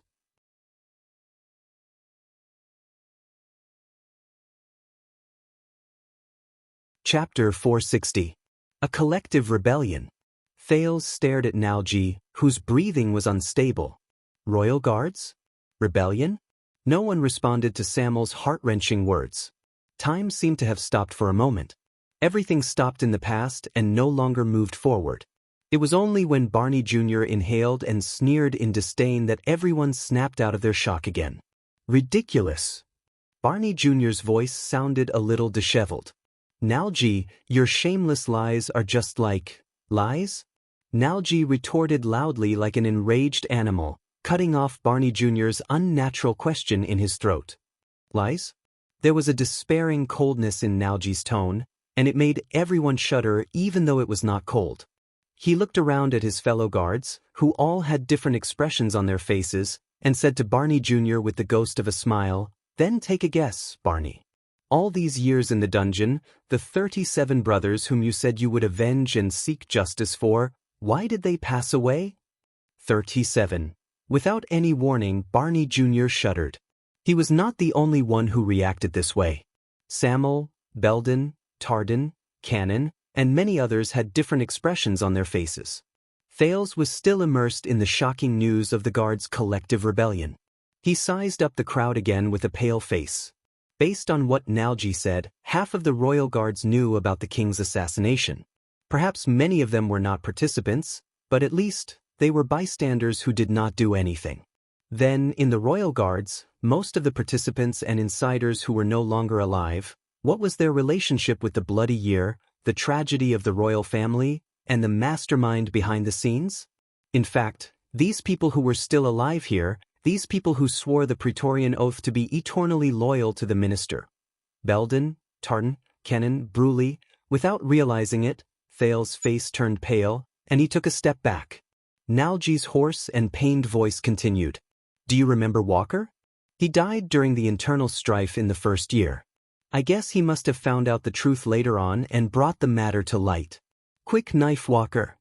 Barney Jr.'s vision blurred for an instant, and the image of a slick and small man appeared before his eyes. Morian and Bug were innocent until they found out that their companions, who had been with them all the time, might be traitors, and that they had indirectly caused the death of the late king. These facts were unacceptable to them. Nalji's words were weak, but they contained a shocking meaning. It caused the expressions of the guards to change drastically. Samuel even exhaled in pain. Kamal knew about it, but he was too proud. He was so proud that he couldn't be loyal and guilty at the same time. Facing your merciless scolding, he still lived as if nothing had happened. Morian, Bug, and Carmera. Barney Jr.'s breathing slowly stopped. Belden's aura trembled. Tardan's eyes were filled with fear. There's also Larley, the big guy. I'm not familiar with him, so I don't know if he wanted to kill because he discovered the truth, or if someone else discovered the truth and wanted to kill him. One name after another floated in the air. Nalji's words were filled with misery, and he was sobbing. Gold and Skeleton might not have participated in it, but they always carried a deep sense of guilt, and it was difficult for them to get over it. Until the two bastards decided to throw everything away. Rogo was very determined in the beginning, but I guess the dark life in prison eroded his will. Cox was very calm, but in the end he couldn't face the disappearance of so many people. He couldn't accept the fact that he had implicated them because of his own selfishness. As Nalji spoke, the guards had long since lost their composure and were moved. Samuel's eyes were bloodshot from exhaustion, Nair stood dumbfounded, Bruley clenched his fists in pain, and Cannon covered his forehead as he trembled slightly. In the end, Nalji, whose face was covered in tears, was practically roaring. How many of them died because they couldn't bear the pain of being imprisoned? How many of them died because they were wronged? How many of them actually died because they were filled with guilt and depression? Do you really not know, proud and resolute Kulbarni? As Thales listened to Nalji's words, he felt increasingly depressed. Back then, the 46 royal guards of Constellation who were imprisoned because of shame, guilt, pain, crimes, and the unspeakable truth, how did they spend the past decade or so? Barney Jr. opened his mouth helplessly, but he had no words to say. He could only gasp for air. But Nalji's words became sharper and sharper. Nalji gritted his teeth and said, "And you paranoid maniac, have been complaining about your injustice in front of them day and night for more than 10 years. You've been cursing the damn traitors, and you've been spitting on shameless conspiracies." Barney Jr. seemed to have remembered something. His expression became dazed, puzzled, and surprised. A few seconds later, the emotions on his face turned into the deepest fear and panic. When you made a solemn vow in front of those 37 people that you wouldn't turn back even if you died, threatened to dig out the truth, exposed everything, threatened to make the sinners pay the price, let our brothers avenge their humiliation, and even forced them to support you, Nalji's tears flowed down uncontrollably. Do you really know what your seemingly righteous and loyal accusation and determination meant to them, who were already dispirited and unable to escape from their nightmares? At that moment, Barney Jr.'s body swayed. He stabbed the tip of his sword into the ground so that he would not fall limply. But the vanguard's face was already as pale as a sheet, and he was drenched in cold sweat. No. Barney Jr., who was almost absent-minded, was like a timid and helpless child at that moment. You don't if Asterisk King know what you're talking about, Nalji? Barney Jr. staggered a step back and shook his head madly. His emotions were filled with terror. Over the years, I watched them die, I buried them, I gave them a speech. For them, for the sake of clearing their injustice one day, I have been able to drag out my ignoble existence until now. Barney Jr.'s condition had almost hit rock bottom. He talked to himself like a madman, and he was not any less than Zacriel in the past. The guards stared at each other in an almost absent-minded manner. They could read the reluctance and pain in each other's eyes. But Nalji, whose mental state was not much better than Barney Jr.'s, was clearly not prepared to let the vanguard go. Haha, are you saying that they are the only reason why you can continue living? Nalji laughed and cried as he mocked Barney Jr. But you don't know, most of them carry shame, guilt, self-blame, pain, and torture after they are imprisoned. They face their ugliest selves and struggle to survive. Every day feels like a year, and you, Quill Barney.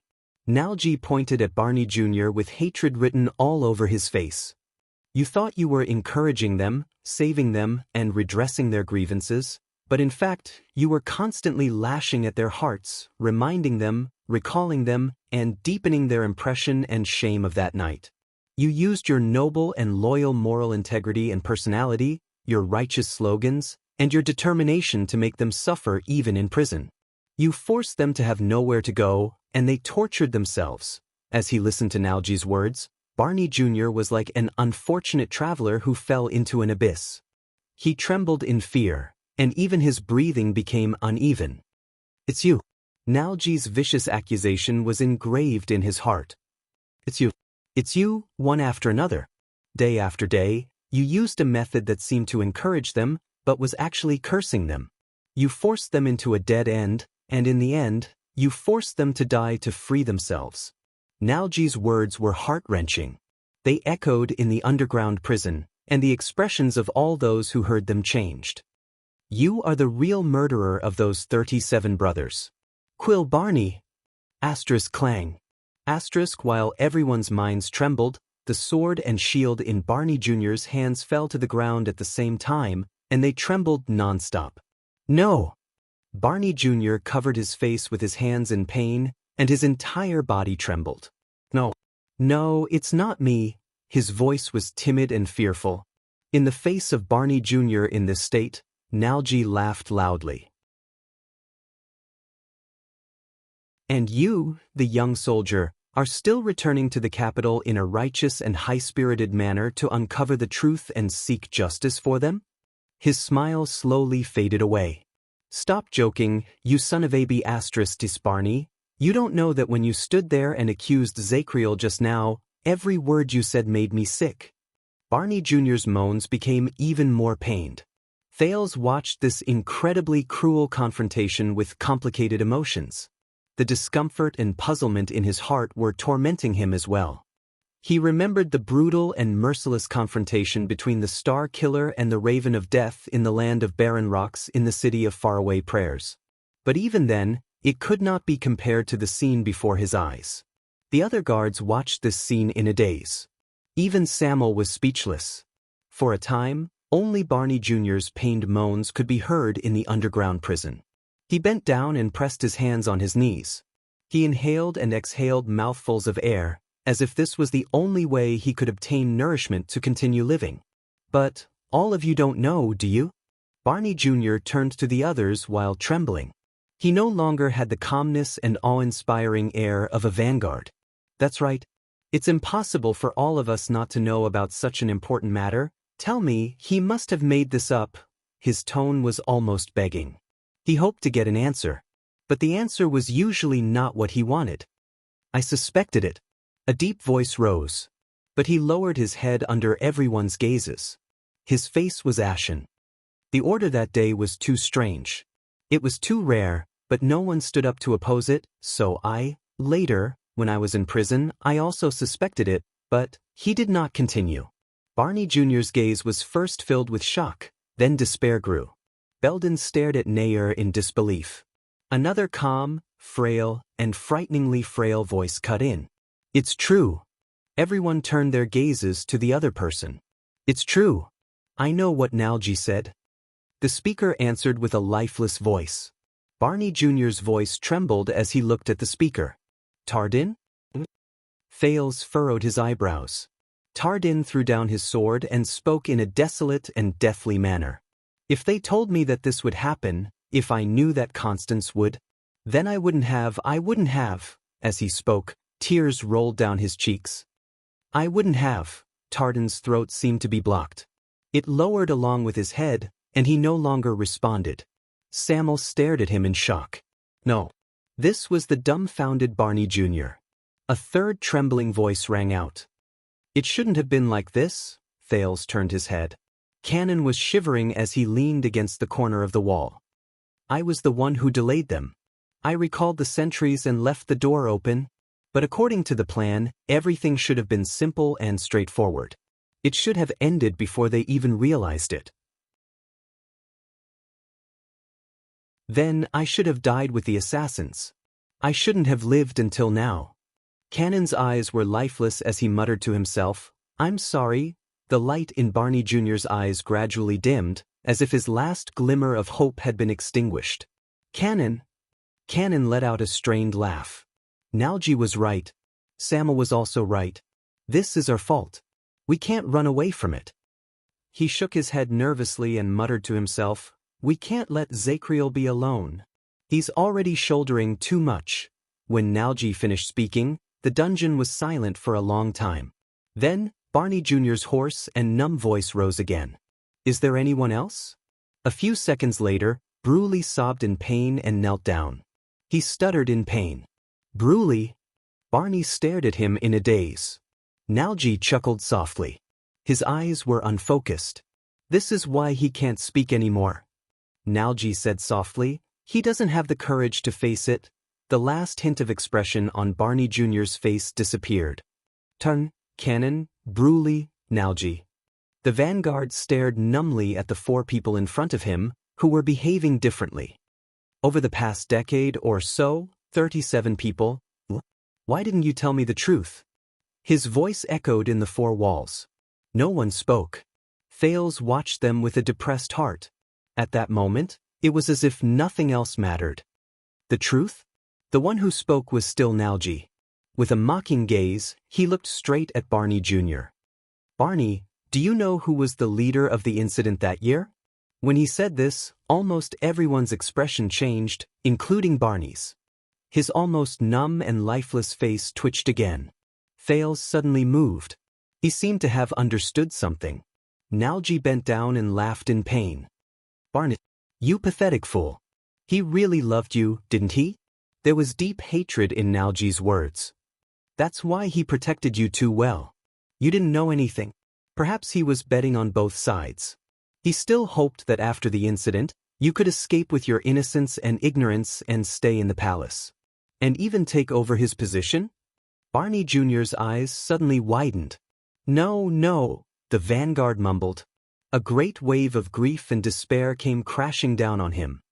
"That's right," he heard Nalji say coldly. "That year, the person who led us to gather together, instigated us to let the rebellion in the palace run amok, threw us all into the endless abyss, and then escaped the final judgment alone was not someone else." Nalji gritted his teeth. The emotions in his eyes were indescribable. "I hate him.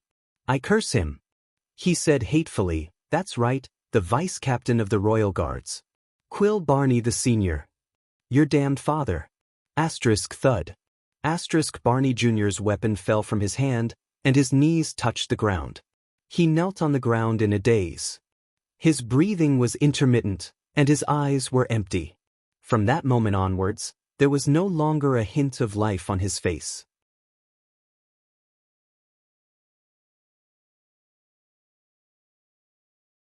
Chapter 461. In the dead silence, Thales stared quietly at the dazed and helpless guard who had nowhere to hide. He stared at this group of men who were in despair and were about to fall apart. A myriad of thoughts ran through his mind. Why? Barney Jr. knelt on the ground, stiff and lifeless. "Father!" He stared at Nalji in a daze, as if he was looking at a stranger. "But why did he do this to me?" Aside from Nalji, almost everyone turned their faces away. Only Belden and Nair were left. They were also shocked and speechless. "Do you really not know?" Nalji asked in return. He sneered and mocked. "So, you live like a child in Renaissance Palace, don't know anything, don't care about anything, and only want to be a loyal and stupid chess piece?" No one spoke. Only Quick Rope whispered in Thales' ear, "The situation is bad. I think they have forgotten to run for their lives and look for a way to survive." Thales shook his head with a profound expression. He seemed to be deep in thought. "It's not that they forgot to run for their lives, they just don't care anymore." Quick Rope was stunned. "What about us?" But Thales still shook his head with a serious expression and ignored him. Quick Rope was so anxious that he scratched his ears and cheeks. "Why, father?" But Barney Jr. was still expressionless like a puppet. It was as if he was talking to the air. "Why did he do this?" Nalji stared at Barney Jr. with hatred and snorted softly. Samuel looked at Barney Jr. with a solemn expression and clenched his fists gently. You really are an anomaly, Barney. Nalji stared at the crumbling Barney Jr. His expression was relaxed after taking revenge, but his voice was still sad. Quill Barney, you are a noble existence who abandoned your family and bloodline like a pair of worn-out shoes. But in fact, if it weren't for him, if you weren't born into the Barney family, one of the 7 Jade Star attendants, you wouldn't even have the chance to enter the guards. Nalji said coldly, just like all of us. A noble existence who abandoned his family and bloodline like a pair of worn-out shoes. Barney Jr.'s lips trembled. When he said this, Belden, no, the dejected Tardin and Bruley, and even the trembling Cannon all lowered their heads. Only Samuel continued to stare at Nalji without moving. But Thales sensed something. He subconsciously took a step forward.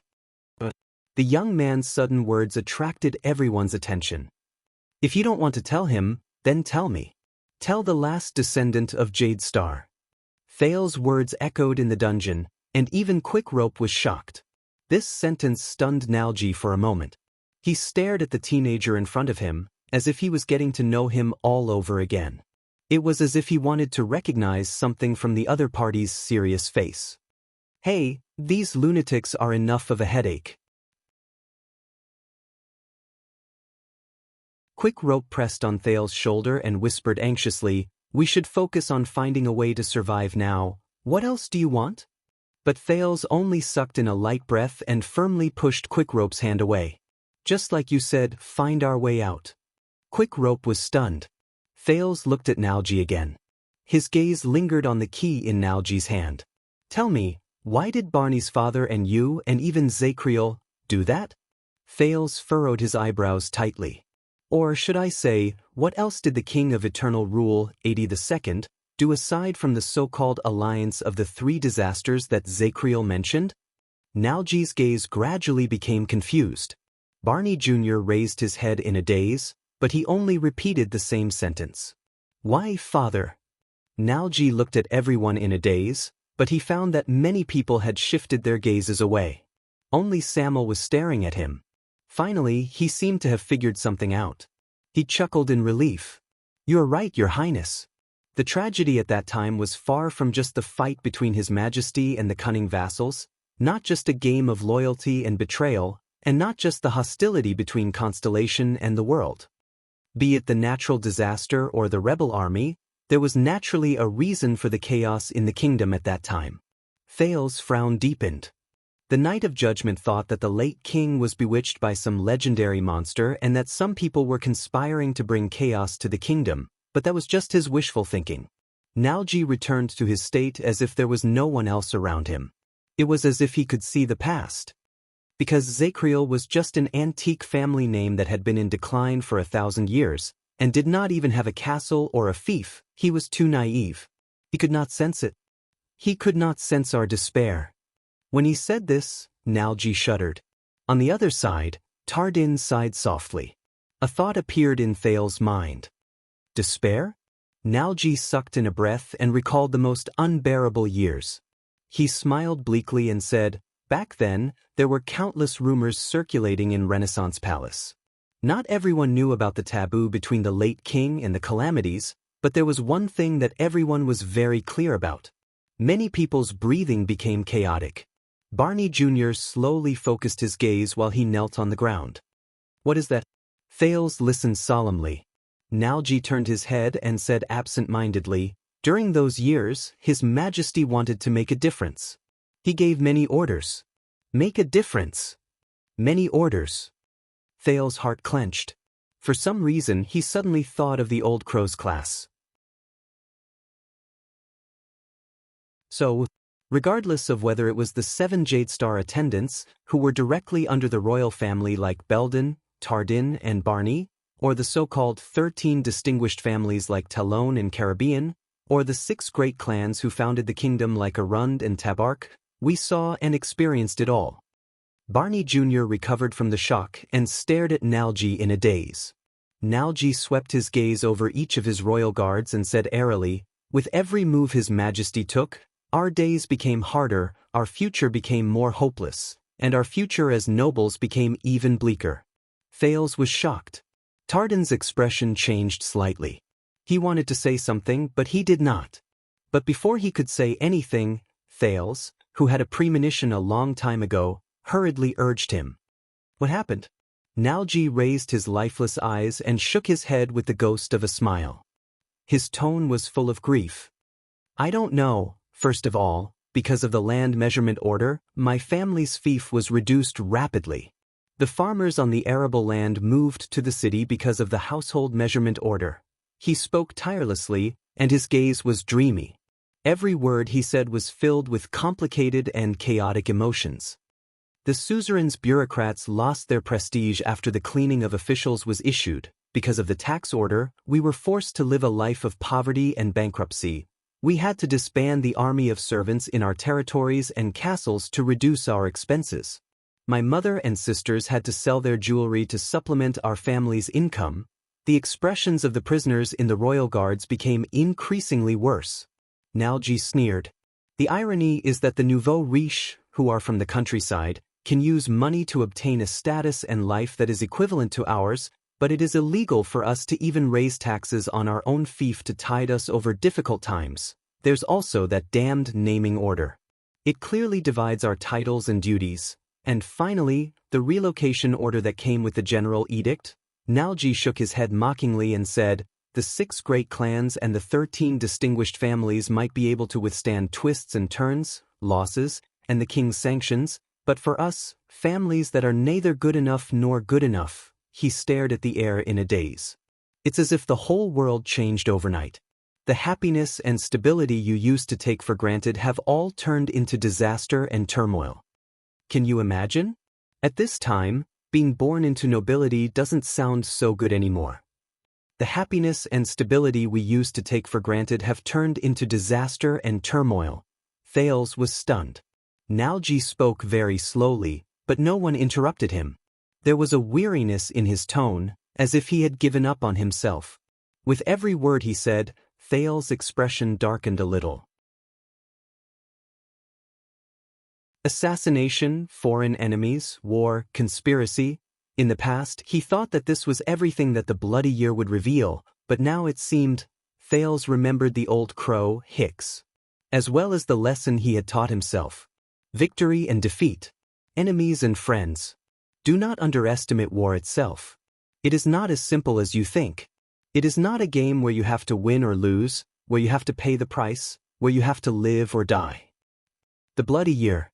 Aside from victory and defeat, from what angle and to what extent should we evaluate this tragic year filled with war? At this moment, the teenager was suddenly moved. The bloody year was not just a war, a conflict, and it was not just a grudge between the 2 empresses and the calamities. Everything was fused into the big furnace of constellation in the past, and there was no way to escape it. The king, the country, the nobles, the calamities, and politics were all entangled together. They affected each other in this furnace, entangled with each other, and could not be separated. Thales remembered the virtuous king of constellation, who Lampard was very wary of. Mindes III. A strange guess rose in Thales' mind, but he quickly shook it out of his thoughts. I used to find it strange that when the people's hearts were disorganized and chaos was about to come, why did the 6 prominent and powerful guardian dukes, and the 13 distinguished families, who were as powerful as the 13 distinguished families, swallow their anger and accept His Majesty's orders in silence? But after listening to Zakriel's words, I seemed to understand. Nalji curled up the corners of his mouth and showed Thales a bitter and hopeless smile. When you see the terrifying calamity that has been passed down from generation to generation in your family standing behind His Majesty, perhaps you do not have much of a choice. Nalji's expression darkened, and it made Thales feel even more uncomfortable. I do not dare and cannot judge His Majesty. After all, he is the king of constellation. I have to obey whatever he says. Besides, he has such an irresistible power. The more he spoke, the gloomier he became, and the more anguished his tone became. This made Thales subconsciously lower his head. But when I returned to my dilapidated home, I saw my wife selling her dowry, my son starving, my sister who was about to be married, and I saw my father, the suzerain, borrowing money from merchants while he fearlessly defended the last bit of his family's dignity as a noble. Nalji's words were filled with anguish, and it caused many of the prisoners to have strange expressions on their faces. Thales did not speak. Nalji snapped out of his daze and looked at Thales again. His eyes were filled with the vicissitudes of life.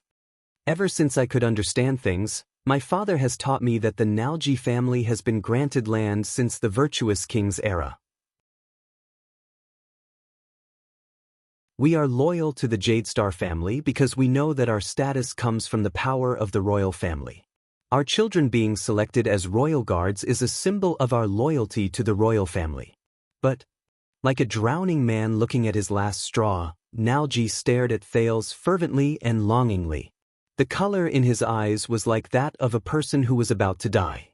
Tell me, Your Highness, shouldn't the king protect the interests and dignity of his vassals?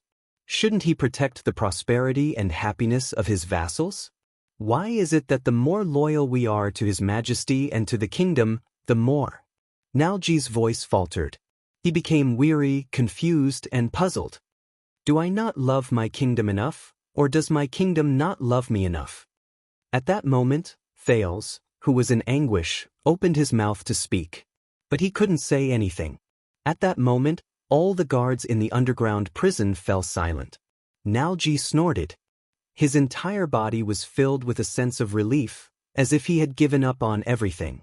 So, when we are lost day after day, and the despair that grows heavier with each passing day, when someone promises us hope, and someone tells us that all of this is just the king's momentary foolishness, that the nobles in the court are bewitched, and that all we need to do is wait in silence, he did not continue speaking.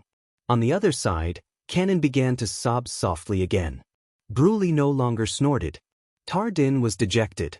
Belden and Nair, who did not know what was going on, were in a daze. Only Barney Jr. and Samuel mumbled something that only he could understand in a daze, and the other held his weapon with gritted teeth. Tell me, Your Highness. On one side, there is my lovely wife and weak son who are filled with hope, my elderly parents who hold fast to the past, and the glory of my family that I am proud of. On the other side, there is the gentle and kind king, the cruel and merciless king's decree, and the Praetorian oath that is engraved on my life. Nalji's face contorted. His eyes were filled with tears. Who should I be loyal to, and who should I betray? Thales closed his eyes gently. Father. Barney Jr. pressed his head in pain. Father, no, all of this is too unfair. Barney Jr.'s moans echoed in the air. Asterisk thud. Asterisk on the other side, Tardin knelt on the ground. He covered his face, and his shoulders trembled slightly. Nalji laughed in a neurotic manner and waved the key in his hand. If you are loyal to His Majesty and Constellation, it means that you betray the family you were born in, and the wife and child you love. Tell me, Your Highness, what should I do to not be considered a betrayal? What should I do to be considered loyal? Thales exhaled laboriously. He had nothing to say. Nalji looked at the prince and smiled. It's okay because I finally understand. Look at us now. He swept his gaze over everyone, and tears streamed down his face uncontrollably. Whether it is Jenny, Luna, or my beloved wife and child, and His Majesty, my oath, Nalji stared at the empty air in a daze. Whether it is loyalty or betrayal, we all have nothing. At this moment, Thales felt that the air in the underground prison was stagnant and heavy, and it was unprecedented. It was filled with a thick aura of death. At this moment, a hollow and dry voice that was filled with the same pain and hesitation rose out of nowhere. Enough. The voice echoed in the dark room. Everyone trembled at the same time. In another direction, Zacriel, the Knight of Judgment, supported himself against the wall weakly. He struggled to walk unsteadily as he stood in the shadows outside the storage room. His gaze was unfocused, and his voice was intermittent. Nalji, he said in pain.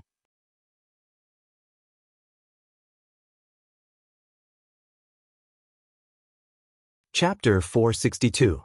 Even though he was prepared for this, Thales still tensed up when Zacriel appeared. He still chased after him. The Night of Judgment. At that moment, he was the greatest threat in the dungeon. Zacriel did not seem to be in a good condition. The knight was already in a sorry state. At that moment, his eyes were half closed. He seemed to have suffered a great deal of damage from the flash grenade just now. His footsteps, which were once as steady as an abyss, now needed the support of the wall and the weapon in his hand to stand properly. His right shoulder was wrapped in thick bandages, and there was a patch of blood on it. But even so, no one dared to underestimate him. Zacriel gritted his teeth, held the wall, and stepped into the storage room. He was like a beast that gradually revealed itself in the darkness. No King. Quick Rope nervously raised his crossbow, but before he could fire, Thales pressed his hand down. Calm down. Thales held Quick Rope's arm tightly and spoke through gritted teeth. Not now. Not only Thales and Quick Rope, but Samuel, Belden, Nair, and the others also had unpleasant expressions.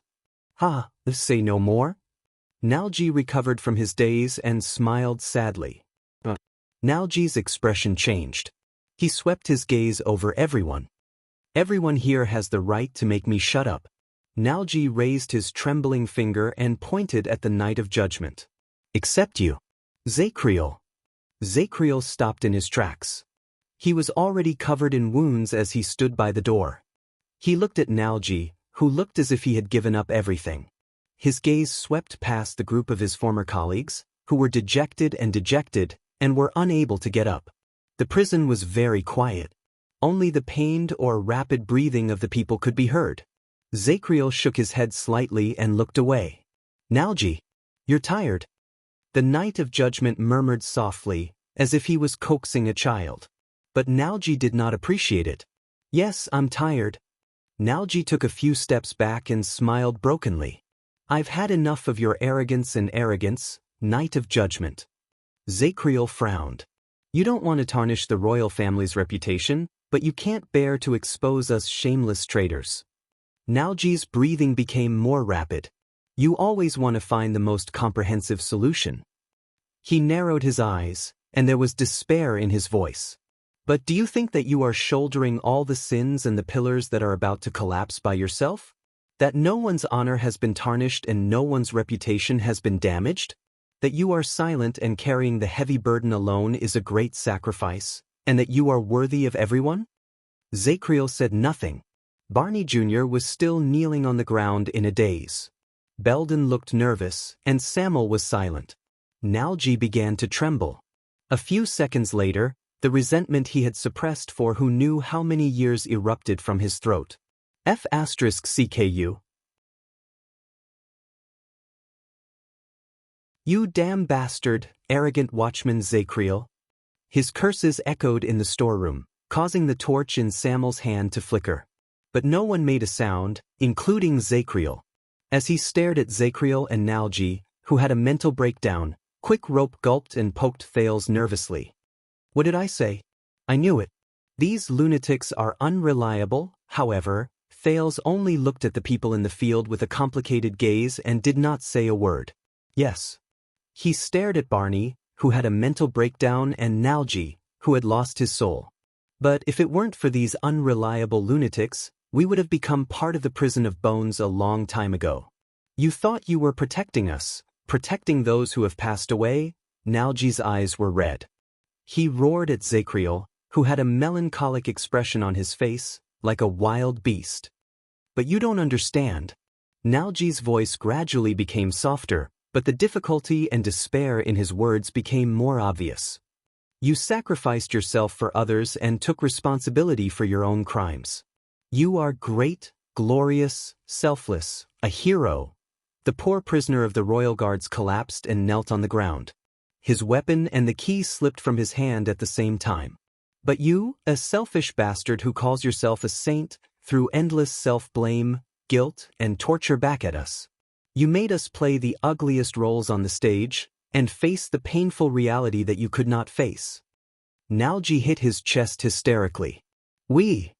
Zacriel lowered his head and remained silent amid the deafening accusations. It was as if he did not exist in this world. Nalji seemed to be tired of cursing. He collapsed on the ground, and with a hoarse voice, he mumbled absent-mindedly, "You and Barney Sr., both of you are executioners who kill without spilling blood." This sentence made Barney Jr., who was kneeling on the ground, shudder. Nalji sobbed and said, "The only difference is, Barney Sr. made us hate him, you made us hate ourselves." Nalji lowered his head and buried his face between his hands. His shoulders trembled. A few seconds later, Zacriel raised his head in the seemingly endless silence. He extended his hand in Nalji's direction in a daze, but his hand trembled halfway, and he slowly lowered it. The past cannot be changed. But at least, Zacriel averted his gaze, as if he did not dare to look at Nalji again.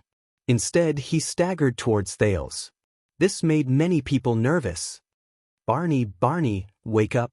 As Zacriel drew closer, Belden, who was the person with the highest position after Barney Jr., even though he had been stripped of his position a long time ago, anxiously shouted the vanguard's name, hoping that the latter would do something. But Barney Jr.'s gaze was unfocused as he knelt on the ground, as if he did not hear him. Zacriel glanced at Barney Jr. with a deathly still gaze. When he saw the brand on the latter's face, he immediately averted his gaze. "He's gone."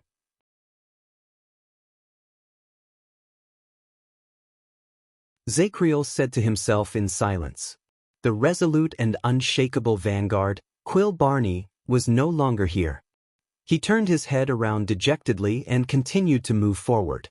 "Damn it." Belden cursed and gave up on waking Barney up. He frowned and looked back. Other than the absent-minded Nalji, Cannon was kneeling on the ground and sobbing in pain. Bruley covered his head and closed his eyes tightly. Tardin was dejected and did not move.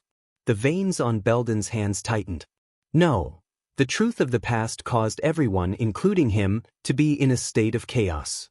His colleagues who had gone insane made him at a loss, and Zacriel, who he once looked up to, was a stranger to him. Behind him was the Jade Star bloodline, which he swore to protect, even though they had long since tainted this mission. What should I do? In the face of his disorganized colleagues and Zacriel, who was getting closer and closer to him, Belden, the only one left among the guards, finally made up his mind and raised his weapon after a few seconds of hesitation. "Nair, Samuel, help me." He summoned Nair, who was still somewhat normal, and Samuel, who had a grave expression on his face, and tried to organize his final defense. Nair sighed and walked to his side. Samuel hesitated for a moment before he threw down his torch and raised his long sword. Zacriel continued to walk forward, swaying step by step. He ignored Belden and the other two, who retreated as if they were facing a great enemy. Thales slowly furrowed his eyebrows before he slowly relaxed them. "I understand, commanding officer." Belden raised his axe and stood in front of Thales. He hissed at Zacriel. "You might not be that traitor. At least you are not the only one. Perhaps you have your own difficulties, and we no longer have the right to criticize you." Belden gritted his teeth. "But no matter what happened in the past, you cannot touch this child." As he walked forward, Zacriel's face was completely illuminated by the torch on the ground. The brand on his forehead became even more obvious. "Look at them, Belden." The Knight of Judgment stared at Barney and Nalji, who knelt by the side, with a dejected look on his face. He looked as if he was about to break down. He shook his head with a sad expression. "Trust me. Bury everything here. This is the best way." Zacriel drew closer. The blade of the axe in his hand reflected a cold light. Thales could not help but bite his lip when he saw Belden, who still stood in front of him despite his poor condition. At that moment, the Knight of Judgment suddenly stopped moving. Belden, who was extremely nervous, exhaled. Zacriel furrowed his eyebrows and slowly turned his head around. Barney Jr., who knelt on the ground absent-mindedly, extended his hand and grabbed the knight's calf weakly. "Zacriel, tell me." The pale Barney Jr. raised his head and glared at Zacriel with bloodshot eyes. His voice was half pleading and half questioning. "My father. Why did he do this to me?" Barney Jr. looked as if he had just woken up from a nightmare. His expression was absent-minded. He stuttered, "Vice Captain Quill Barney? What kind of person is he?" This sentence caused the expressions of all the prisoners to change at the same time. Even Zacriel was dazed for a moment. The dungeon was silent for a few seconds. He was a good man. Zacriel lowered his gaze and reminisced about his old friend from a long time ago. There was respect in his voice. He was just born in the wrong era. Barney Jr. instantly shuddered. Once he finished speaking, Zacriel took a light step forward and shook off Barney Jr.'s arm. Barney Jr. was immersed in Zacriel's words. He was dragged by Zacriel and slowly fell to the ground, but he did not seem to notice it. Zacriel was getting closer and closer to them. They could even see the brand on his forehead. This made Belden more and more nervous. Quick Rope even pulled Thales back. "What do we do now?" Quick Rope gritted his teeth and whispered, "We can't win against him, but we can't even find the exit. Where can we run to?" "What should we do? Where can we run to?" Thales met Zacriel's gaze and found that there was only endless darkness in it. Thales could not help but take a deep breath. He suddenly remembered how Zacriel shivered in the cage, and how he muttered hysterically to himself at the world he could not see. "I know you are testing me, but please believe me, I have never wavered because of sacrifices. I know that this is what I must do. No matter whether it brings me merits or sins, good deeds or evil deeds, I will accept them calmly, and will never run away from them." Thales then remembered how Zacriel dealt with his enemies in a straightforward manner while he was surrounded. "I am the Royal Knight and Honorary Lord of Constellation. I am the penal officer of the Royal Guards, the Watchman, the Protector of the Throne, the Keeper of the Royal Treasury." He remembered when the Knight of Judgment claimed that he wanted to kill him. It was an unusual sense of respect and reverence. "Please be at ease, Your Highness. After your unfortunate death, I will take full responsibility for your crimes to comfort you for the injustice you have suffered here. Your secret will be buried, and it will not damage your reputation." Finally, Thales remembered how Zacriel smiled at his old friends, and his relieved expression when he admitted to his betrayal.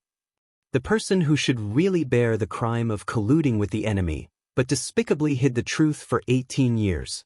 That shameful, sad, hypocritical, disgusting, self-righteous, hypocritical man is me, the Knight of Judgment. What kind of person are you?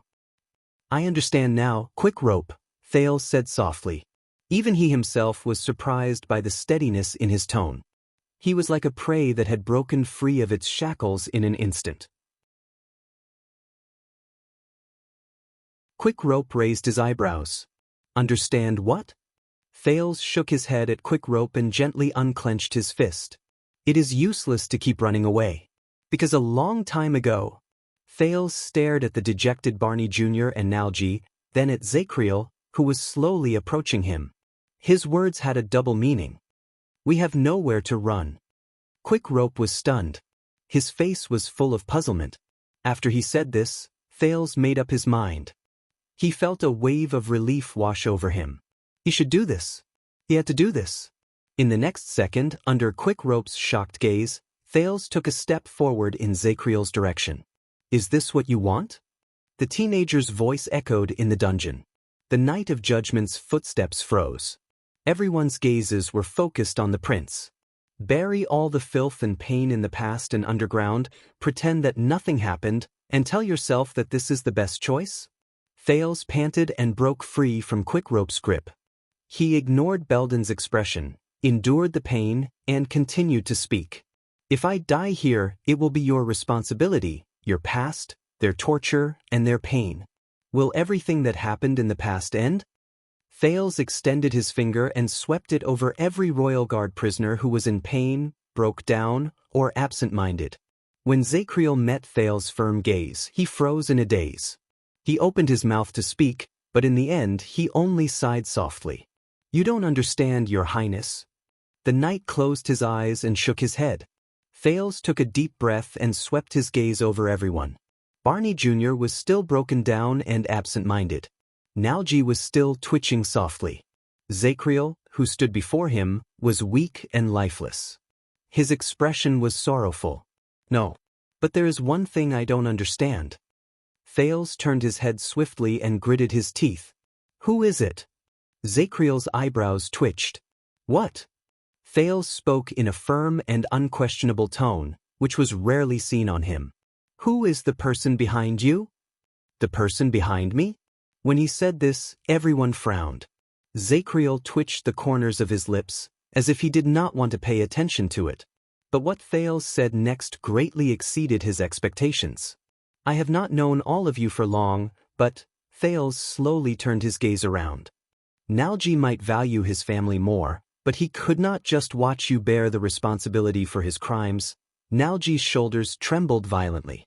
Thales turned to the other side. Canon, Bruley, Tardan, you might have known what happened in the past, but you have never been calm about it. That is why you are still tormented by your own conscience even after being imprisoned for 18 years. Canon's sobs died down, Bruley stopped trembling, and Tardan became dumbfounded. Finally, Thales looked at the absent-minded Barney Jr. I do not know Barney Sr., but I can tell from him that his father is probably just as stubborn and resolute. Once he has a thought, he will carry it through to the end, and he will never waver. Zacriel's eyebrows furrowed even more. Thales exhaled. With the sin of Hell's River, he calmed his increasingly rapid heartbeat. What I see from all of you is not the despicable and inferior nature of traitors, the prince said firmly. Instead, it is a painful predicament where you are caught between a rock and a hard place. Everyone raised their heads and stared at Thales with either shocked or puzzled gazes. Zacriel suddenly took a step forward, but Belden and Nair blocked his path, and it looked like they were going to die together with him. Thales was shocked, but he still braced himself and said the following words. I believe that as royal guards and the king's close vassals, no matter how depraved, evil, and selfish you are, you will never abandon the pride in your hearts and betray your lord for glory with a clear conscience. You are not that kind of people. You do not dare and you cannot. The prince gritted his teeth and said, unless there is another reason, a more logical reason for you to convince yourselves that this is the right thing to do, and that it is not a betrayal. Zacriel's expression became more and more unpleasant. Thales knew that he had made the right choice. Hence, the prince ignored Quickrope's gaze, puffed out his chest, and continued to speak. As for you, Zacriel, you are a noble knight and a loyal guard. Even if you are about to attack me in the next second, you still treat me with such respect. I believe that the only thing that can tarnish your honor and mission is an even greater honor and mission. When he finished speaking, Zacriel shuddered. Then, what kind of mission can make you betray Jadestar without hesitation? Everyone's expression slowly changed. Thales said coldly, unless, the Knight of Judgment could no longer remain calm. He roared, Your Highness. But Thales ignored him. He only raised his face from the floor and spoke laboriously under the dim firelight. Both the Northlanders and Shadow Shield hinted at me, but I was never willing to believe them. Thales clenched his teeth and stabbed Ricky's long sword into the crack between the ancient tiles. So, tell me, Zacriel, who is it? Zacriel's expression changed a few times before Thales' eyes. Thales continued to speak. Back then, he stood behind you, a group of desperate nobles. He used his noble status to bribe all parties. He used the chance to save your families as bait to encourage you to slacken your defenses. He plotted to assassinate the muddle-headed king and planned to clean up the mess afterwards so that he could ascend to the throne. The prince's gaze was sharp and his aura was aggressive. He gritted his teeth and said, Which Jadestar was it? Thales' words echoed between the walls. Half of the people were stunned. What did you say? This was from the shocked Barney. The faces of the other half of the people, Nalji and Canon, turned pale. Bruley and Tardan turned their heads away. In front of them, Zacriel swayed violently and covered his head in pain. The silence lasted for a few seconds. For a period of time, only Thales' rapid breathing could be heard in the prison. Then a trembling voice rose. I see, this is why you wanted to bury the truth and shoulder all the crimes. Samuel swept his gaze over everyone. His voice trembled slightly, and his face was filled with shock and realization. This is why all of you kept it a secret, and why all of you were in conflict until now. Some of you may have been directly involved, and some only guessed the inside story. But this is the reason why all of you refused to do anything at the same time. A Jade Star of the same legitimate lineage supported all of you? He took a step back and panted. There was a cold sneer in his voice. Calamities and anti-mystic equipment are not reasons. This is the biggest scandal of the Jade Star royal family that cannot be made public. The tip of Samuel's sword trembled slightly. What a joke. Betrayal, loyalty, they are all bullsh**. The so-called bloody year, the nightmare that tormented me for 18 years, the assassination and rebellion that all the nobles kept a secret, was actually an internal conflict within the Jade Star royal family. Internecine conflict? In the face of Barney's question, Zacriel heaved the longest sigh he had that day. The palm he used to cover his forehead trembled even more violently. Barney Jr. widened his eyes in disbelief. He straightened his body again. Thales did not speak. He only exhaled softly. Quick Rope opened his mouth wide. He did not know how to react. Zacriel still had his eyes closed. He did not seem to know how to answer. Belden and Nair looked at each other. Their gazes were filled with sorrow, pain, and a final hint of disbelief. Samuel laughed again. His laughter trembled, and it was very frightening. Let me guess. His gaze was complicated and difficult to understand. It was mixed with hatred and disdain for some unknown reason. Is it Crown Prince Midier, who fishes for fame, is unpredictable but can directly benefit from the death of the late king? Samuel raised his head abruptly and said hatefully, or is it Horus, the sword of reversing light, who is a hero, has countless achievements, but is ruthless, bloodthirsty, and ambitious? Is it Fatty Bancroft, who appears to be fat and mediocre, but is actually greedy for pleasure and accumulates wealth without limit? Is it Beauty Herman, who has a good appearance and literary talent, but is narrow-minded, sinister, and ruthless? Samuel's choice of words made Thales frown. He had heard about these princes from King Kessel's recollection in the Jade Star family tomb, but fishes for fame, ruthless, bloodthirsty, accumulates wealth without limit, sinister, and ruthless.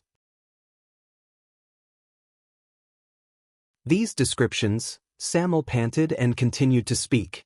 Or is it the Duke of Star Lake, the king's younger brother, John, who commands the army, is in the prime of his life, but according to the order, as long as the descendants of the late king's descendants do not die out? A thought appeared in Thales' mind. Previously, Marina of the Disaster Sword's request to him reappeared in his memory. In the extreme silence, Samuel roared angrily. Is it a son killing his father, or a brother killing his brother? No one answered him, including Zacriel, who was already on the verge of collapse. Or, to be even more vicious, the Iron Hand King who mercilessly swept you, me, and all those who knew or did not know about it into the trash heap after the deed was done back then, while he sat on the throne and enjoyed everything, Kessel? Samuel seemed to be greatly agitated by this truth. He looked at the silent crowd, raised his voice, and sneered.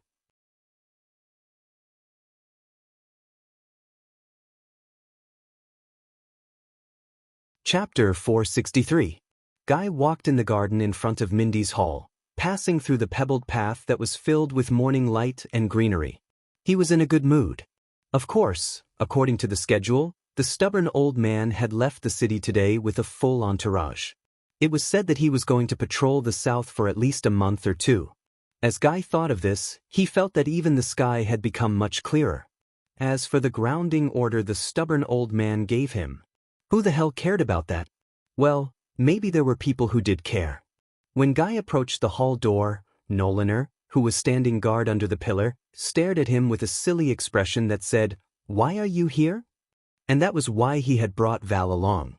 Before Noliner could open his mouth to ask, Val cleared his throat, walked forward under Guy's gaze, and started to make things difficult for his younger brother with his loud voice that was unique to Northlanders. As one of the members of the Royal Guards, Noliner Arund might be able to deal with assassins without hesitation, but he was definitely not good at dealing with troublesome brothers who came from the same mother. Guy knew this very well. Taking advantage of the fact that Nolaner had no time to care about him, Kay smoothly walked into the hall. Perhaps because the stubborn old man had left the city, the security in Mindy's hall was not as strict today. A few cleaning servants came and went in a hurry. The Jade Star private army only stood guard at the periphery. Only the elite and few royal guards guarded a few important positions. Morian stood by the side door of the left hall with his eyes wide open. Rogo stood opposite him in the right hall, dozing off against the wall. And right in front of Guy, Tony stood steadily with his hands behind his back. Behind him were the stairs and the statues of the 3 constellation kings on the wall. His Majesty has grounded you. Tony's voice was emotionless. You should not be here. Guy snorted and continued to walk towards the stairs. You should not ask where I am going. But Tony reached out and stopped him. Go back, he said coldly. His tone left no room for negotiation. This is for your own good. Guy glanced at the knife at the back of Tony's waist. Trouble. Guy had always believed that there were 2 types of people in the world. Those he could defeat and those he had to call for help, like Val and the strong attendant Kana, to defeat. But without a doubt, the famous chief guard of the royal guards, Lord Conrad Tony, belonged to the 3rd category. Morian and Rogo, who were standing on both sides, looked at each other, as if they were anticipating what was going to happen next. Guy sighed and took a step back. Well, do you know the most interesting part about what happened next? Tony pursed his lips. Kai smiled brightly and danced to express himself. I wanted to go up, but you wouldn't let me.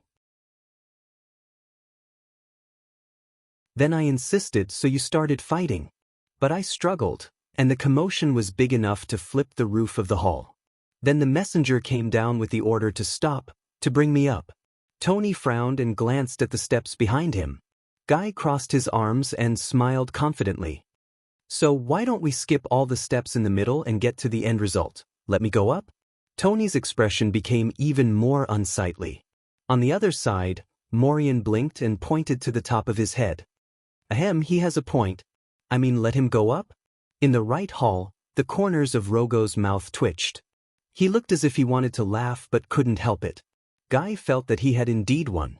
Because Tony snorted angrily, but did not do anything. He retreated to the side. That's more like it. Guy proudly raised his nostrils in victory and walked past Tony, ignoring the other man's livid face.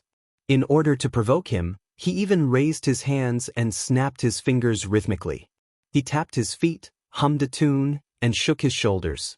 Ignoring the strange gazes from the servants and the royal guards around him, he sashayed up the stairs. Guy arrogantly walked past the portrait of the 3 kings of Constellation, the bastard king, the wife king, and the bad debt king. The last time he called him that, the old stubborn king personally held him down in the Constellation tomb and beat him with a rod 30 times until his pregnant mother heard the news and rushed back from the tea party to save him. He winked at the 2 maids who were coming down the stairs. They were so frightened that they dodged to the side, turned around and ran away. It's still a beautiful day, isn't it? Guy thought contentedly as he stared at the back of one of the younger maids and admired her shaking hips. However, he had only taken a few steps when he saw a strong man dressed in black walking down the stairs while being escorted by 2 attendants. Guy's light footsteps instantly stopped. No, the moment he saw the man in black, Guy wailed in pain in his heart. It's him. The person I don't want to see the most. The most there is no one of. Why is he here? Why isn't he in the place where he should be the most, the dirty military camp, the harsh north, where he continues to drink his people's blood and chop off their heads? Guy clenched his teeth in pain. He lowered his head in a practiced manner and leaned against the side of the stairs to minimize his presence. Then, like a lowly servant, he silently turned around and planned to slip away. He did not expect the man in black to ignore him. But in the end, his wish was not fulfilled. Where are you going? Guy froze in his tracks. A familiar yet unfamiliar voice came from above his head. It sounded like an old organ that had been corroded for many years. When it was played, every string was a murderous weapon. Is this your reaction after a year of separation? The man in black walked down the stairs with a majestic gait. He had an imposing appearance. Morian, Rogo, and Tony all stood solemnly and bowed to the man. It was a treatment that Guy had never enjoyed before. Wait a minute. Kia glanced down at Morian and suddenly understood. They knew he was here. They did it on purpose. Hiding, running away, turning a blind eye. Just like how you run away from your identity and duty. This man had eyes as sharp as a blade, a firm and resolute face, a broad chest, and a body that seemed as if it would never bend. Most importantly, his appearance was like a dose of ice and snow. It chased away all the warmth in the hall and replaced it with heaviness and tension.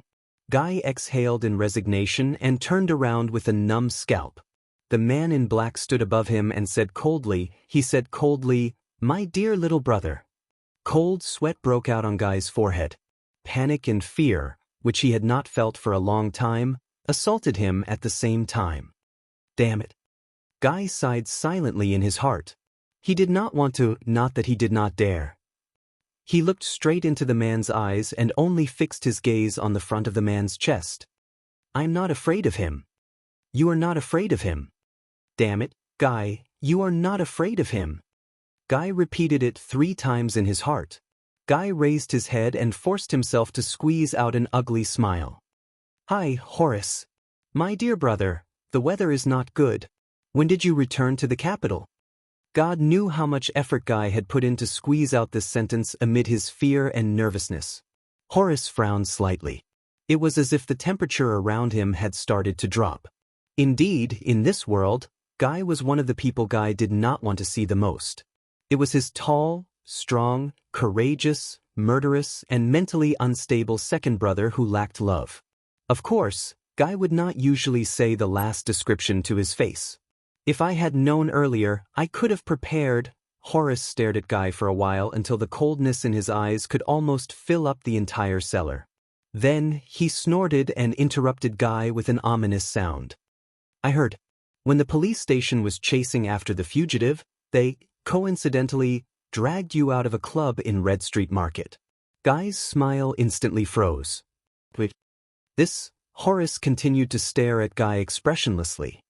"All right, as usual, this guy has no intention of making small talk." But Guy shook his head laboriously. He twitched as he fiddled with his cheeks. There was an unnatural chuckle in his voice. No. You misunderstood. I just had a poetry discussion with my friends. The atmosphere in Red Street Market is better, so we booked a private room. We drank some wine together and discussed the manner-style poetry during the Red King's era. Horace narrowed his eyes slightly and slowly approached Guy. Coupled with his strong body, he was like a small mountain pressing down on Guy. "Friends? Poetry discussion." Guy nodded innocently. "You know, the kind of things Herman likes to do." Horace continued to stare at him coldly. "But Herman has never held a poetry discussion at 2 in the morning, the second prince said coldly, "nor on a super luxurious soft bed in Red Street Market. Midnight. Big bed." Guy had a bad feeling that something bad was about to happen. He also never got stuck in the middle of 3 naked women in a drunken stupor when the police officers arrived. Then, he was dragged naked on the street until he cried out the name of the royal family. Horace spoke very slowly, and every word sounded muffled. Guy's expression froze. Damn it. Isn't this supposed to be a secret? Where did he find out about it? The police station? He swore that when Horace said the words, naked women, Morian, who was below them, glanced at them while holding back his laughter. Even though the fact that Guy was grounded was public, the truth behind it. The stubborn old man has given strict orders. Other than those involved, shouldn't this matter be covered up? Guy twisted his neck unnaturally and looked elsewhere. Where did you hear about it? Horace's eyes were filled with contempt. My wife, and she heard about it from Madame Hebron. Madame Hebron? Wait a minute. So it means, Guy seemed to have figured something out. A huge haze of impending doom flashed across his mind. Oh no. The noblewomen in the capital's circle of gossipy noblewomen. Don't expect me to be their mouthpiece ever again. Except for Madame Ellie's. After all, Her moans are too moving, but Horace's voice interrupted Guy's thoughts, which had already drifted to the Far East. After you were caught lying naked on a bed with a cheap whore, the widow of a meritorious minister, and a viscountess whose husband did not know about it, and your identity was known by half the people on the street. His second brother did not hide the disgust in his tone. The dignity of the royal family, the loyalty of the nobles, the stability of the rule. Do you know how much effort father had to put in to clean up your mess? Just because you could not control your lower body? Guy raised his eyebrows. He did not think much of it. I kind of know. The whipping marks in Renaissance Palace are still fresh in my mind. There are also a lot of gifts and gifts to comfort the vassals, especially to the husband who was known to the entire king to be cuckolded. But Guy is certain that the coward who likes to listen to his wife's screams used this in exchange for a promotion. He must be very happy. Is this not enough? Every time we thought that you would know your place and repent, you would impatiently jump out and tell everyone that you are still the most disgusting clown. Guy realized that he was trembling slightly. Our enemies should really thank you. You single-handedly turned our family and surname into the biggest joke in this country. Horace's gaze was like that of a military judge in a military camp. See, this is what they care about. Surname. Family. Really old-fashioned. Is there anything else? Guy sneered in his heart and made up his mind. I'm going to go against him. This arrogant bastard. And he knows how to provoke Horace. Guy looked like he did not care at all. He snorted and said, "Joke? I'm not sure." Anyway, that night, Madame Élysée laughed quite happily. I mean, who doesn't like to discuss poetry? Guy was satisfied to see that Horace's expression became darker. That's right. The angrier he is, the happier I am. If this damned Mussulman really thinks that he can... Guy spread out his hands and smiled provocatively. Of course, you may not understand. You may prefer to be in a military camp, rubbing shoulders and sweating buckets with tens of thousands of burly men every night. In the next second, the black-clothed Horace suddenly swung his right arm, and his fingers grabbed out like an eagle's claw. Asterisk slap.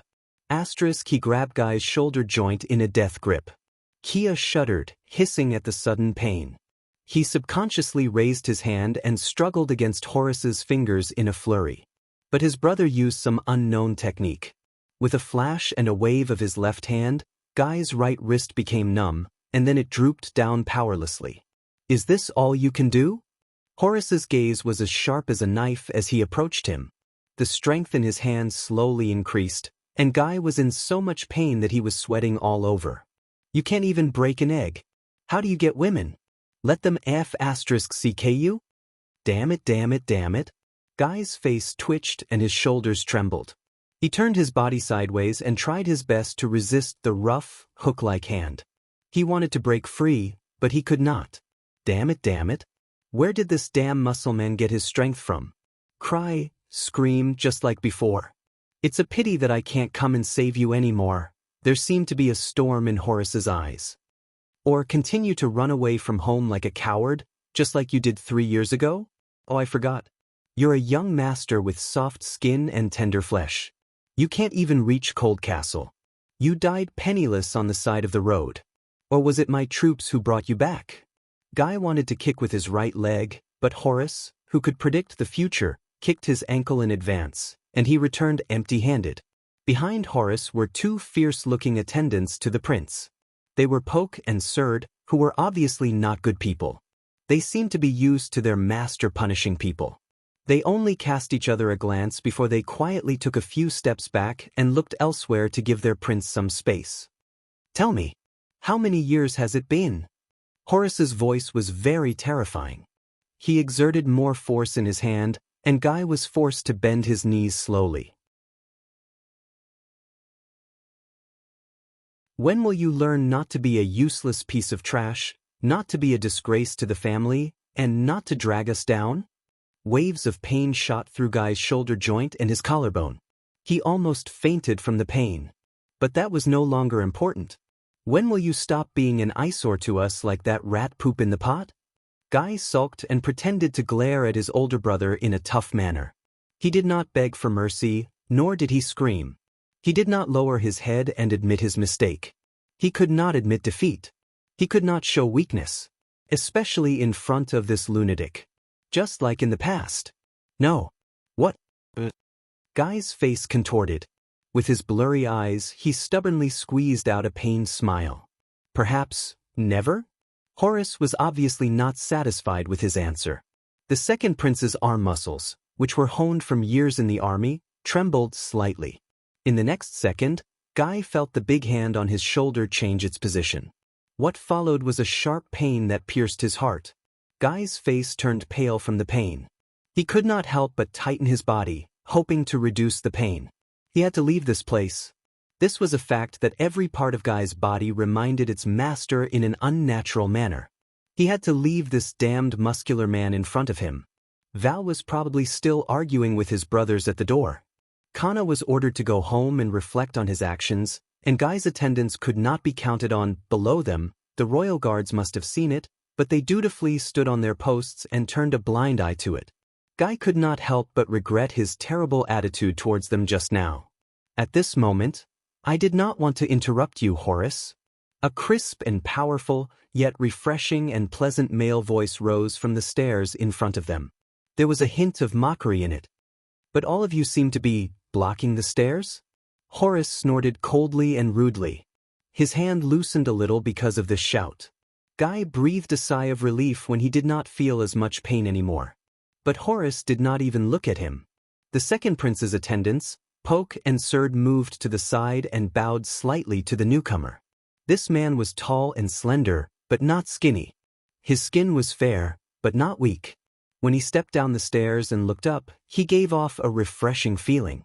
Although Guy had seen it countless times, he had to admit that both he and Horace were once again attracted by his face the moment their eyes met. They even forgot their pain for a moment. There was no other reason, because this man was really too handsome.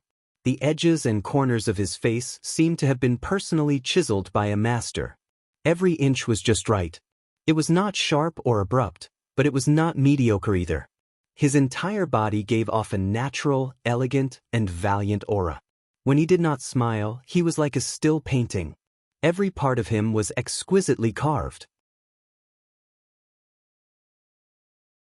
When he smiled, it was like a blossoming light, making people forget about him. And his gaze was like the work of the gods. When it was bright, it was like a whirlpool, captivating one's soul. When it was dim, it emitted melancholy, making people feel sorry for it. When he looked directly at it, it was full of sincerity, and when he looked disdainfully, it was dignified. Look at him acting like a ruffian. Horace's hand was still on the pale guy. He did not even turn his head around. "I just don't understand. Why are we brothers and share the same surname?" The terrifyingly handsome man cast a glance at Guy. He curled his lips and revealed a smile. It was like a blooming flower, and it dazzled Guy's vision. Sometimes I wonder about this as well." The handsome newcomer shrugged. Guy began to tremble slightly. Brother. This was his brother. His family. And his damn bloodline. Things he would rather not have. When he thought of this, Guy gritted his teeth, raised his head again, and spat. "Yes, why?" "Ask our mother," Li Hua said. Horace's expression turned cold, and he exerted force with his fingers. Guy felt his shoulders starting to hurt again. But at this moment, the beautiful man by the side coughed softly. "Forget it, Horace. Your time is much more precious than this guy's. It's not worth wasting your time." The beautiful man pointed above his head. He had a smile that could kill both men and women. "Besides, this is his hall. It's his territory. It's not suitable." This sentence was effective. At least, Horace was silent for a while. Guy still tried his best to fight against his elder brother's love, but his struggles were useless. It was like he was scratching an itch for Horace. After a few seconds, the second prince seemed to have figured something out and finally let go. Once he was free, Guy leaned against the wall as if he had deflated. He panted harshly and rubbed his shoulder. He looked at the beautiful newcomer, rolled his eyes, and called out the newcomer's name weakly. "Herman." If someone asked Guy what was worse than running into a bastard brother early in the morning, the answer would definitely be running into two bastard brothers. That's right, Herman Jadestar. His youngest brother. Guy glared at Herman angrily. He was sensitive enough to notice that Herman's gaze was as arrogant as ever. It was filled with disdain and contempt. Most importantly, damn it, why is he so handsome? He had to admit that among the brothers, Guy and Herman took after their mother. But when it came to it, Herman was the one who truly inherited and even developed his mother's beauty. Well, it might not be accurate to describe him as beautiful, but in fact, using male adjectives to describe Herman would make him seem too boorish and crude. But if he used female adjectives to praise him, it would be too feminine and not powerful enough.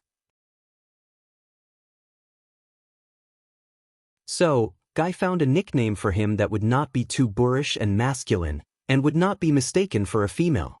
Sissy. Even though Guy was certain that all the people who had seen Herman with their own eyes would not agree to use this term. But what else could Guy do? There were only so many words in the world, right? He had to choose one. This was definitely not because he was jealous of Herman's looks. Yes, maybe a little, but definitely not much. Even though Guy would never forget that Herman Jadestar was the man who attracted the most attention at any ball. Over the years, the #1 spot on the list of people who wanted to have a good time with the ladies in the capital, and perhaps some men as well, Guy thought maliciously, and the #1 spot on the list of people who wanted to have a good time with them the most was firmly controlled by this sissy. But this sissy also understood the profound principle of letting go of the reins only to grasp them better, and giving them what they wanted. He pretended to be aloof, and never pretended to be courteous or hinted at, which made the ladies even crazier for him. This extremely hypocritical hypocrite made Guy, who also had the blood of the royal family flowing in his veins, look like a vulgar and despicable street whoremaster who would go to any hole he found. And every time, Herman would stare at him with a disdainful gaze. A mechanical and boring voice joined the conversation. "Your Highnesses, is there a problem?" As the footsteps drew closer, a long-faced man dressed in the attire of a guard appeared on the stairs above. He looked down at the three princes from above. When he saw this person, Horace narrowed his eyes and sized him up. Guy subconsciously shrank back. The fourth prince, Herman, shrugged and nodded in a fitting manner. His voice was pleasant to the ears, and his smile was brilliant. "No, Lord Zacriel. We are just brothers who have not seen each other for a long time to catch up." The Lord nodded, but did not move. He only stared at the three of them with a burning gaze. He seemed to be waiting for something. Horace understood what was going on. He grinned and chuckled. He no longer looked at Guy, who was panting against the wall. He brought his attendants down the stairs and left. Zacriel watched his back as he walked further and further away. It was only then that Guy exhaled, as if the disaster was over. Herman chuckled and turned to Zacriel, who was above his head. "You know, Your Highness, my brother has always admired you. He thinks that you should be serving the kingdom in his military camp, not in the royal guards." The long-faced man was expressionless. "I know." Herman quirked an eyebrow and stared at him for a long time, but he did not say anything else. "All right." The fourth prince sighed and nodded. "This is probably what he likes about you." Zacriel did not say anything. Herman turned around and extended his hand to help Kessel, who was leaning against the wall, but the ungrateful Guy flung his hand away. "So, you're hanging out with him now?" Guy stared at him coldly. "You're making friends with your brothers, and this makes you feel good?" The beautiful prince frowned. "My feelings are not important. What's important is that, without me, you and Horace—" Guy stared back at him arrogantly. "Come on, sissy, we all know what kind of person you are. Stop pretending." Herman could not help but laugh. He snorted and shook his head. His handsome and sharp features, which looked like they came out of a painting, shone slightly under the sunlight, and they could not help but stare at him. "Do me a favor, Kessel." Herman started calling him by his full name again. God knows how much he hated this name. Guy turned his head away in disdain. Hyman said with a smile, "Next time you want to discuss poetry with someone, buy a hat first and cover it up." When he heard the words, "discuss poetry," Guy already felt that something was wrong. But he was still stunned for a second. Buy a hat? Cover what? He asked stupidly. Herman was like a loving older brother. When Guy could not react, he stroked his younger brother's head in a doting manner. He smiled brightly. Don't you understand, little fool? Block the hole in your head. Why do you have to cover the hole in your head? Kyle touched his forehead and suddenly realized something. Cover your father. However, Hyman had already walked away with his handsome face that could topple all living beings. Following behind the ice-cold and sharp Horace, who seemed to be waiting for someone to swallow them up, Hyman had already left. Only Guy was left behind, stomping his feet in anger. Herman Jadestar, you're the one who has a hole in your head. Your whole family has a hole in their heads. Cough cough cough. Something seems wrong. In short, is it great to be handsome? Can you do whatever you want just because you're handsome? Guy cursed and turned around. He straightened the folds of his clothes and cursed this terrible morning. But a chill ran down his spine, and he slowly raised his gaze. He saw the chief penal officer of the Royal Guards, Zacriel, still standing at the corner of the stairs above him. He stared at him indifferently and did not move. Somewhat? Person. It was as if he was reminding him of something. Guy shuddered and understood what he meant. Yes. Guy glanced at Zacriel and thought gloomily. How could he forget? When the whip marks on his back were still throbbing with pain, how could he forget the person who carried out executions with whips under the king's orders?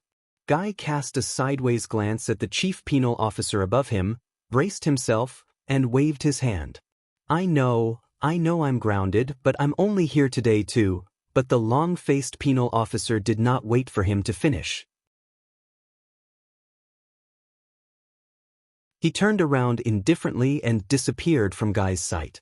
Guy could only turn around resentfully when he was halfway through his expression. He could only place his hands by his waist in resignation. How nice. At least he didn't ask about naked women. Guy threw a bully look that said, "What are you looking at?" at the King of Wives, who had a scary expression on his face. He continued walking up. When he reached the second floor, he was immediately stunned. The French window on the second floor was open. 2 large drawing boards and countless paints were placed in front of the window. A plump man dressed in luxurious clothes sat between the drawing boards. His back was facing Guy, and he held a few paintbrushes between his hands. He was concentrating on capturing the courtyard of Mindy's Hall at dawn on the canvas. But Guy opened his mouth subconsciously. Fatty! Fatty! The man's back stiffened slightly. Guy looked at the drawing board in horror and measured the distance between it and the stairs. You've been here all this time? You heard everything? The plump man turned his butt around on the chair and revealed an ordinary face. His small eyes were squeezed into his chubby cheeks, and they blinked impatiently. No, I didn't hear everything. The plump man dragged his voice out, and he looked like a profiteer. I only know that you read poems with 3 or 13 old, mature women naked. Guy's body swayed, and he wailed silently. No, King didn't hear everything? Don't worry. The man whom he called Fatty seemed to understand Guy's despair. He shook his head, and he seemed to be taking pleasure in Guy's misfortune. I'm not interested in you being tied up and paraded naked through the streets. King said that again. You said I didn't hear everything? Guy was going crazy. He looked at the man who was trying to hold back his laughter, and he felt embarrassed and angry. I wasn't naked, but forget it. I mean, you heard everything, but you just sat here and did nothing? Fatty waved one of his paintbrushes. Guy widened his eyes. Did you see that murderous, muscular man? You just watched him lose his temper at me? Aha. Did you see your younger twin brother? Did you see him trying to please Horace and help him to humiliate me? Aha. The plump man shook his head nonchalantly. His expression was still relaxed, and he looked quite pleased with himself without the slightest hint of guilt. Guy made an extremely rude mouth gesture, but he did not scold Zacriel. He knew that Zacriel was nearby. He threw his hands to the side as if he had given up on himself and exhaled. You're really something, stupid Fatty. That's your mess. Why should I get involved? The plump man shrugged. Kai raised his finger and looked at him coldly with a "you're really something" look on his face. You know, banker, sometimes I wonder, are you really my brother? Did we really crawl out of the same mother's womb? Or did our mother sneeze when she gave birth to you? The expression of the man whom he called Fatty turned cold. That's right, this is Bancroft, his third brother. It's said that he and Herman are twins. Guy looked at the man's face, which was so fat that it was squeezed together. He frowned subconsciously. Hereditarily, Horace took after his father, while Guy and Herman took after their mother. As for Bancroft, he probably took after a potato that his mother ate when she was pregnant. Ever since Banker started losing his shape when he was 6 years old, he became increasingly certain of this. Banker was the one who did not seek trouble the least in Renaissance Palace. Other than the fact that he liked to draw paintings of souls that people could not recognize, he basically had no major flaws. What Guy meant was, look at his second brother and fourth brother. One was stubborn, and the other was flamboyant. But this did not make Guy like him much. On the contrary, Banker's ignorant and innocent look of, it's none of my business when my brothers fight, made Guy extremely disgusted. What was worse than being opposed was being ignored. That was why this stupid fatty always gave Guy the desire to beat him up, even though Guy knew that his fists would only bounce off Banker's bottomless flesh. Speaking of which, how would Banker do that? Would he be able to show it when he was up? Would it sink into his flesh? Banker took a deep breath and glanced at Guy as if he was looking at a trash can. He then let out a long sigh. You just don't understand, do you? Guy frowned. Understand what? Banker gave Kia a long look. The fatty then shook his head and waved his arm at the pillars and garden in the distance outside the window. In its hundreds of years of history, the design and layout of Mindy's Hall are classics in the art world.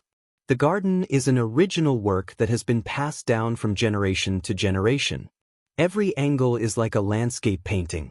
Many artists and masters of architecture have yearned to see it, but could not. His tone was filled with admiration. Guy raised his eyebrows and looked in the direction of Banker's arm. He only saw a stretch of black and gray stone pillars and a bunch of red and green flowers. He turned his head rather stupidly. Landscape paint? So? After Banker finished admiring the scenery, he immediately put on a stern face. But when you stand here, little Kessel? Leyland's eyes widened. Banker grabbed the paintbrush and added some color to the canvas. He said with a look of disgust, with a disgusted expression, he said, it's like an extra stain on the canvas. This is why you are ostracized everywhere and why everyone hates you. Now you'd better get lost. As Banker spoke, he pulled the drawing board away, twisted his seat, and turned it in another direction. He left Guy with a fat, protruding but that squeezed his pants tight. Guy's smile froze. He instinctively wanted to touch Banker's painting. Don't touch my stuff. Banker did not even turn his head. Otherwise, I can't guarantee that when I tour the South next season, the beautiful ladies and madams of Blade Edge Hill will not know about your naked-ass poetry recital. Guy's foot that was about to kick out froze in midair. He moved his lips, but in the end he could only turn around mechanically. Very well, Guy said angrily, just hold on to your paintings that you can't sell, and hold on to those little people on your paper for the rest of your life. Damn fatty who doesn't have a sexual life. Be single for the rest of your life. The damn fatty did not even turn his head. He only waved his right hand and stuck out a fleshy middle finger between the 4 paintbrushes. Guy walked up the stairs to the 3rd floor angrily. But he kept thinking about that sentence. This is why everyone hates you. Everyone hates you. Guy clenched his fists. He was wrong. Kia said gloomily to himself. Banker was wrong. Not everyone. Once upon a time, his mother liked him. She would laugh heartily at his pranks and praise his creativity when the old stubborn man was angry, regardless of whether they were appropriate or not, regardless of the consequences. Until not everyone. Guy stopped and looked up at the room in front of him, the most important main room in Mindy's Hall. He gulped, cleared his throat, and tidied up his clothes. But before Guy could knock on the door, it opened. A prince's attendant who was born in a low-ranking noble family bowed and smiled at him, indicating that he could enter. His Highness is waiting for you. Guy felt warmth in his heart. Not everyone. He said to himself slowly. Not everyone. He politely and appropriately responded to the friendly attendant with the most respectful etiquette Prince Kessel had in his life. He even remembered that the attendant's name seemed to be Casso. Guy took a deep breath, and with the most cheerful and happy mood, he walked into the room with the lightest and most relaxed footsteps. He knew that the owner of the room did not like noise. But the other party had never been angry at his outrageous behavior. Because not everyone hated him.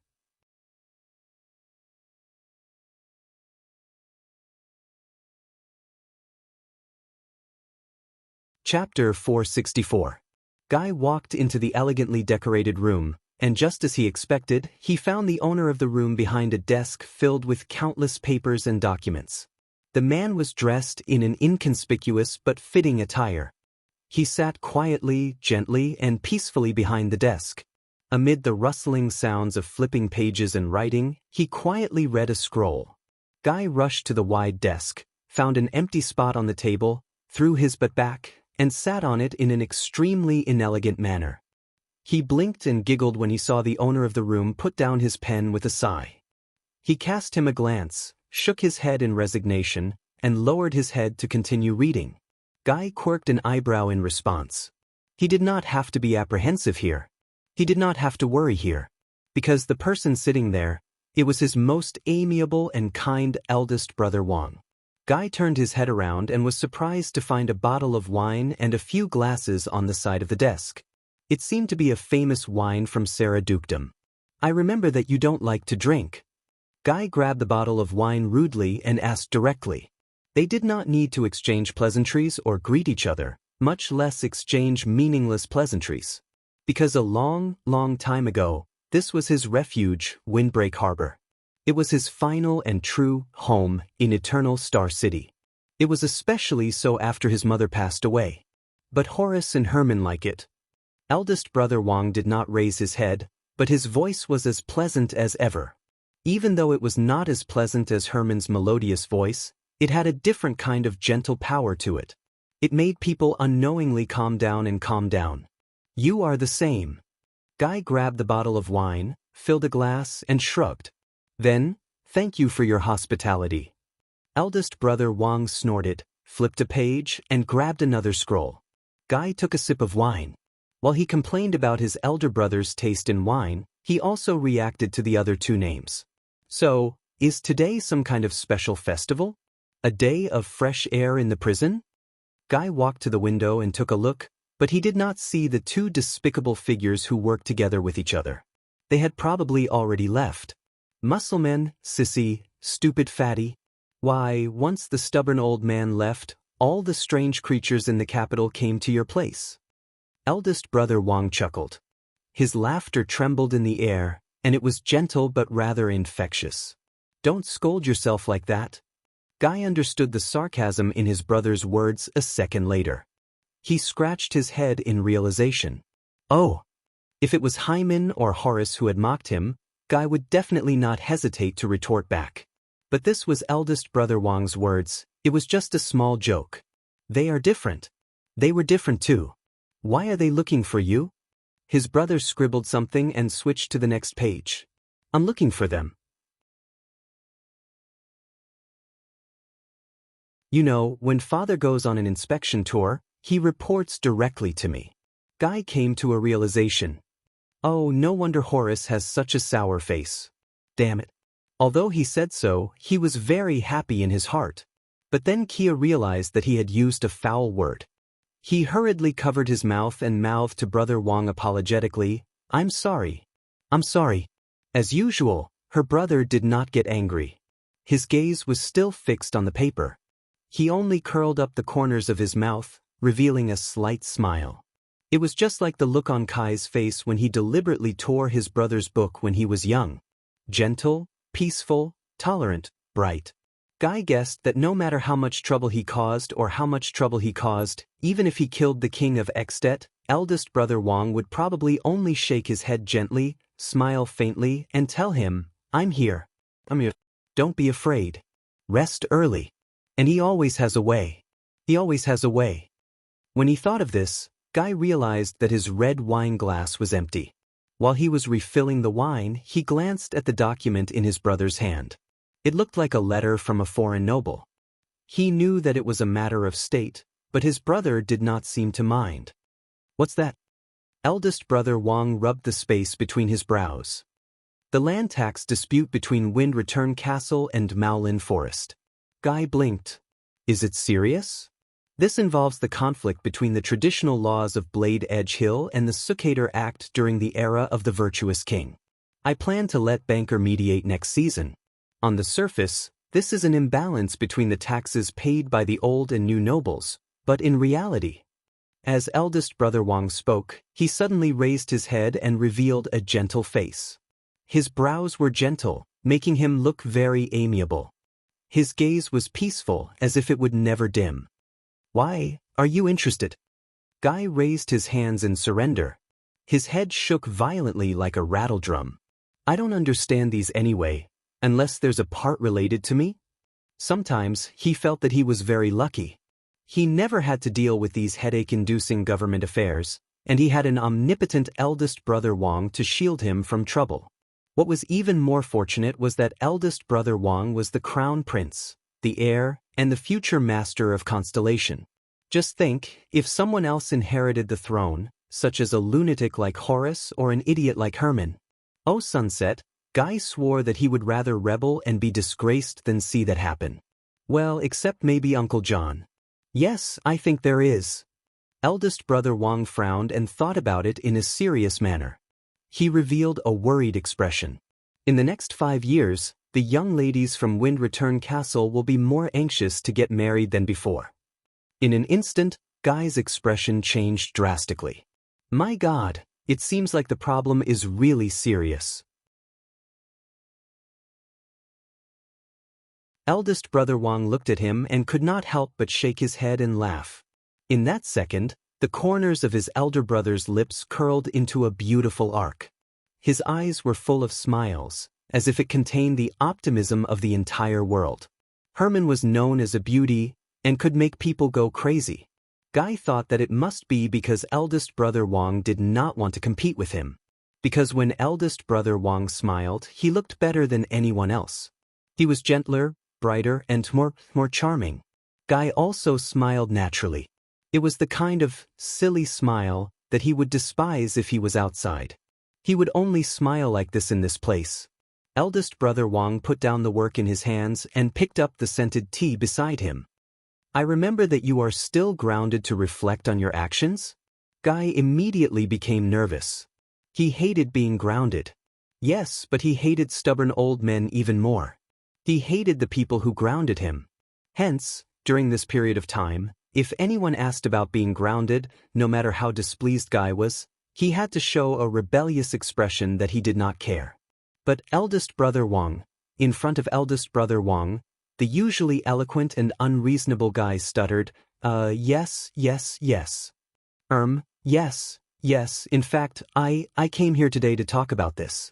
Although it's only been a short night, I feel that my self-reflection has achieved profound, beneficial, and rewarding results. Oh no, I seem to have forgotten all the script I prepared last night. If I knew this would happen, I would not have teased that maid last night. I didn't even have time to memorize the script.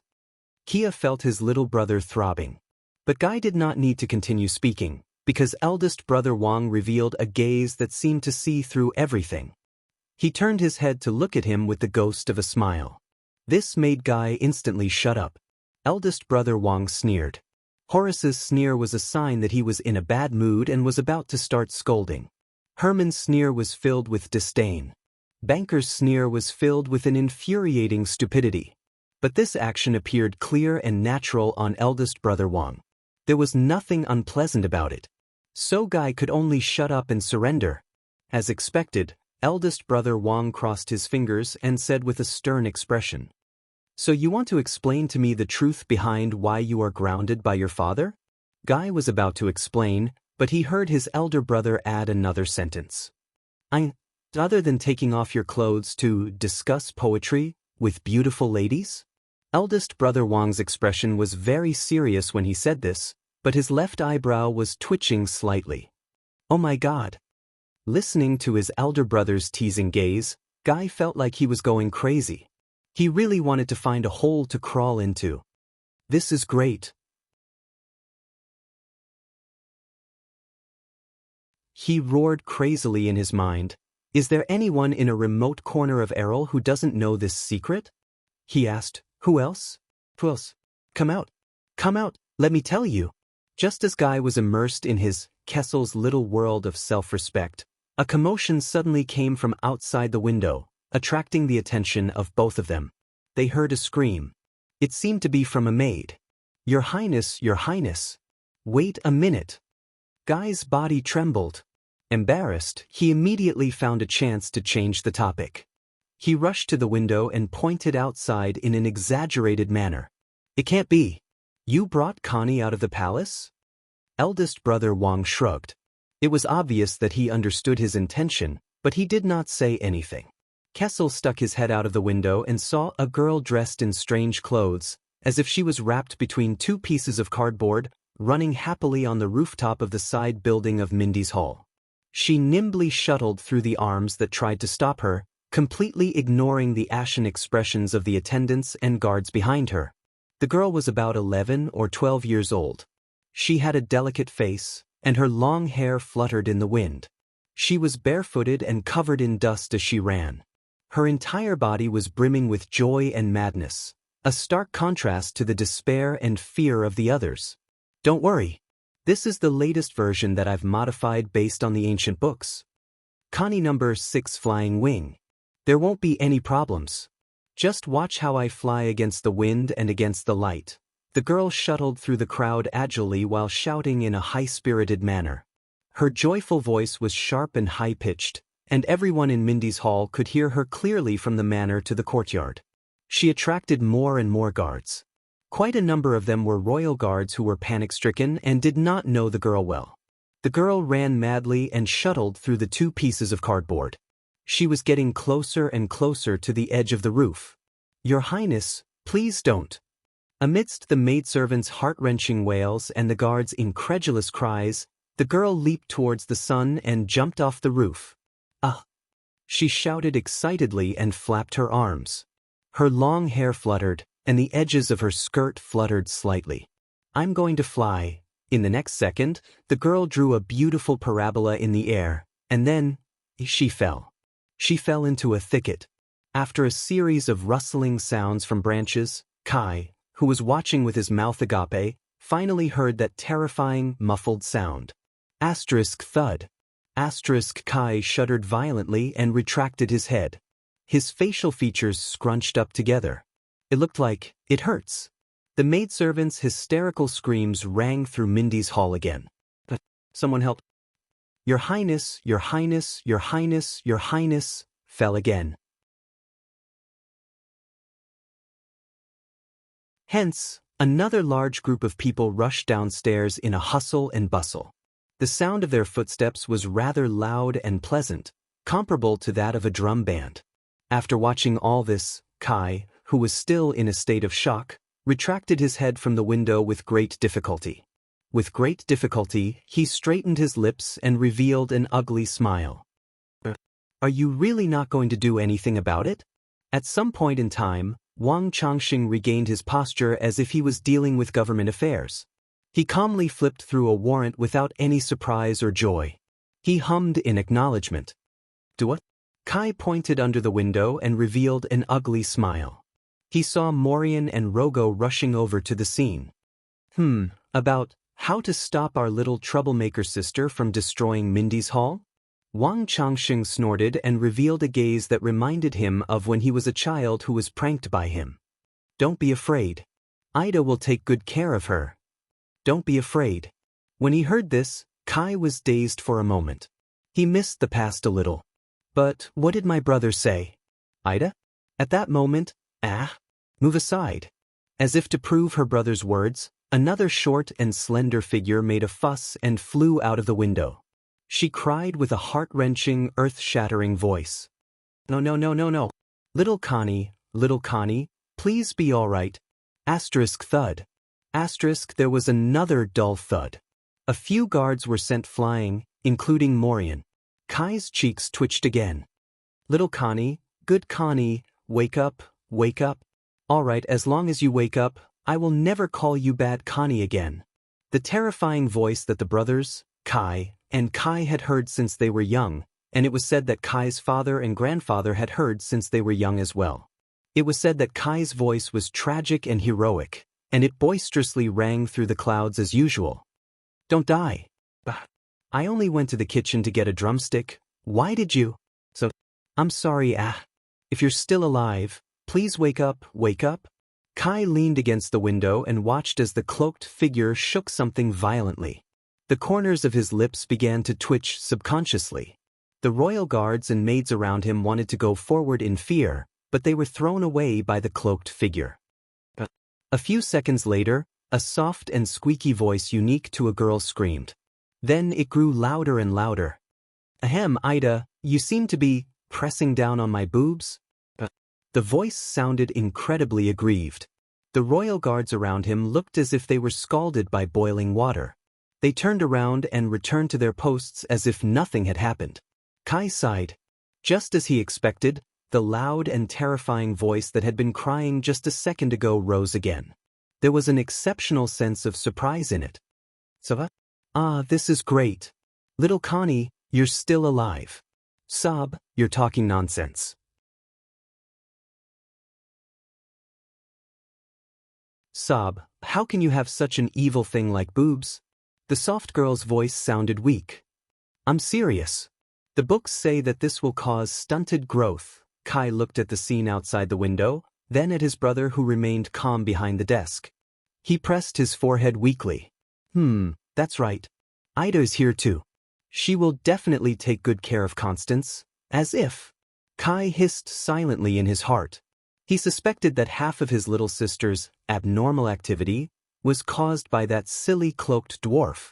Kai left the window helplessly and walked back. He picked up his wine glass again. But that terrifying voice, Ida wailed again. Sob, little Connie, I will never leave you again. By the way, do you want a drumstick? Swarm. Here, open your mouth. I'll tell you a little secret that I overheard just now. Don't tell anyone. My boobs. Do you know why your little brother is grounded? It's because he crawled into bed with 30 naked women. Kai spat out the wine on the carpet and coughed violently. *CK me. I shouldn't have come today. Kia quickly pulled down the window of the room, shutting out Aida's earth-shattering voice. He and his brother looked at each other in dismay. There were only tears in his heart. After a long period of silence, Wang Changsheng finally exhaled and broke the silence. You know Connie. As if he did not see Kai's pathetic state, Wang Changsheng sighed to himself. She is very lonely. Lonely. She yearns for attention and recognition. Kai, who was coughing non-stop and immersed in Kessel's self-respecting little world, was stunned when he heard that. He looked up and met his elder brother's gaze. At that moment, Wang Changsheng's gaze was different from usual. It was not only gentle, tolerant, and comforting. There was also something else in it. His elder brother said faintly, "That's why she is eager to do something. And we all understand that feeling. We should also understand." Kai was silent. He opened his mouth to say something, but his elder brother's gaze was fixed on him, as if he had seen through everything. So Kai lowered his head. After a while, the commotion outside the window finally stopped. Kai straightened his breathing and let out a long sigh. It's all thanks to that stubborn old man. He snorted softly and crossed his arms. His tone was full of deliberate venom. For more than 10 years, it's as if he doesn't have this daughter. Wang Changsheng was silent for a while. Don't blame our father. After a long while, the usually gentle elder brother suddenly said this. This was unusual. Normally, Kai would not argue with him, because Wang Changsheng was usually not wrong. Even if he was wrong for a reason. But today, especially after being stared at by the elder brother with that strange gaze, Kai suddenly felt as if there was a fishbone stuck in his throat. Father, He turned his back to his elder brother and said sarcastically, "Then what kind of father would hate his own child?"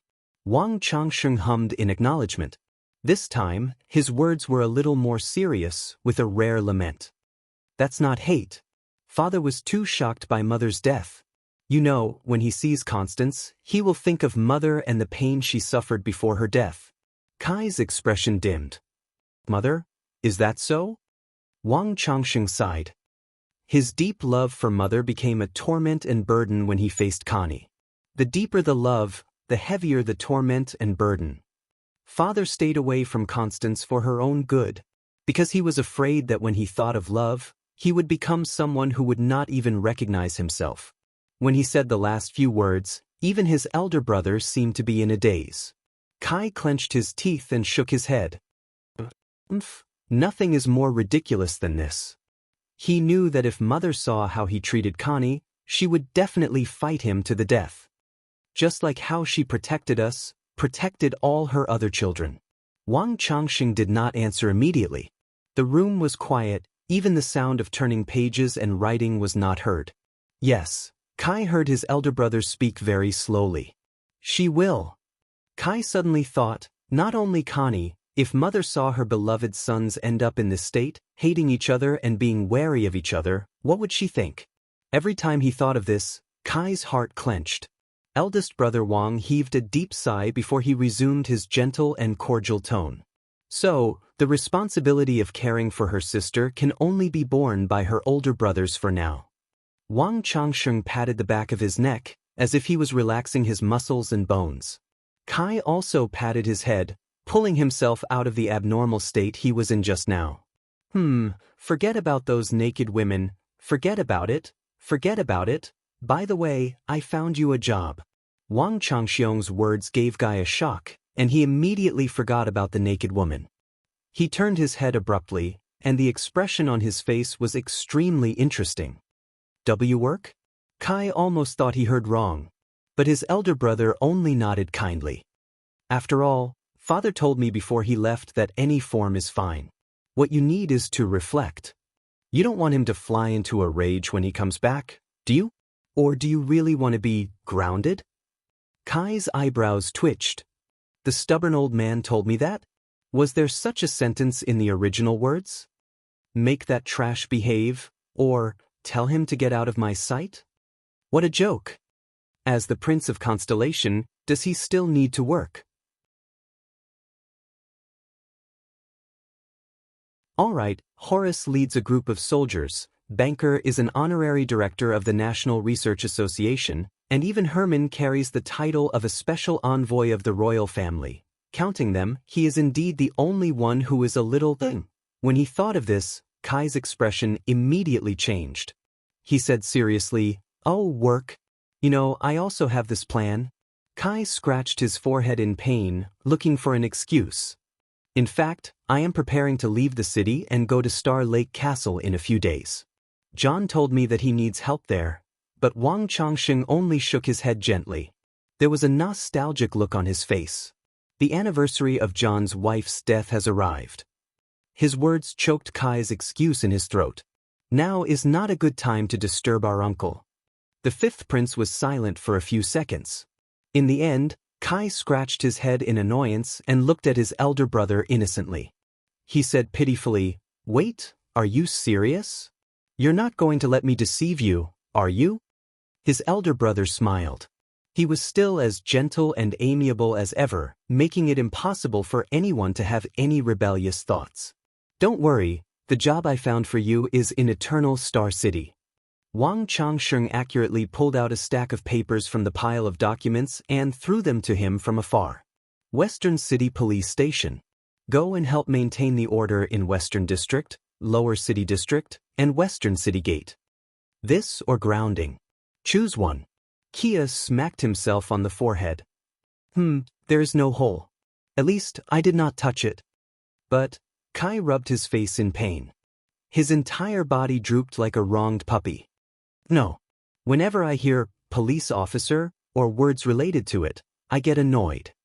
But soon his gaze focused. "Wait, Western District? Isn't that the district where Red Street Market is?" A brilliant light shone in Kai's eyes. Wang Changxing nodded with an amused smile. His gaze was sincere. Don't worry, that is a prosperous, adorable, beautiful, and colorful place. You can go there to reflect on your actions, and at least you won't really be grounded. Of course. Kai's expression instantly changed. He became serious and focused, just like when he was facing a girl's dress. That's right. What you said makes sense. Ahem, I don't like being grounded, and this is also a chance. As a police officer or other civil servant, I can properly patrol and understand our city and serve the kingdom, especially Red Street Market.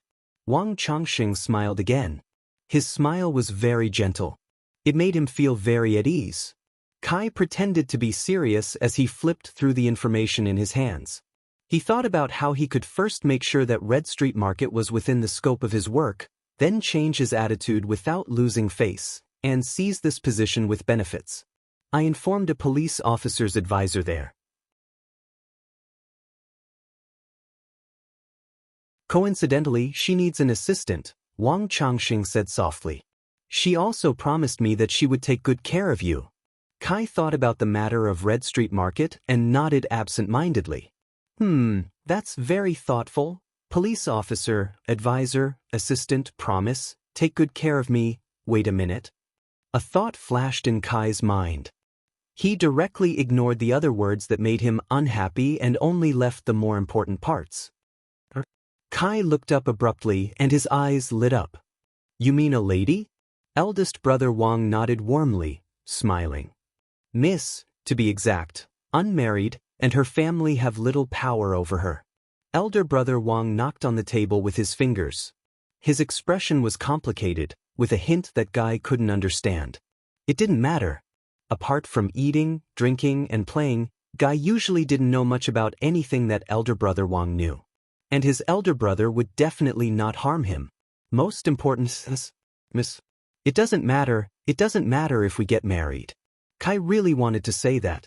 But he had to be reserved. Yes, reserved. Guy suppressed his excitement and told himself that he couldn't show his table manners too obviously. After all, elder brother Wang was a decent person. Therefore, it had to be done step by step. Is it beautiful? Is it beautiful? Isn't it beautiful? Kai's eyes twinkled. Eldest brother Wang smiled again. His eldest brother put his hand on his chin and pretended to recall something. He frowned slightly and then nodded slightly. Very beautiful. In that instant, Kai's eyes almost shone with the light of faith. Her brother was a man of his word and had never lied to her. That's right. Elder brother Wang's lips curled up. He continued to chuckle and added weight to his words. She's also smart and considerate. Oh my God. That's great. My respected, handsome, great crown prince, you are really my brother. If we weren't separated by a table, I would have kissed you. Kai's resistance and annoyance from a minute ago seemed to have disappeared. He felt as if he was immersed in the most wonderful hot spring. When do I start working? Can I go now? He blinked his sparkling eyes. Elder brother Wang smiled again, and his smile became even cuter. He tore off a note and wrote an address and a name. Western City Police Station. Look for Officer Jines Bajkovic directly. Don't bring any attendants. Of course. Kai was no longer pounding garlic. He was nodding like an avalanche. How can I let that boorish Val and that idiot Kana benefit from such a good thing? By the way, as elder brother Wang wrote, there was a nostalgic tone in his voice. That lady is extraordinarily charming. Don't fall in love with her. You will suffer. Fall in love with her? Kai took the note impatiently. He spun on the spot in a well-practiced dance before he faced Midir. You worry too much. I'm a veteran who has been with many women. Kai flashed a confident smile. He extended his finger and pointed at Midir while he walked backwards out of the door. You know I won't. Elder brother Wang still had that reassuring smile. He waved his hand, not knowing whether he should laugh or cry. Hurry up and go. Kai's figure disappeared, but a few seconds later, his palm reappeared by the door. Hey, Midir. Kai, who had returned, stood outside the door.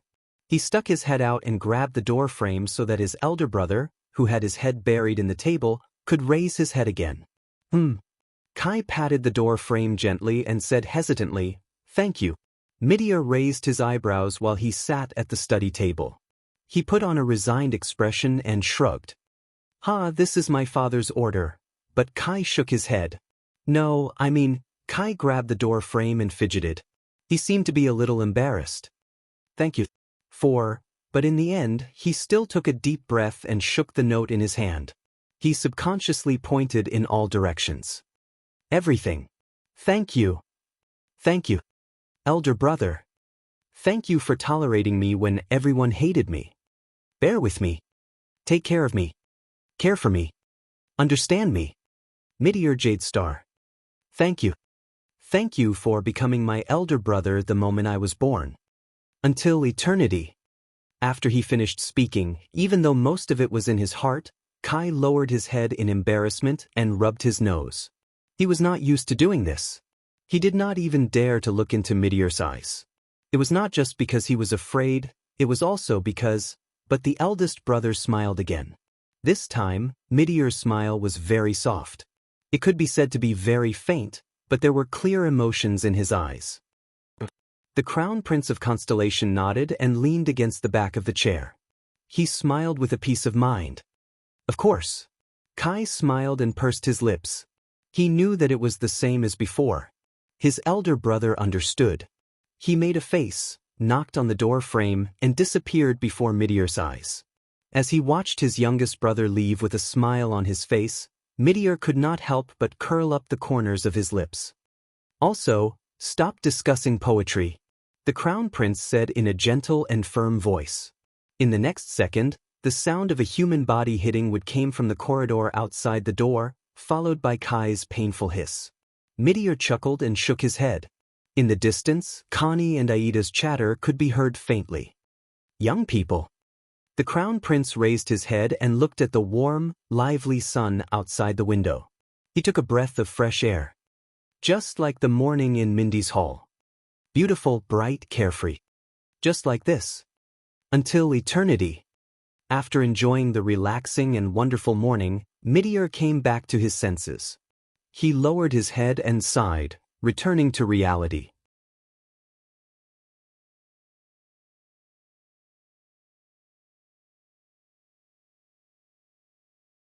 Chapter 465. 6 years ago, Thales, who had yet to become a prince, was told by Gilbert in Mindy's hall. The history of Constellation has never lacked blood. Blood. Is this the real blood? Thales stared at the agitated Samuel. The man reminded him of the Duke of the Northern Territories' almost hopeless roars in Renaissance Palace a long time ago. The same hatred, the same pain, the same desolation. Similarly, he would stake everything on a single throw. The atmosphere in the storage room reached its peak. Even Belden, who stood in front of Thales, put down his weapon in a daze. Samuel's panting was filled with anger that had not subsided for a long time. Nalji bit his lower lip tightly. Barney Jr. was like a lost traveler who fell into the fog. He raised his head in confusion. As for Zacriel, he only pressed his hand against his forehead and lowered his head. He did not say a word. Even Quickrope, who tried his best to act as if it had nothing to do with him, inadvertently revealed a contemplative and surprised expression that a low-ranking mercenary would not have. He looked at Thales. "What do you want to do?" But Thales ignored him. He only stared at the center of attention in the room. Finally, after the extreme clamor and the extreme silence, the voice that had disappeared for a while reappeared shakily. "What are they talking about, Zacriel?" Thales, who felt complicated and could not put his feelings into words, turned his gaze. Barney Jr., who was kneeling on the ground, widened his eyes, which looked as if they had been ravaged by a storm. "Father? Jadestar?" Zacriel did not speak. The knight shuddered and turned his head slightly. At that moment, he hid his expression so that his colleagues could not see it. This was not what he wanted. Never. But from Zacriel's silence, Barney Jr. had already sensed something. "They are loyal to another Jadestar? The other? Highness?" Barney Jr. repeated in a daze. He ignored the disappointment on Nalji's face and the indignation in Samuel's eyes. "Answer me." The man's unusual silence agitated Barney Jr. His tone became more and more anxious. Nalji snorted. Barney Jr. turned to him for help. "Go and ask your father." "Ask our respected vice captain," Nalji said softly. The sarcasm and reproach in his voice still lingered. "He is the instigator who appeared in secret, followed orders from his superiors, and made promises to his subordinates. Too bad he didn't tell you." Barney Jr.'s unfocused gaze became focused again. On the other side, Nair sighed as if he had accepted his fate. "Enough." Finally, Zakriel's dull and mechanical voice rose into the air. He released the hand that was pressing down on his forehead, exposing his face to the light of the fire again. His pupils were dim, and they reflected the burning torches on the ground in a lifeless manner. Apathetic. Just like a dead person. Why can't you just let go? The Knight of Judgment asked absent-mindedly. Let go of everything in the past. Keep everything in its original state. No increase, no decrease, no more, no less. In the end, there was still a slight fluctuation in his calm and hollow voice. Let them end here. Why not? His words caused the expressions of many of his colleagues to change. Nalji's shoulders trembled. He looked at Barney Jr. and flashed a sarcastic, bitter smile. Yes, why not? Rumble. Barney Jr. got up from the ground abruptly. His senses, which had been ravaged by the alchemy ball, made him stagger for a second before he managed to regain his footing. Zakriel, because if it's true, at that moment, the disheveled Barney Jr.'s numb eyes shone with a rare hint of excitement. If the bloody year is really a lie, then it means, he looked at his other colleagues eagerly and longingly, the sobbing Canon, the whimpering Bruley, the desolate Tardin and Belden and Nair, who exchanged glances. They seemed to want to get some support. But his colleagues did not respond. Only Samuel sneered in disdain. Thales sighed softly. He cleared his throat and spoke in the unbearable silence and darkness. That means, Barney, that the people who swore loyalty to the Jadestar royal family in the past, including your father, might not have committed treason. The prince's words echoed in the dungeon, and the light in Barney Jr.'s eyes grew brighter. Thales sensed the fatigue and pain all over his body. He tried his best to make his voice sound calm and amiable so that he could slightly comfort the pitiful man in front of him, who was covered in wounds. At least, it was not so absolute and thorough. The prince's voice caused the guards to react differently. Some lowered their heads and did not speak, some opened their mouths, and some closed their eyes and sighed. But Thales ignored them. He only spoke slowly, and there was a desolation and sorrow that the teenager usually did not have. They are still loyal to the Jadestar royal family, and they only listen to orders. In the internal strife of the royal family, they choose a side. Choose their own masters. And fight to the death. Thales buried these words in his heart. Barney Jr.'s expression relaxed a little, as if he had obtained some sort of release. The guards fell silent, regardless of whether they knew about it or not, regardless of their ranks. The dungeon sank into silence again. But Quick Rope, who was watching from the side, felt that the silence this time was not so unbearable. Is it? Barney Jr. nodded faintly and repeated blindly. They're just. On the other side, Zakriel released a long sigh. Don't blame them, Barney. There was sadness hidden in the Knight of Judgment's eyes. Especially your father. In that chaotic era, families, oaths, righteousness, loyalty, traditions, royal power, family, the kingdom, His Majesty, His Highness. They just don't know that among so many people. Zakriel paused for a moment, as if he was organizing his words. What should they be loyal to? After he finished speaking, the Knight of Judgment closed his eyes in desolation and unclenched his fists. Barney Jr. stared at the floor tiles in a daze. He was filled with conflict and realization, and he seemed to be unable to speak anymore. But at this moment, Nalji let out a disdainful sneer again. He. Everyone looked up. You're too optimistic, Zacriel. Nalji shook his head. His eyes shone with gloom. You've left out a part. For us, the worst part. Barney Jr. was stunned. Thale's expression tensed. There was a suffocating pain in Nalji's voice. If this is the truth of the bloody year, it means that we. Nalji paused, as if he could not continue speaking. Zacriel did not speak, but his numb facial muscles began to tremble. Samuel seemed to understand as well. He took over the conversation. I understand now. Samuel's resentment disappeared without a trace. What followed was gloominess. If the bloody year was a bloody internal strife in the family, and blood relatives killed each other, Barney, even if I did everything I could to escape from my imprisonment, and tirelessly sought help and revenge, even if you worked hard to atone for your crimes by sending this Jade Star Prince back to the capital. A few seconds later, Barney figured something out. His face, which originally had some color in it, froze again. The relaxed look on his face disappeared, and what followed was fear that could not be dispelled. The reactions of the guards varied. Some looked relieved, some shook their heads numbly, and some furrowed their eyebrows. Even if we found out who the mastermind of the coup was and who the spy was, even if we proved that we and the rest of our colleagues were innocent and loyal, even if we. When he said this, Samuel choked a little. He lowered his head and spoke in a desolate tone. There is no meaning to it anymore. Barney Jr.'s body swayed violently, as if he had been hit by a heavy hammer.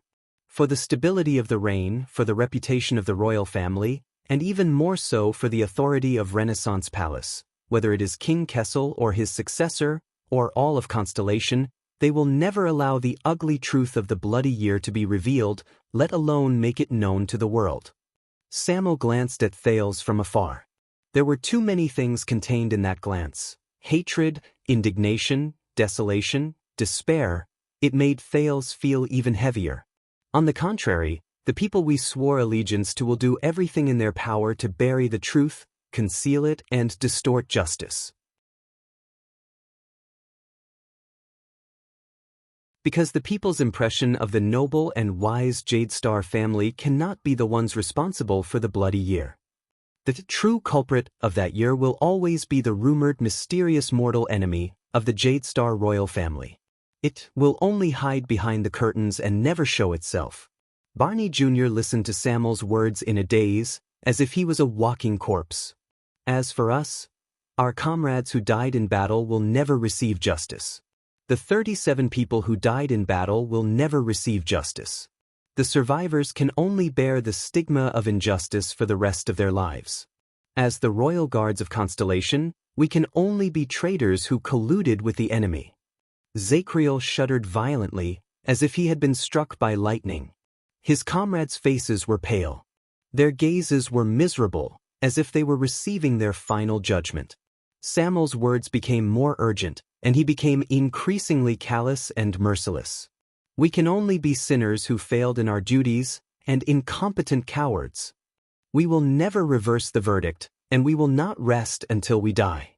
Aside from Samuel's voice, the dungeon was terrifyingly silent. Samuel panted for a while before he slowly regained his composure. However, the desolation and despair in his voice could not be any greater.